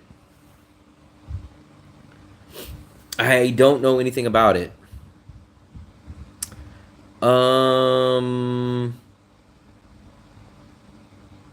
Why don't you film the slums in the Philippines? Maybe. I don't know where they're at, and I don't know. Because remember, I think we're only going to go to Manila for just a couple of days, and then we're going to a bunch of random cities that I've never heard of. So, you're so smart. Beware of the gifts from Greeks. You can actually both at the same time. I heard that. I want to do that. I have Streamlabs. So Streamlabs is what I have. People told me, oh, you can do Streamlabs, and you can set up your little buy me a coffee link here. You can set up this. I can't figure out how to connect Streamlabs to my YouTube. That's what I've been trying. So my thing is, if I can't even figure out Streamlabs, how the F am I going to figure out how to use Kick and YouTube at the same time? What I need is someone in person to say, hey, Will, I need an in-person service guy like me. How I teach people how to do Danong, I picked up at the airport. I need an in-person service guy to say, hey, let me show you on your phone. This is how you get on Kick. This is how you do it. That's what I need because I can't figure out how to do it. Look at that. I got a bigger, this one's actually the bigger cut now. So I got that Band-Aid on here, but that one's the bigger cut. Yee. Could get pissed digging for slums, so beware. Plenty of good everywhere. Find the jewel. I've tried to use. I've used StreamYard before. Here's I'm a guy that should know tech a lot better, and I do end up learning how to use tech after I use it for a while. But the problem is, the first few times in the first week, I'm terrible at it. I think I tried to use. I have used StreamYard before. I've used StreamYard on here before, but I didn't get to figure out how to do the stuff I wanted. I've seen the YouTube tutorials and I couldn't follow it. I'm a terrible person when reading or like watching a video. I need someone to be there. Like when I learned how to edit, I was trying to pay someone to sit over my shoulders and say, hey, just watch what I'm doing on my laptop and you tell me what I'm doing wrong. That's the way that I learn. I'd learn with someone here and me saying like, hey, why is this not working? Rather than a set video. I don't learn that way. That's the thing. I can't learn that way. Now, I learn if someone's sitting here and they say, you try to do it, and let me show you my way. I'm going to do this. You stop me when I'm doing something wrong, or you stop me when you think that's the way that I learn. I've been like that my whole life. Could be worth $10 a stream every time you can switch on. If I knew how to use it, I would probably try it out. Edit, I use Adobe Premiere. So I do my live streams on just the YouTube regular app. And then I upload all my uploaded videos on Adobe Premiere. 1 camera, 2 phones. See, that's going to be hard. I tried doing the 2 phone things before, and I can't handle it. I can't do 2 phones. I get too distracted. 1 phone is too much for... 1 phone is my limit. But I think I've seen some other people like trying to do 2 phones, and I was like, you guys are crazy, especially with me walking around. Like, I gotta walk around, have this tripod, I gotta talk to the crowd, I gotta look out. Like, that's too much. I tried doing that before. Great brain food, Will, except for your pizza experience. If I wish, here's what I'm hoping. I'm hoping that I run into someone, maybe a YouTuber or someone that I know that's out here, and I'm like, man, I can't figure out how to use Kick. They're like, oh, you're not using Kick? Let me show you. That's what I'm hoping. Maybe I'll run into someone like that, and maybe they'll show it to me, and then I'll say, oh, okay, I get it now. I can't do that. I'm not wearing all that. I already feel stupid. I already feel stupid when I have this bag on. I hate this bag. I hate this bag. But I have this bag because I have my tripod and stuff. I hate walking down the street with just my one little small tripod. I could not be like, I see Fat and Broken. He's got like this damn thing on his head, and then I see like, and I'm like, that's over the top. I can't do that. That just looks weird to me. Nothing against him personally about him wearing this stuff. Like, I don't care if Michael Jordan or Mike Tyson were wearing that. It's just, I can't do that. I even feel weird. I just feel weird even walking around like this because people are like, but imagine having the chest thing, and I'm like, nah, man, that's too much for me.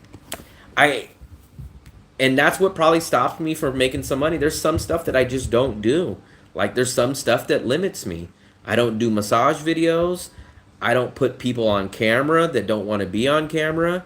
I don't do a lot of stuff, and I probably miss out money. I'm sure I miss out money on doing stuff. Like, people are like, why don't you go over there and go ask that person? I'm like, I'm not just going to go over there and ask them. I'm not going to put them on camera. And they're like, why not? They'll probably do it. There's just something in me that just doesn't allow me to do that.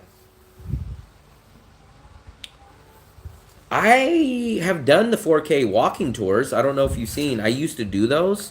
I'm not sure if these are the ones you're talking about, but let me show you. I used to do... is that Fluffy? I thought that was someone outside my door. But I used to do stuff like this. Tell me if this is what you're talking about. But I did a whole walking... Here we go.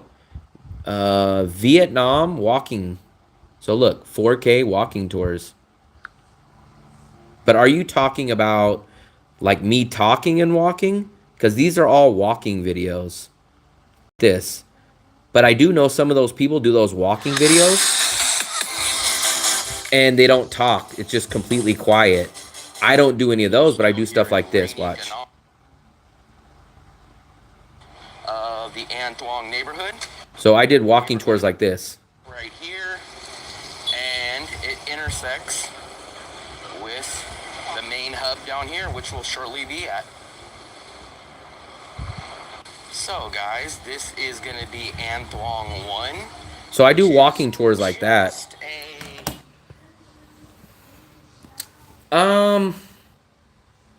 You know what people are starting to say to me? They're like, do you always got to have your camera on? Like when I go out and like, where were we at? We were at Detroit Motor City People. They're like, you're doing a live stream. I'm like, I kind of told people I'm going to come here. I got to do it. Like, technically it's my job. Or I'll go out to dinner and they're like, you got your camera on? I'm like, man, it's like people make me feel bad. Like my normal people that I hang around with, they're like, man, you always got your camera on. I'm like, I got to, man. They're like, if I don't do this, I don't eat. I don't make money.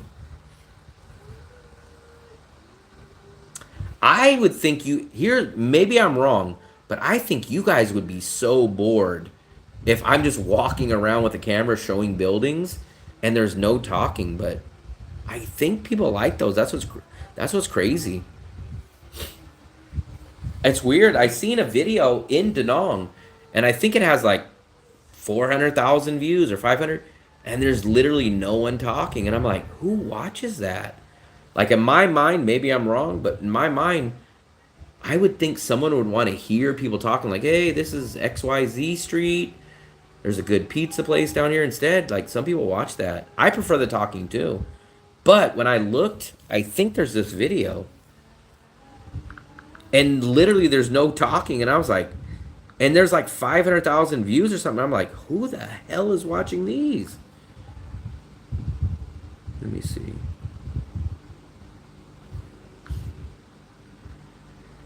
Why? I don't understand why they like that. I think it's this one. I think this is one of them.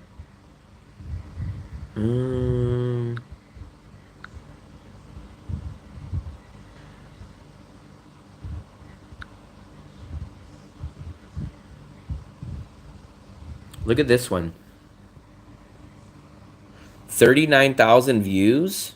Now look, I think if this is the one that I seen, there's like no talking. Watch. Jesus Christ, how many commercials do you want me to watch? Yep, look. After about 18 seconds of this, I'd get bored. Like, that's it. That's the whole video. That's not boring to people?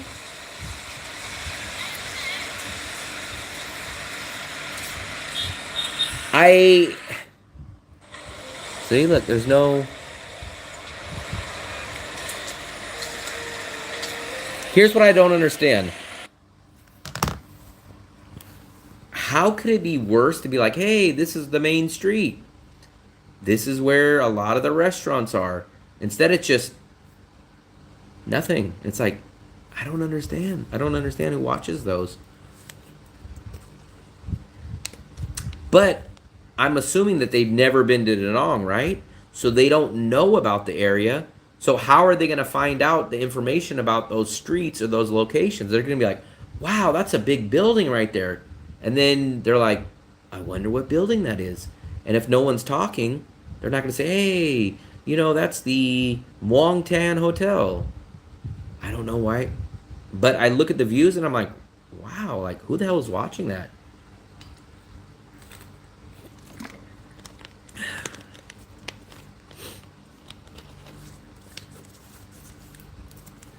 I guess people watch it though.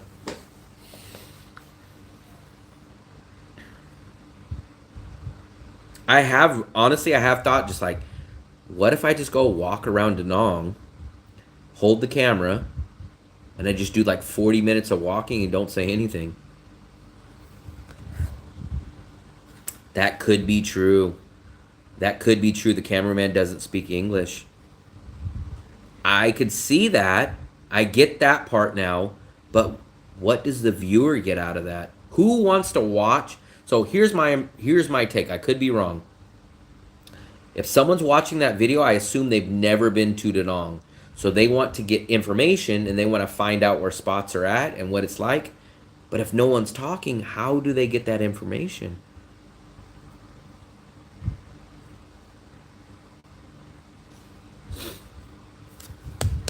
My problem is, I think I could be wrong. You guys are the only people that can tell me. But I believe my bread and butter of why my video does good or my live streams do good is because of me talking. Because of my information, me responding, me telling you guys information. I believe if I leave that out, that's probably the biggest portion of why people listen to my channel, is they like the information that I give.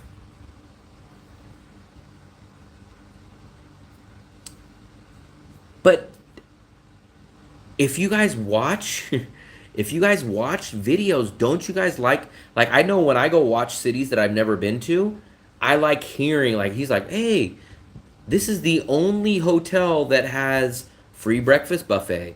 This is the only hotel that is on the beach. I like that. That's what makes the video good to me. If a guy's just walking down the street, I'm like, what was that place that he passed up? That looked like a hotel. Was that a hotel? No. That was a restaurant? Like, then I'm like, what the hell? Toyo. I don't know what Toyo is. I don't understand that. Let me see. I don't know. You guys are speaking a whole nother language I don't understand. Here's what I can do, though. I can do the detect language. We'll see what they're saying.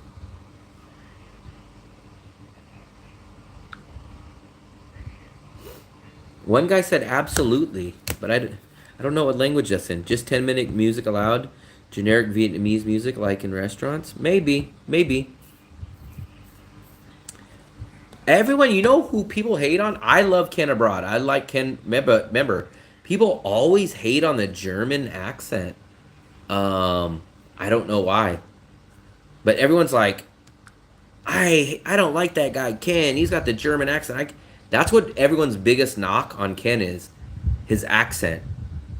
But people seem to like Sammy. So how come people knock Ken's accent, but don't mind, at least it seems like they don't mind Sammy's accent. They both have German accents. That's the biggest knock on Ken.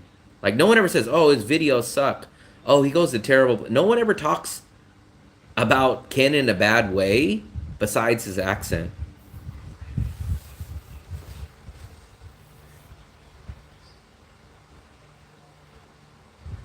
Pedaling straight.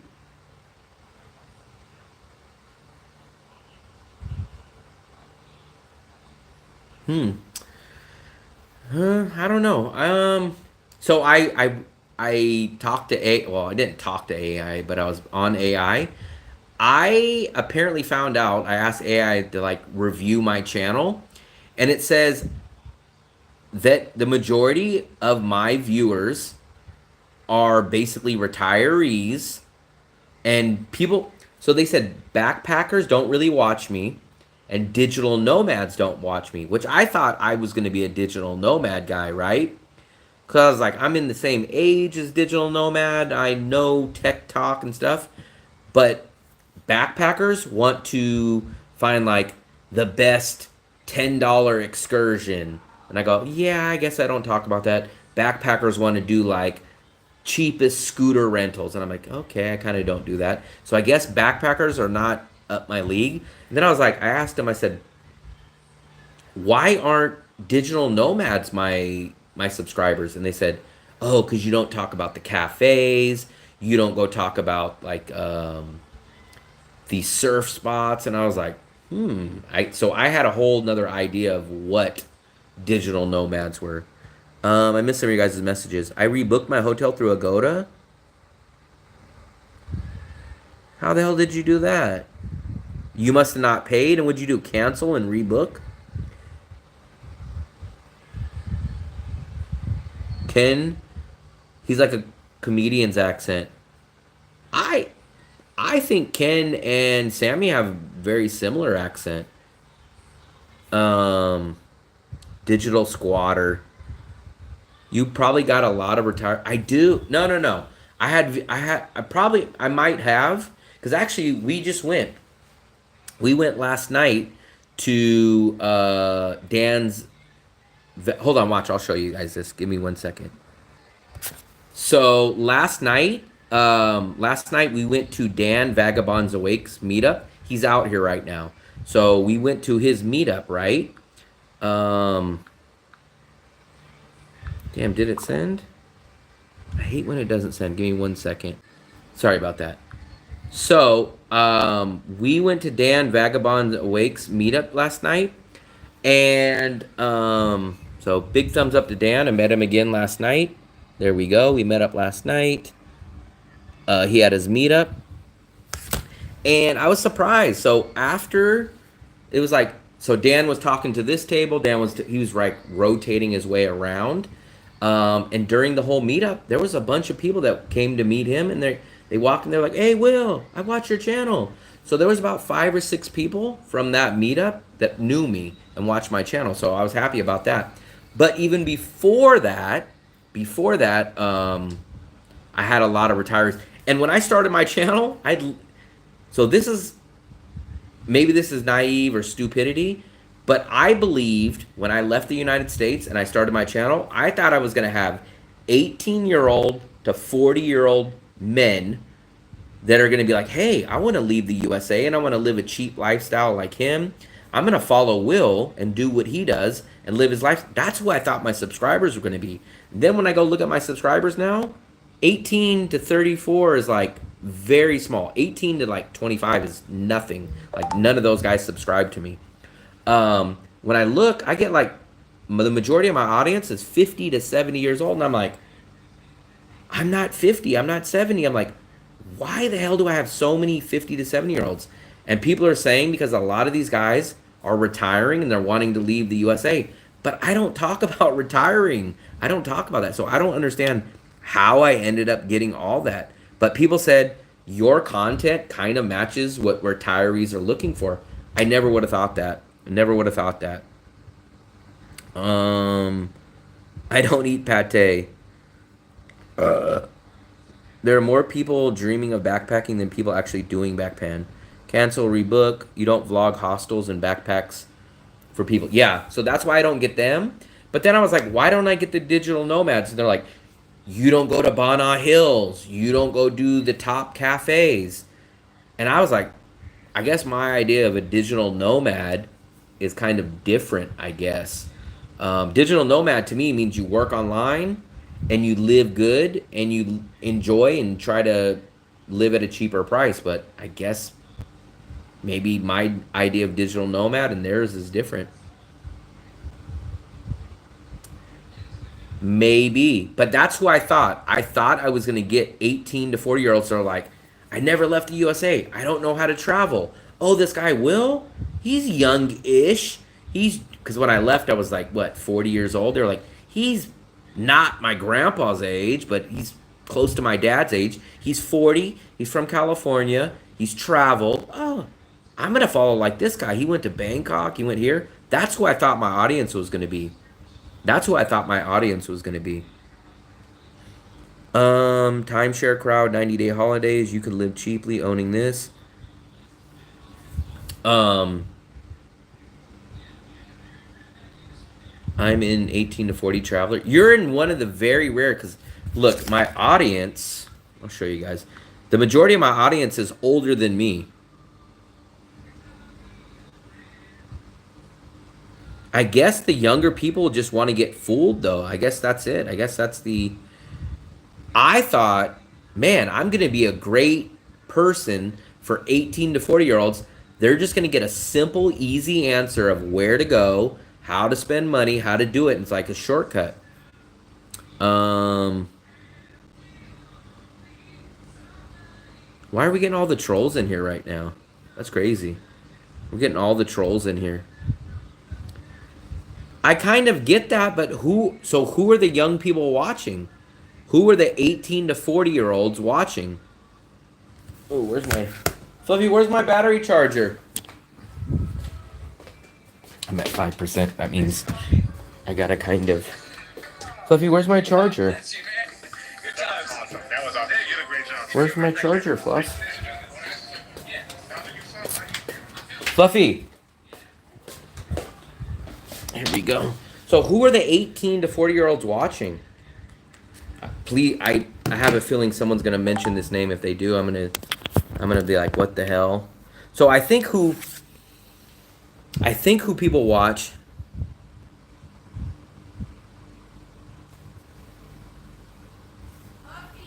What, Fluffy? I hope you guys don't tell me they're watching this. I forgot the guy's name, like Van Boy or Van. This guy drives me crazy. I know you guys know this guy. This guy. This is who the young guys watch. When you need a friend. $200 Oh, a he's month here. get you Vietnam. You live like this for a month. It comes with the condom and air conditioning, your own lighter. You can smoke in the room. It's basically a big hot box in here. The walls are tiled. The bed is. Please don't tell me young guys are watching.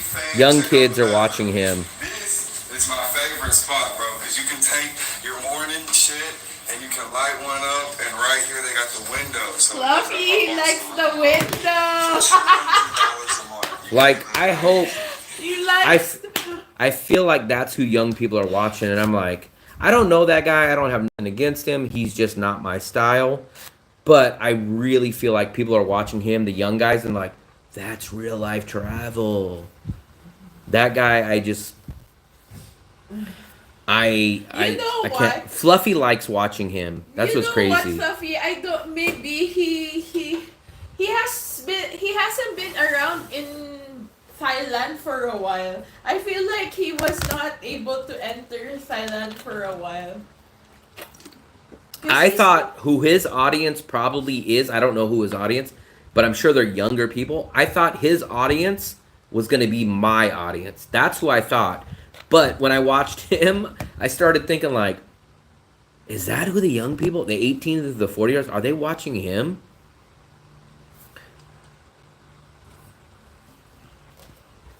Um, that's who I think the young people are watching. And I'm like, yikes, because he's not a budget guy. He doesn't really travel smart. He's just like, look at me. I'm going on this swing. And look, if you guys talk bad about Ken's accent, he's an American, but he has like, hey guys, well, look at me. Like, well, listen, that's the part that I can't get over. So if any of you No, guys he can't, was like, oh, that's so cool, man. That's like a if you guys hippie. can't deal with Ken's accent, I hope you guys can't deal. Like, listen in. Like, he's always like this. Yeah. India's not always slum, but India's not always slums and trash and overpopulation. Sometimes it has places like this. You just gotta know where to go. He's like, sometimes it's like this. Bro, look, a Nike outlet, an Apple store, and no trash, no overcrowded, bro. But This is I am kind of convinced that's who the 18 to 40-year-olds are watching. And I'm like, why are they watch? That guy doesn't, that guy, like when I watch him, he spends like double what I spend. And he sleeps like in places that don't have AC. Yo. He sleeps in places that you have to have a net on him. He like goes and says, I just bought this coconut drink for $7. What a deal. And I'm like, what are young Where people is learning? this accent from, Fluffy? I'm not jealous. I just don't understand. Like, I thought my audience, because now I'm shocked because my audience is more like 50 and like 70-year-old guys. And I'm like, why the hell are they watching me? Like, I don't understand why they're watching me. Like, I don't talk about retirement. I don't go do like health insurance videos. I don't do none of that. So I can't understand why I have my audience. I still don't understand. He had a mental breakdown on live stream when he ran out of money. He did? Probably never listened to Nirvana. Where's the shirt? I don't understand. So maybe I have the wrong idea. So I grew up on YouTube. YouTube was a thing to watch to be informed. And I guess that's not how it is now. But that's who I thought. I don't know who his audience is, but I thought those were going to be the guys. In my mind, if you would have said, who do you think is going to be your audience of your channel? I'd say 18 to 40-year-old guys that's never been out of the USA, that maybe don't have a lot of money, but they say like, oh, you know what? A lot of people are traveling now. Let me watch this guy named Will. This guy's been to 20 countries. He travels on a decently cheap budget. I'm scared to leave the USA. Let me watch his channel. And then when I look at my audience, let's see how many young people I have. But then, let's first look at this. Let's first look at what my audience is. So my audience is age. Here we go. So 13 to 17, I can understand that. What are they traveling? What are they going to travel to? School? So 4%. But look, 18 to 24, 3%. 25 to 34, okay. That's starting to pick up. 35, but look, the majority of my audience, look, 60% is 45 to 65 years old. So 45 to 65 is 60%. That's your age bracket. That's not my age bracket. I'm not 45. You're 65. So for me, I'm like, how did I get this? Like, I thought I would be getting those guys. But then when I watch that, it just makes me shake my head because I'm like, he doesn't, I don't watch that guy enough, but does he tell you how to get visas? Does he tell you how to negotiate on apartments? Does he tell you anything? I think he just goes, look, man, you could sit on the toilet and smoke your weed. Look at this. Apple Store. India, and I'm like, what are they learning?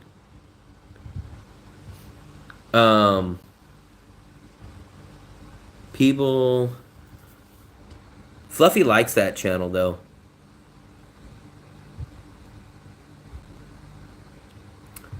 Come to the dark side. So let's check out another one. Is every overcrowded, bro. This is the India that they don't show you about. Vietnam is better than America because would you rather have 5 million dong or Darson, we know your dark brother, and I don't. Every single person keeps saying in person and everything. You're 43, even Evan. You're 43. I thought you were younger than me. You're the only person that says that I look older. full moon tonight? Energy's at its highest, bro. Believe in yourself. Chase your dreams. Think of positive thoughts. Think about what you want, not what you don't want. And achieve greatness, man. Believe in yourself. Nobody else is going to do it, man, unless you start first, man. And chase No, your dreams, Darson is bro, dark because brother. You never know what could happen, bro. I'm 5 years, like, thing. The dude that we gave the bag of Oh, this guy too. I don't know this guy enough, but he's kind of. I think he's the friend of that guy. This guy's also kind of like that too. Or choose a food. After we left, he took the. India's not all slums, overpopulated, full of trash. Some air pollution is over here, but hey, at least it's looking like this, bro. They got chilies, they got everything you could ask for. And yes, there are beautiful Indian women. I've seen a lot of them here, bro. I've not seen any my whole month in it. Less than a random man to. But look, he's got how many? He's got 120,000 subscribers. Look at that. So, I don't know. I don't know how those guys do it. Like, I don't know why people, like the younger people, I'm assuming I don't think there's too many older people that watch those guys' channel. I think it's younger guys.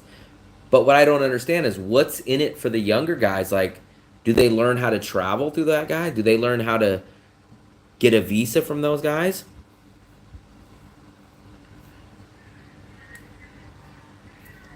We'll put this. We'll do a poll. I hate doing this at the end of it, but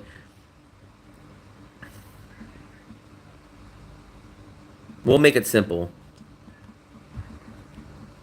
Younger or older than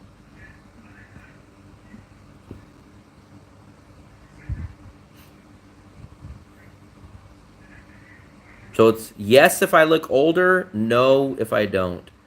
You're the only person. That's how I know when it's dark brother or dark son in here. He's the only person. Evan, just the other day, Evan was like, how old are you? Because I said something like, oh, I was born in 82 because JJ was there.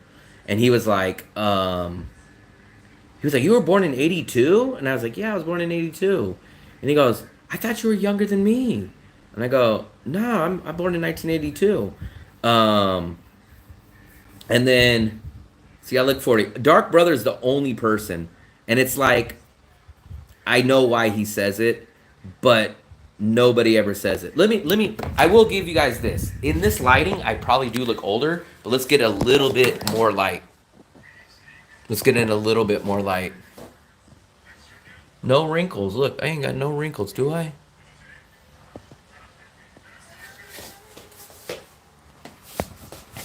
So, we'll end this poll in a second, and then I've already done the live stream for 4.5 hours, so I was supposed to get off. Fluffy's already out here harassing me. We were supposed to get off at 12. It's already, I'll get an opening theme. I don't understand that about the weight, though. The weight doesn't make you look older, in my opinion.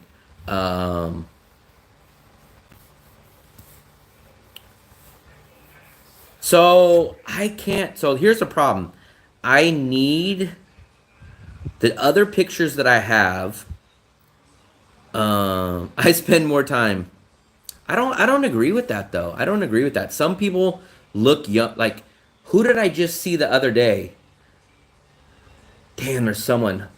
You guys know who I'm thinking of that lost a lot of weight and they look terrible. Who is the guy? Who is the guy? There's someone that looks terrible. Who's the guy that just lost a lot of weight? And he looks so old. Damn, he's on the tip of my tongue. I'll have to pop back on that tomorrow.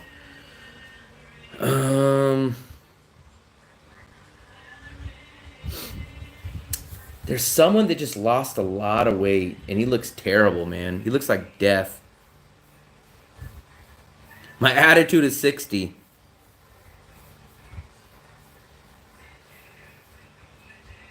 That's how we know it's Dark Brother. Dark Brother is the only one that ever said, I need to wear makeup. Look at this. This is crazy. Dark Brother is telling a man to wear makeup. Like, that's so crazy. Can you guys look? Let me pin this. Let me pin it. Well, let me do this real quick.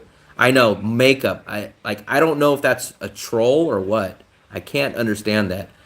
Does he expect men to wear makeup?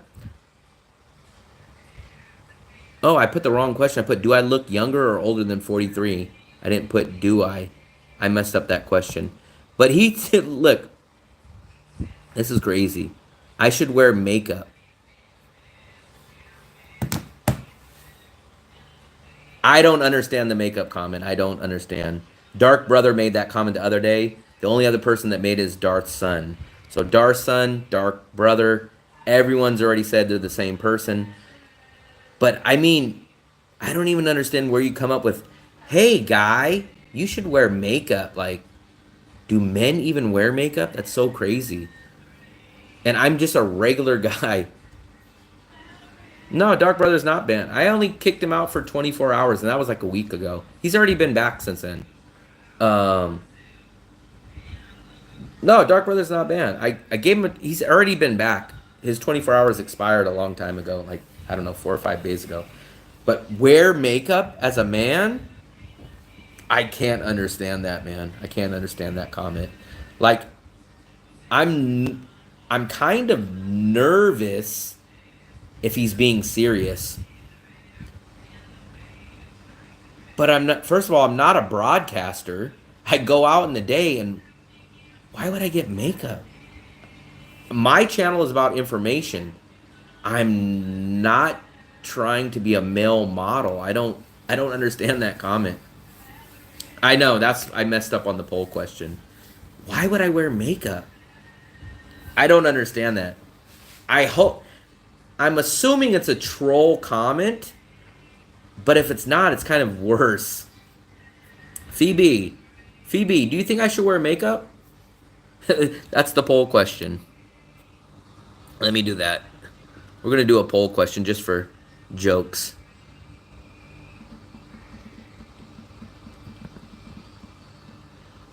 I already know. I'm not going to, no matter what the poll is, I'm not going to do it. So don't put yes. Don't put yes just thinking I'm going to do it. I know it's probably going to be 100% to 0 because you guys are like, oh, you got 100%. Are you going to start wearing it? See? Philip, he told me I should wear makeup. I know. That's why I said, don't put yes thinking that I'm going to do it, because I'm not going to wear makeup no matter what. So I'm asking a genuine question. But I know everyone's going to say yes, because they're going to say, oh, maybe he'll do it.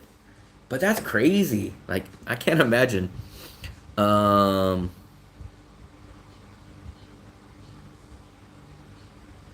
said no and 72% yes. It's crazy. Yeah, I don't understand. I hope he's trolling about that comment. I hope he's trolling, but do you guys know any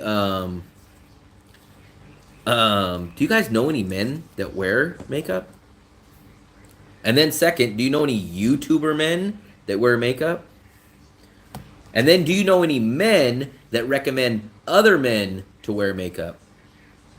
I don't know. I don't know what you would say. Fluffy! Dark Brother said I should wear makeup.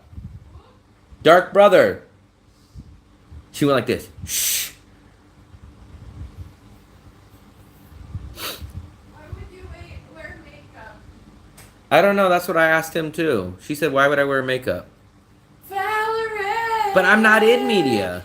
Why don't you come over, Valerie? Valerie. Fluffy says, "Not trolling. All people in media wear makeup. Mr. Beast wears makeup all the time." For what? This is not television. Television. People only wear makeup on television because of the lighting, because it reflects so much in the lighting, and you have to have a glass skin glow when there is television. I'm just. Let's see what the poll is. We'll give you guys another minute. Fluffy, I asked the poll, should I wear makeup? And why? I don't know. For what? I don't know. I don't even wear that makeup much. Like, we're in a vacation city. It's like, who wears makeup on the beach? Why? Who wears makeup on YouTube? Well, I mean, like, why? We're not like acting, or like we're not even like newscasters. Newscasters. Like, they're the one who needs makeup, or like we're on a beach city, and like people it's so weird sometimes when you see people who wears like smart casual clothes here. Like, everyone wears tank tops, shorts, Makeup. not really makeup. You don't really, cause why? Like, especially us, like, we're just, I mean, for what? Let's see. So fake. Okay, let's get one more vote so it won't be 50-50 just in case. We like ending it when it's odd. So let's get at least one more vote. Fluffy, you're getting more gray hair, like Philip.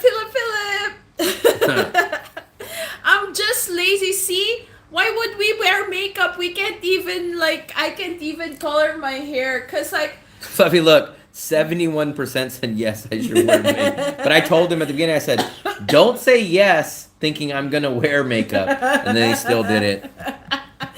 Like, me, the reason why I'm not coloring my hair yet, cause like, in color, when you when you color your hair, you're not supposed to, like, swim, or like, you can't really swim in the ocean, or like at the pool, cause like it will remove or like stain your. I mean, no, it's not practical. So, let it be. Let it be, let it be. Well, for me, I'm not going to promote anything that I don't Let back it anyways. be. Those guys, I would love to not have the conscience and be like, hey, let me talk about this seafood place. I don't eat seafood, but please go check this out. Like, I can't do that. Makeup is just like telling Will that you should just do AI live stream. Fluffy needs purple. Oh, purple is my favorite color. Purple. We're going to do 2-minute warning. 2-minute warning. So it's 12:21. In 2 minutes, we'll log out. So I didn't do my plug. Let me do my plug really quickly. If you guys are coming, there's your guys' favorite people. I do. If you guys... Why would we do Foundation Day? If you guys want to come to Vietnam, or you want to know some tips about Vietnam, I released a YouTube travel e-guide about Da Nang. You guys go in here, click on that first link. It's called Da Nang Welcome Guide. I wrote this e-guide myself. I even created the cover. The dragon does not have any makeup on it, but Will Travel's Guide to Da Nang, Vietnam, 20 pages of tips, trick, and insider info. And you guys can be one of the 25 people that already bought it. It gives you all kinds of information. It's actually 23 pages, not 20. But it gives you stuff like where you should get your SIM card, what area or neighborhood you should stay in, where to go to banks, ATMs, what restaurants, stuff like that. That is that. Also, let's do one last subscriber check. Let's try to get, look at that, 9,391. So probably by tomorrow when I wake up, we'll probably be at 9,400. So we're just a little under, we're just a little over 600 away from 10,000. I can't believe it. So if you guys want to subscribe, this will be the last time that you guys can subscribe on this. This will be the last time you guys can subscribe on this live stream. We have 48 likes. Man, we've been running low on likes the past 2 live streams, but that's okay. If you guys want to add your like real quick, double tap the screen. There's 49. Maybe we'll hit 50 before this. Oh my goodness. You're already doing that for 4 hours. Fluffy speaks too much. If I speak too much, what do you call this guy? Fluffy, they do have waterproof doesn't skin even- foundation and lipstick. Yeah, and then my nose, you said, will you sponsor my I had to pay nose? 180 pounds for a TV license just to watch YouTube. I'm in England. I'm not happy. Wow. So that's crazy. Oh, we got 53 likes. Okay. So I appreciate it. Let me give a shout out since we don't have any real sponsors for the channel, let's give our sponsors for today's live stream. Wow. Mike, who was formerly John Cena. Q Public. Esquire. Native. Native. He's already Thank you, left. thank you. And Luis. So those are all our sponsors for today's videos. I appreciate it. I appreciate the people that watched. I appreciate the people that hit the like button, subscribed. Thank you to our regulars as Sean well. Redcorn Thank you, everyone. did Thank you. that when I came here. Philip, are you going to do a live stream tonight? I want to go lay down and relax and watch a scary live stream. So, there we go. What do we got? This Crip Blue. He's always. Let's read his message. Let's check all of his messages. Sometimes I do these. Oh, I don't like that guy. I forgot. I think we're gonna ban him. So let me read all of his comments. He's always had a weird, creepy message. His first one was, "Do you guys swing?" Then the next one is, "Hope you're wearing condoms over there." And his next one was, "Stop buying prostitutes." So, Crip Blue, it was nice knowing you for the short amount of time, but we are gonna permanently ban you. So, appreciate you stopping by. But you are going to get it. Should we do 24? Let me know. Should we give him a 24-hour or should we give him a permanent ban? Because he's never had one positive comment. He sends out creep vibes, and he's very weird. So should we just pack him up and toss him out now permanently?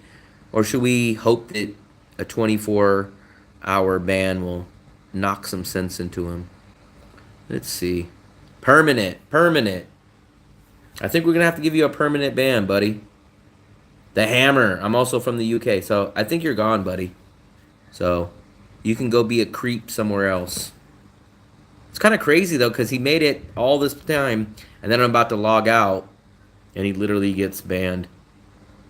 Philip's the only one sticking up for him.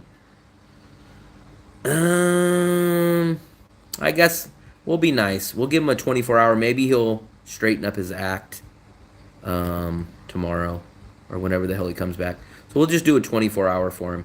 But that's his last warning. You understand, buddy? That's your last warning. After this, you'll be a permanent ban.